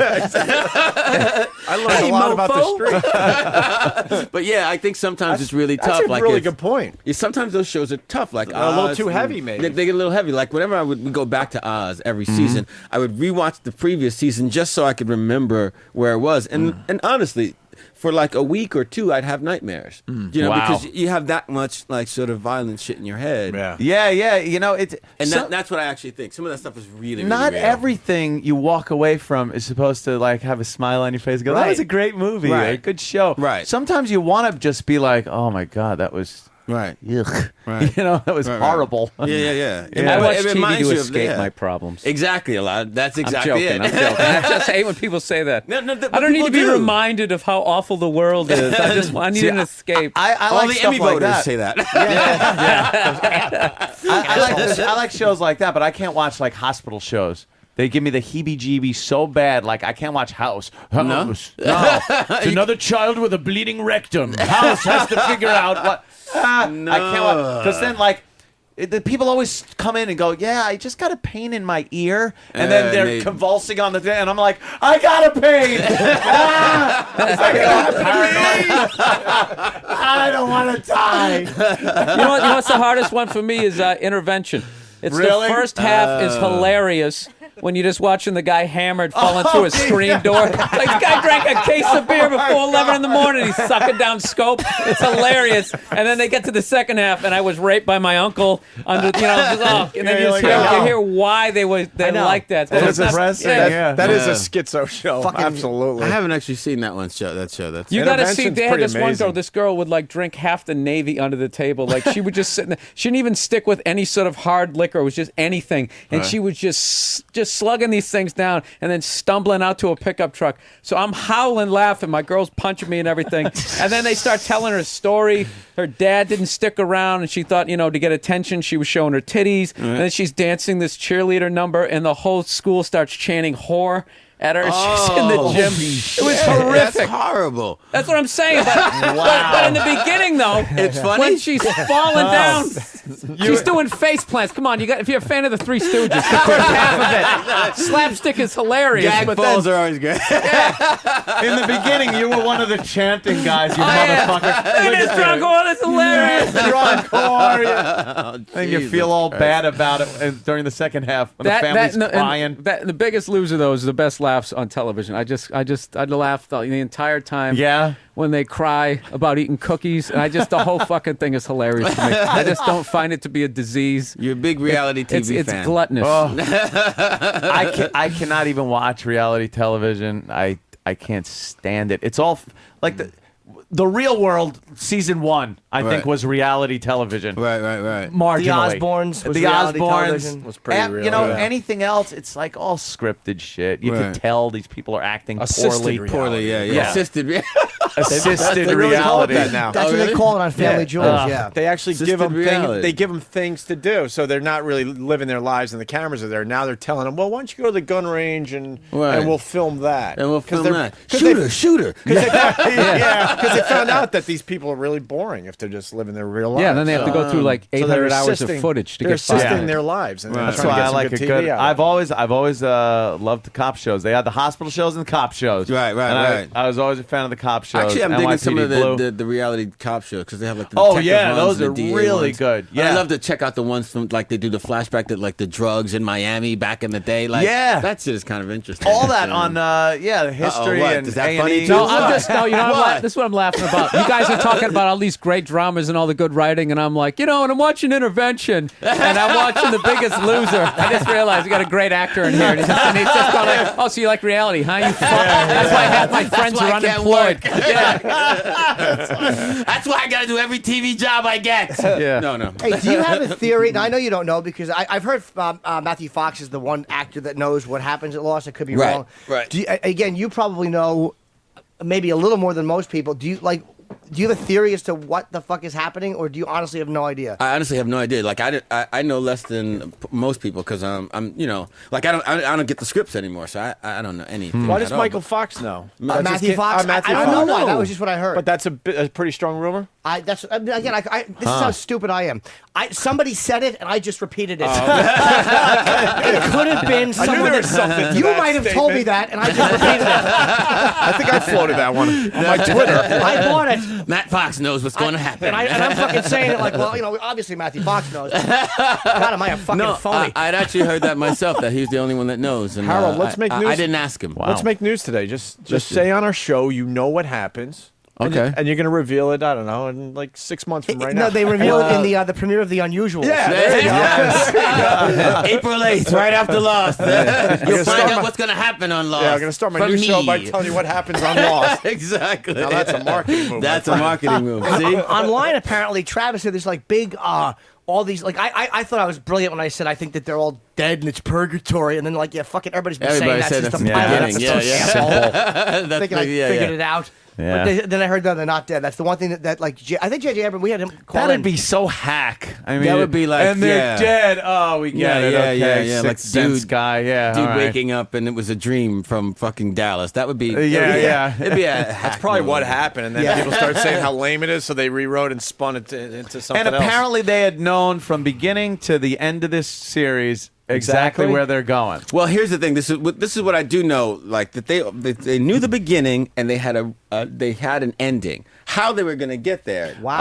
That's been the tricky. That's been the tricky bit. Yeah. Kids growing up, people leaving, right, people not happy. How you get there? That's been the tricky bit. But I've heard that they know from the beginning and they knew the end. When is this thing? Now, do you still watch the show? Do you?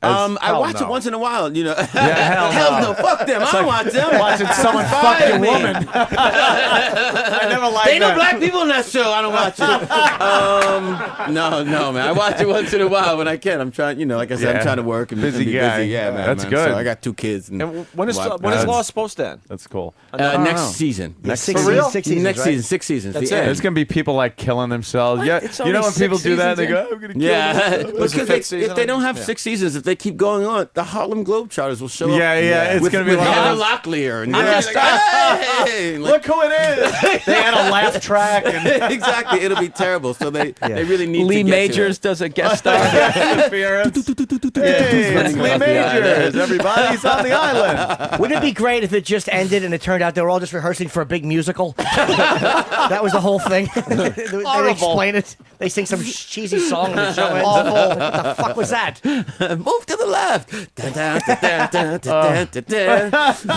Anyway. No matter what they do, people are going to complain. Like, some people think it's brilliant. Exactly right. And, I mean, to me, the last MASH ended the way MASH had to end the Korean War. So you understood how that ended. Right. But, like, Seinfeld But then you got get a lot like of criticism. you get a Sopranos got a lot of criticism because they just kind of. Sex in the City, no criticism. No criticism. Everybody liked it. And I was just happy it ended. I hated Sex in the City. You're a heathen. Were you in it? You're a Philistine. Were you in it? No, I wasn't in it. But I loved it. I loved it. No, I really did. But yeah, they didn't get any criticism. But yeah, Sopranos got Sopranos got hammered. That was a weird one. That was almost on purpose because that was a bizarre. They owed us a little more than that. Come on, because you think that your TV, like they made people think their TV broke. They actually did. People were calling the cable company. What the hell is? What happened? I don't need it all wrapped up nice in a bow, but I really thought they should have gave us a little more Like to the go with. Wire. I loved it. I loved the ending. Did you like it? The same reason why I enjoyed watching Sean Avery last night. Just fucking annoying people. I just loved that annoyed everybody that their lives were so fucking wrapped up in it. It's like, And he goes, you know what? Fuck you. Yeah, fuck you. This is real life He right sat here. in a diner, he had a grilled cheese sandwich. Go There's your fuck yourself. That's great.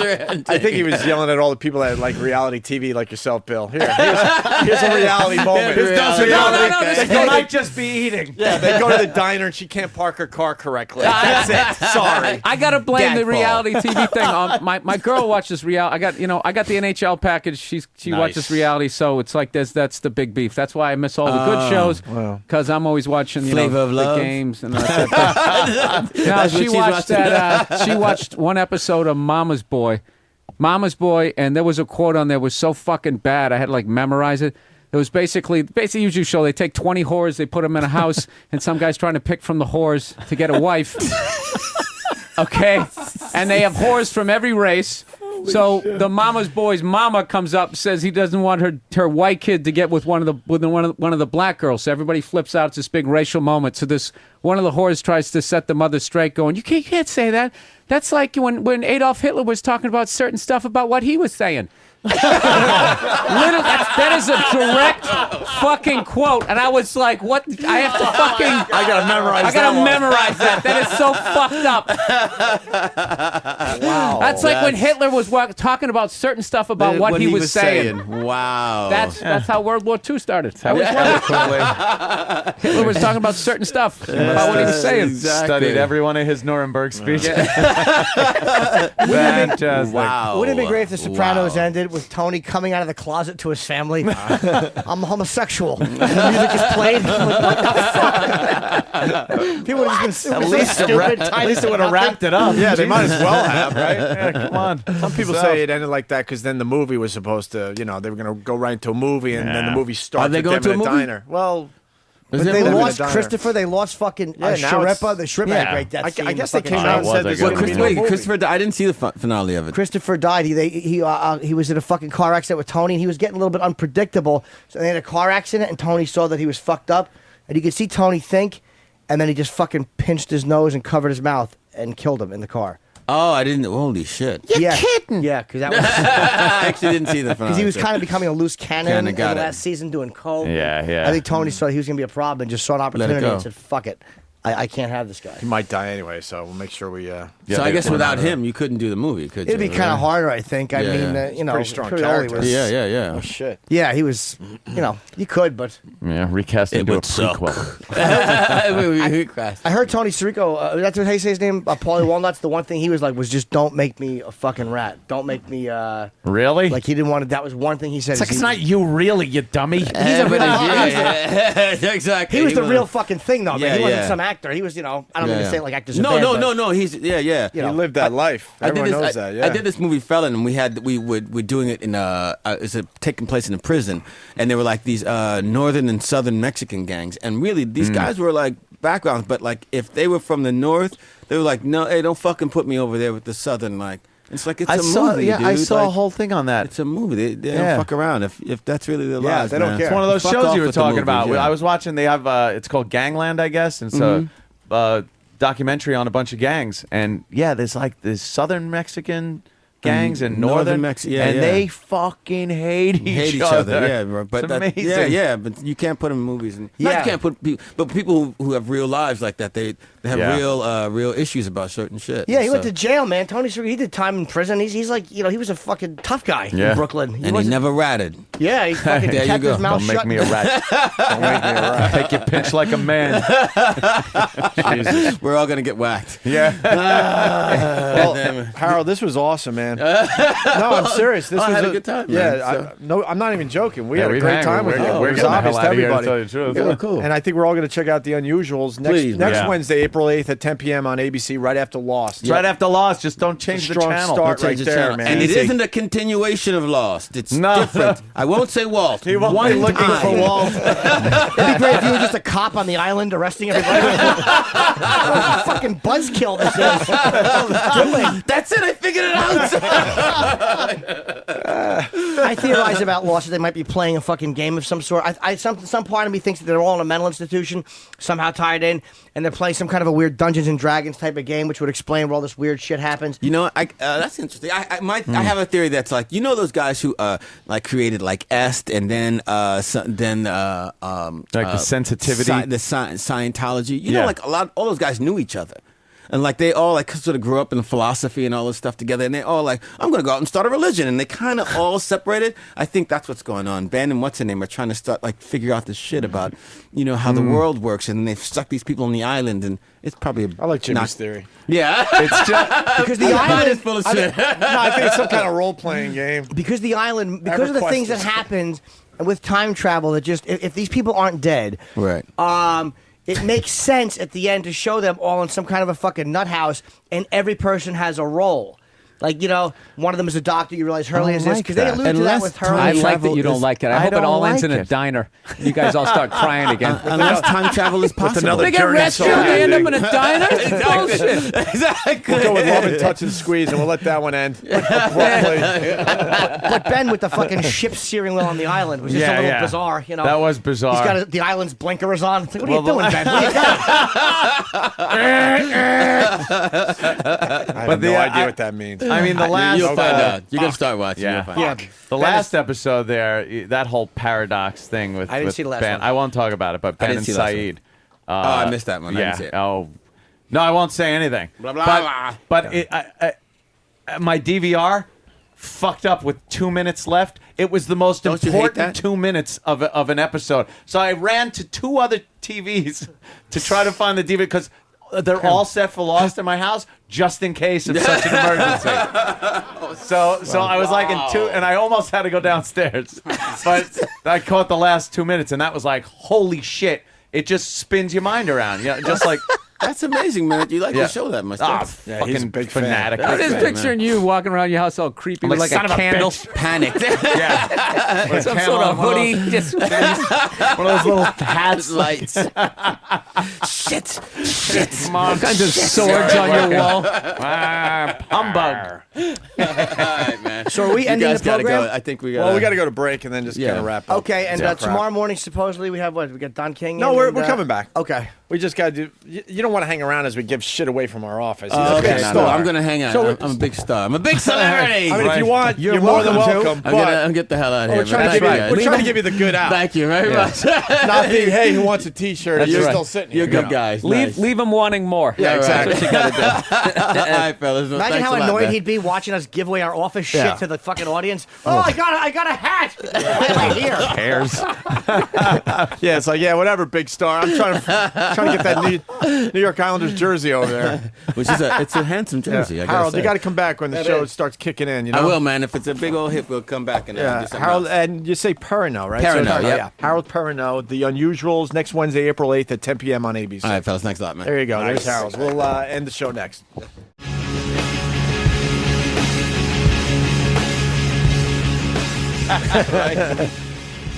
Bill Burr. It's good having Bill around. Bill's going to be here for the rest of the week. We got the big gig Bill Burr's doing at the Trump Marina this Saturday. First show sold out. Second show, tickets still available. Get them now, though. Get That's them right. fast. It was young Joe DeRosa. Young Joe DeRosa. We love One that of the Joe. up-and-coming stars. Yes. On the Opie and Anthony show. That's Not right. bothering me. Star of Not the Opie bothering and me. Anthony It's show. going to force you to move back to New York. No, I am very happy for Joe and all his success. He's like the Oliver we're bringing in for the Brady Bunch.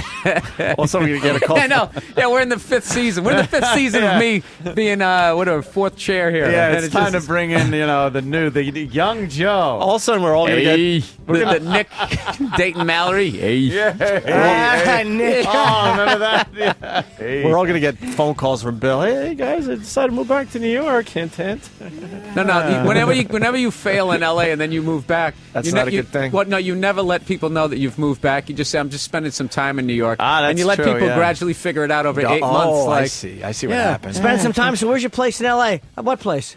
Huh? I don't have a place I in got LA. a Santa Going out Monica. there? I sublet it with. Yeah, I got a little beach place now. Someone I'm gonna go offered out me there money surfing. with the economy the way it is. I couldn't refuse, so I just took the money. And, I was doing a Law and Order back here, and then like some other stuff was pending. You can always say you're No. doing Law and Order. No one's going to check up on you. I'm the only person in New York that has not done a Law and Order. I think Bobby just did Yeah, one, what the right? hell's Bob's wrong done with you? 400. Yeah. I can't do it. I don't even know if that's true. But you don't check on the Law and Order credit. I you know what, dude? I play a guy. Ask you back. Go Guys. back. Dude. Sam is chomping at the bit here. I mean, Oh, come on. wow. It's time to give away Poor more stuff from bastard. our office. This is Hey, the good stuff. You guys have fun today? It was a good show, right? Yay! I It's gotta like be honest, fucking though. Wonderama. You picked the wrong day. Tomorrow's the big day. Who is coming on tomorrow? For real. It is going to be ridiculous. Don King, Ric Flair, Rowdy Roddy Piper. Yes. We got Jay Bill Burr, of Moore. course, here all week. Jay Moore's in. I think Jay's coming back again. Jay Moore. Maybe I think he might come back one more time on Thursday. I think Dennis Leary and Adam Ferrara are coming in tomorrow. Here. Steve's got the lineup. Listen to this lineup for tomorrow's show, and this is no joke. So far, suck cock in morning, then take butt plug in after. Oh wait, that's my schedule. Yes, that's my Let calendar. me go and get the line. Thank you. Thank you. Good one. I need this. The improv master strikes again. All right, who we got tomorrow? Apply baby oil. You done? Here comes the rage. Bill Burr, obviously. Adam Ferrara, Don King, Chris Russo. Waiting on Chris Russo's coming in tomorrow. That's Mike the Mad. Mad Dog. The Mad Dog from I was making the Mad Dog show. Now it's just the Mad Dog. And we're waiting to hear back from Dennis Leary and Ric Flair and Roddy Piper. So, Yeah. complete cluster. Oh my goodness. That's It's going to be guest in, guest out. Not a minute to ourselves, Jimmy. Hi, how are you? What are you plugging? Good, goodbye. Leave. Next. Just saying you have to leave. Smile for picture, sign, goodbye. Yeah. It's going to be a factory in here tomorrow. Ka-ching, ka-ching, sign, goodbye. Goodbye. Plug your shitty project and hit the fucking bricks, asshole. Tell your story walking. That's right. Yell your plug on the way out the door, fucko. Yell about your fucking mediocre project. Just because we have so many guests, we don't have to be that rude to them. Yes, Jimmy. we do. Hi, couldn't get on Good Morning America. What are you plugging? Hello, asshole that couldn't do Regis. What do you got for the show? I thought so. Nothing. Wow. Really? Are you wrestling again? Rowdy Roddy Piper. You just insulted Sam. Let me tell He's you a big a little wrestling movie fan. I'm going to have to bring in for him to sign. What? They Live, my Hell friend. Comes to Frogtown. What? What is it called? Hell Comes to Frogtown? Hell Comes to Frogtown. Yeah. All right. I wonder if I have a hard copy of They Live. I own it, actually. You do not. Shut up. Okay. I'm going to have to run out and get one. Yeah, I think I might have to also. I have Yeah, Over the yeah. Top on Laserdisc. Is that a Stallone movie? What a great thing to have. What? Bill, you got to just frame that. I don't know why. I don't have it. I was trying to pick this random thing. Spins his hat around, and he's got Yeah. to arm wrestle to get his son back. Yeah. Well, His arm son wrestling Walt. was a metaphor. And then it's with him and... Arm wrestling was a metaphor. We all struggle in life, Anthony. Yes, I see. Oh, I didn't get And that. you can I got always it now. turn things around. Yeah, oh, That's what the hat. Yeah, see, there's a lot of layers to that so movie. Fucking profound. That Yeah. Stallone. I love when he did comedy, Oscar, and Stop or My Mom Will Shoot. Stop or my mom will shoot. What a fucking witless clod. What a fucking witless boob.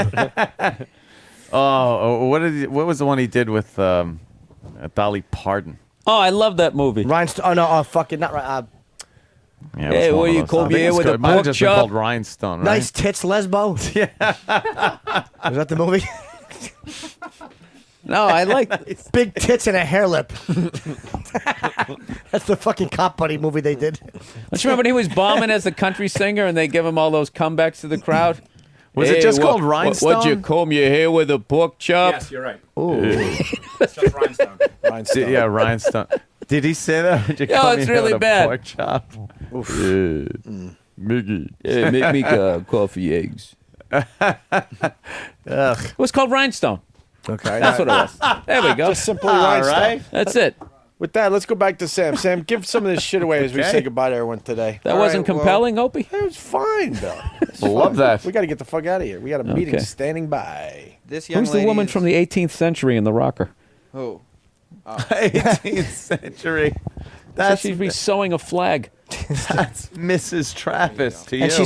she kind of is doing that, except instead of sewing a flag, she's married to a fag. Okay. I He don't know married for that Betsy one. Ross. Betsy Ross. It's Lisa. Have some respect. She's with child. One Oh, I lucky, didn't even notice. one lucky fan This just got is an really autographed awkward. cup of This dirt. is really fucking awkward. Isn't All right, it? let's go. Go, Sam. What? I didn't hear. Hey, congratulations. Dustin Diamond got some fucking dirt. Oh, shit. Holy fuck. Wow, you mean. Here's a Voss Sucks t-shirt for you, young lady. Is that from the comedian prize package? Excuse me. You sound funny when you talk, and you here's walk a- funny when you walk. Yes. Maybe you could give out a Mad magazine and sign one with your feet. This is a Jimmy Day t-shirt for you who I'm making eye contact with. They're fighting over it. Yeah, they Oh, sure yeah, are. look at Here's a him. Million Past March t-shirt for you. Wow, dude. Look, he got it like, oh, fuck, I got it. A It's like, WNEW Wow t-shirt it's like he's giving away herpes. for Oh, you. fuck, I got it. I know. There you Everybody's go. trying to make themselves smaller. Yeah. You It's a don't wanna raise manila your- fucking envelope full of toenail clippings. I'll take it. We have Derek's bottle of good wine. Ah, that's good. Hey, at least it's drinkable. Pass this to the older gentleman. He looks Maybe. like he could appreciate it. The older gentleman. Our WWE package, autographed photos of MVP, JBL, Matt Stryker, and the Chris Benoit action figure. Now, the Benoit action figure Goes to you. is a collector's item, That I would really say. is. Absolutely. Not many more of those going to be coming out. We're starting to get to some really good stuff. The cordless joystick.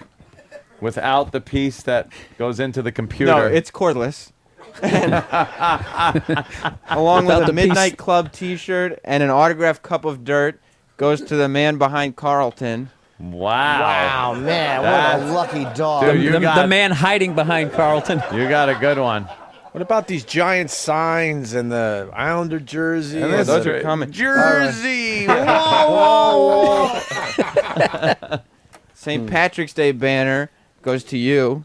Ah, because he looks like a leprechaun. Yes, that's that's right. true. Just a tad with the beard. Hi. The giant Opie and Anthony and Steve Dahl Subway banner Jesus. goes to the other man behind Carlton. This is Play that just in your home. so someone doesn't have to come in and take put the it in a stuff away. big thing and bring it down the freight elevator into the dumpster. Except for the No, it's Brian not. Regan autograph cup of dirt. Yeah, Here's what that is. This is for us because we don't want to realize that 5 years worth of stuff is garbage, trash. We have accumulated garbage for 5 years. Nothing of value. Nothing Well, good that as anyone you say wants. that, Jimmy, you're going to want to take those words back because what do we got next there, Sam? I see it. A Jim Norton signed poster. A Jim Norton signed poster is garbage, Jim Norton? It certainly is. And this is Patrice O'Neal's old hat that he signed. Wow, wait. An And A's this hat. goes to Because you. he liked the A's all of a sudden. Wow, wait. You can display them. You can get a mannequin head and put the hat on it and frame the poster with museum glass, of course, so the sun doesn't affect the autograph. What's that? This is a framed picture of you and Anthony with a bunch of fans at the I Bashed a Bronco with Opie and Anthony event. Let me tell you a little something about that. Sam. Hold on, Sam. That's the first appearance Anthony and I made in New York City, my friend. Yes. And what? And somebody's getting a picture? By the way, that's kind of valuable. That moment right there pretty much was a turning point for the Opie and Anthony show. That's right. We were listening to Asshole over there at NEW. Which one? Asshole 1, Asshole two? number 1. Yeah. When we first got there. Yeah. And then we decided to just, hey, let's just do what we want and kind of throw some shit together. And we went out, got a Bronco and smashed it up. Because the Jets were playing Jets the Broncos. were playing the Broncos. In the Ooh. playoffs. Hacky. McQuacky. Well, we drank a But lot that yeah. day. And, That makes and it the cool, fans right, are Bill? there. And Yeah. that was the turning point. If I was 17, I'd show up. Is the ex-wife in that? No. I don't think so. Let me see. Wait, who's that? Take a look. Uh-oh, there could be a mystery. We're looking at the picture. This could be a mystery guest in the photo. Anthony is examining the evidence. His brow is furrowed. He seems No. confused. Okay. Let me see it. Bum, bum, bum, bum, No, that's definitely not. Looks a little like her. The ex. No, this was pre No, but having, XX. maybe having been at the event. Oh, wow. Like Oswald showing up at something. Yeah, just or at the event. Definitely not. I'm just trying to see how many people now work for our show. Yeah, Can that you are see in this there. picture? Where's, What year is that picture? Is that 98? This is about 90. Yeah, That's somewhere around New there. Year's Eve, 1908. That wasn't the Not record. sure what the year was. Sorry. No, it was 1921. All right. Was it 21? I would Yeah, never give say that the somebody incorrect there, shining year. I know. I'm sorry. Give Why it did I to think me, aught Danny. 8? What else? Come on, we got to go. We got a meeting. They're standing by. Do we? What? Yeah. Little one. Quick one. Well, in the meantime, we have another one of those shitty World War II newspapers. Hey! All right, the whole thing didn't end the way I wanted it to, but...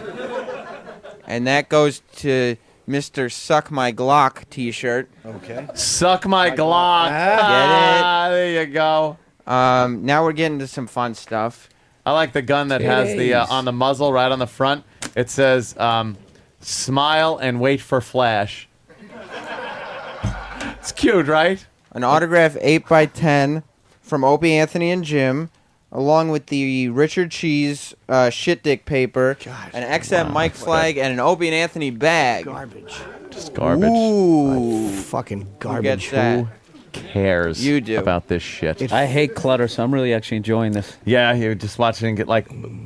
You're watching the couch become uncluttered. It's fantastic. Then you're going to watch the fucking, right in front of the doorway inside the building become cluttered. Uh-oh, he's grabbing the diamond. How about here it is. It's an Anthony Islanders jersey. Maybe there's an Jersey! Maybe there's an Anthony in the It is. audience that happens to like the Islanders. And Yeah. then this could be the valuable prize. Is there anyone named Anthony out there? All right. And do you like There the is. Islanders? He says he likes the Flyers, plus he already got something. All right. Yeah, That's how you know someone hates your shit when they're like, no, I already got something. Give it to someone yeah, I else. got it. Fuck it. Great. That guy's middle name is Anthony, so he won. That's good enough. Yep. So he won. What about a Jim? Anybody Is there named a Jim? Jim out there, a James Gum? It's a shirt with a moth in it. That would be the. All right, well, this What's the history behind those? When we got Those syndicated, jerseys. they would send us Yes. sports jerseys. and stuff. That you would never wear. I got traded to never. Chicago for Bill M. Beer. But it wasn't done by the Bulls. It was done by XM. They liked him better on third mic. Boo! Boo! the Jim jersey went to someone who was lying about his name. Oh, okay. Who is that lucky stiff? Well, let's see if there's another Opie among us in the crowd that happens to be a Bulls fan. Whose name is Opie. Whose favorite number is whatever the that fuck guy is in on the there. glasses. All right. Good catch. Oh, look, you throw like a And your name- girl. Yeah. Holy shit, do you throw like a little fucking pansy? Is that it? No, I didn't want to throw hard. It's indoors. Is that it? Is that it? No, E-Rock's old hat. Oh, E-Rock's old hat. E-Rock's old hat. It's a virus hat. Who wants it? Who wants a cloth toilet? Who wants E-Rock's hat? What about the bath mat? Here you go, young lady. Yeah, really. Yeah. That's Oh, so look how funny. She's holding it. All right, end with the virus rug. Maybe you should leave the Ron and Fez poster for Ron and Fez. E-Rock put it here. It's all Yeah, E-Rock. well, E-Rock. Ronnie can blame E-Rock. The virus rug ends this show today. The virus rug. Wow, they're actually. Wow, they that's actually want an it. item. She's the closest. Oh, wow. And you she's go. a girl. All right, with that, we're going to see everybody tomorrow. I want to thank everyone for stopping by. Thank you. Absolutely. We'll see Bill Burr tomorrow. Our Wait, hold on. ever-increasing I got a audience. plug. I got Jimmy. Red Eye tonight. I'll be on Red Eye tonight, and I'll be at Bananas in Poughkeepsie this Friday night only. 2 shows. Nice.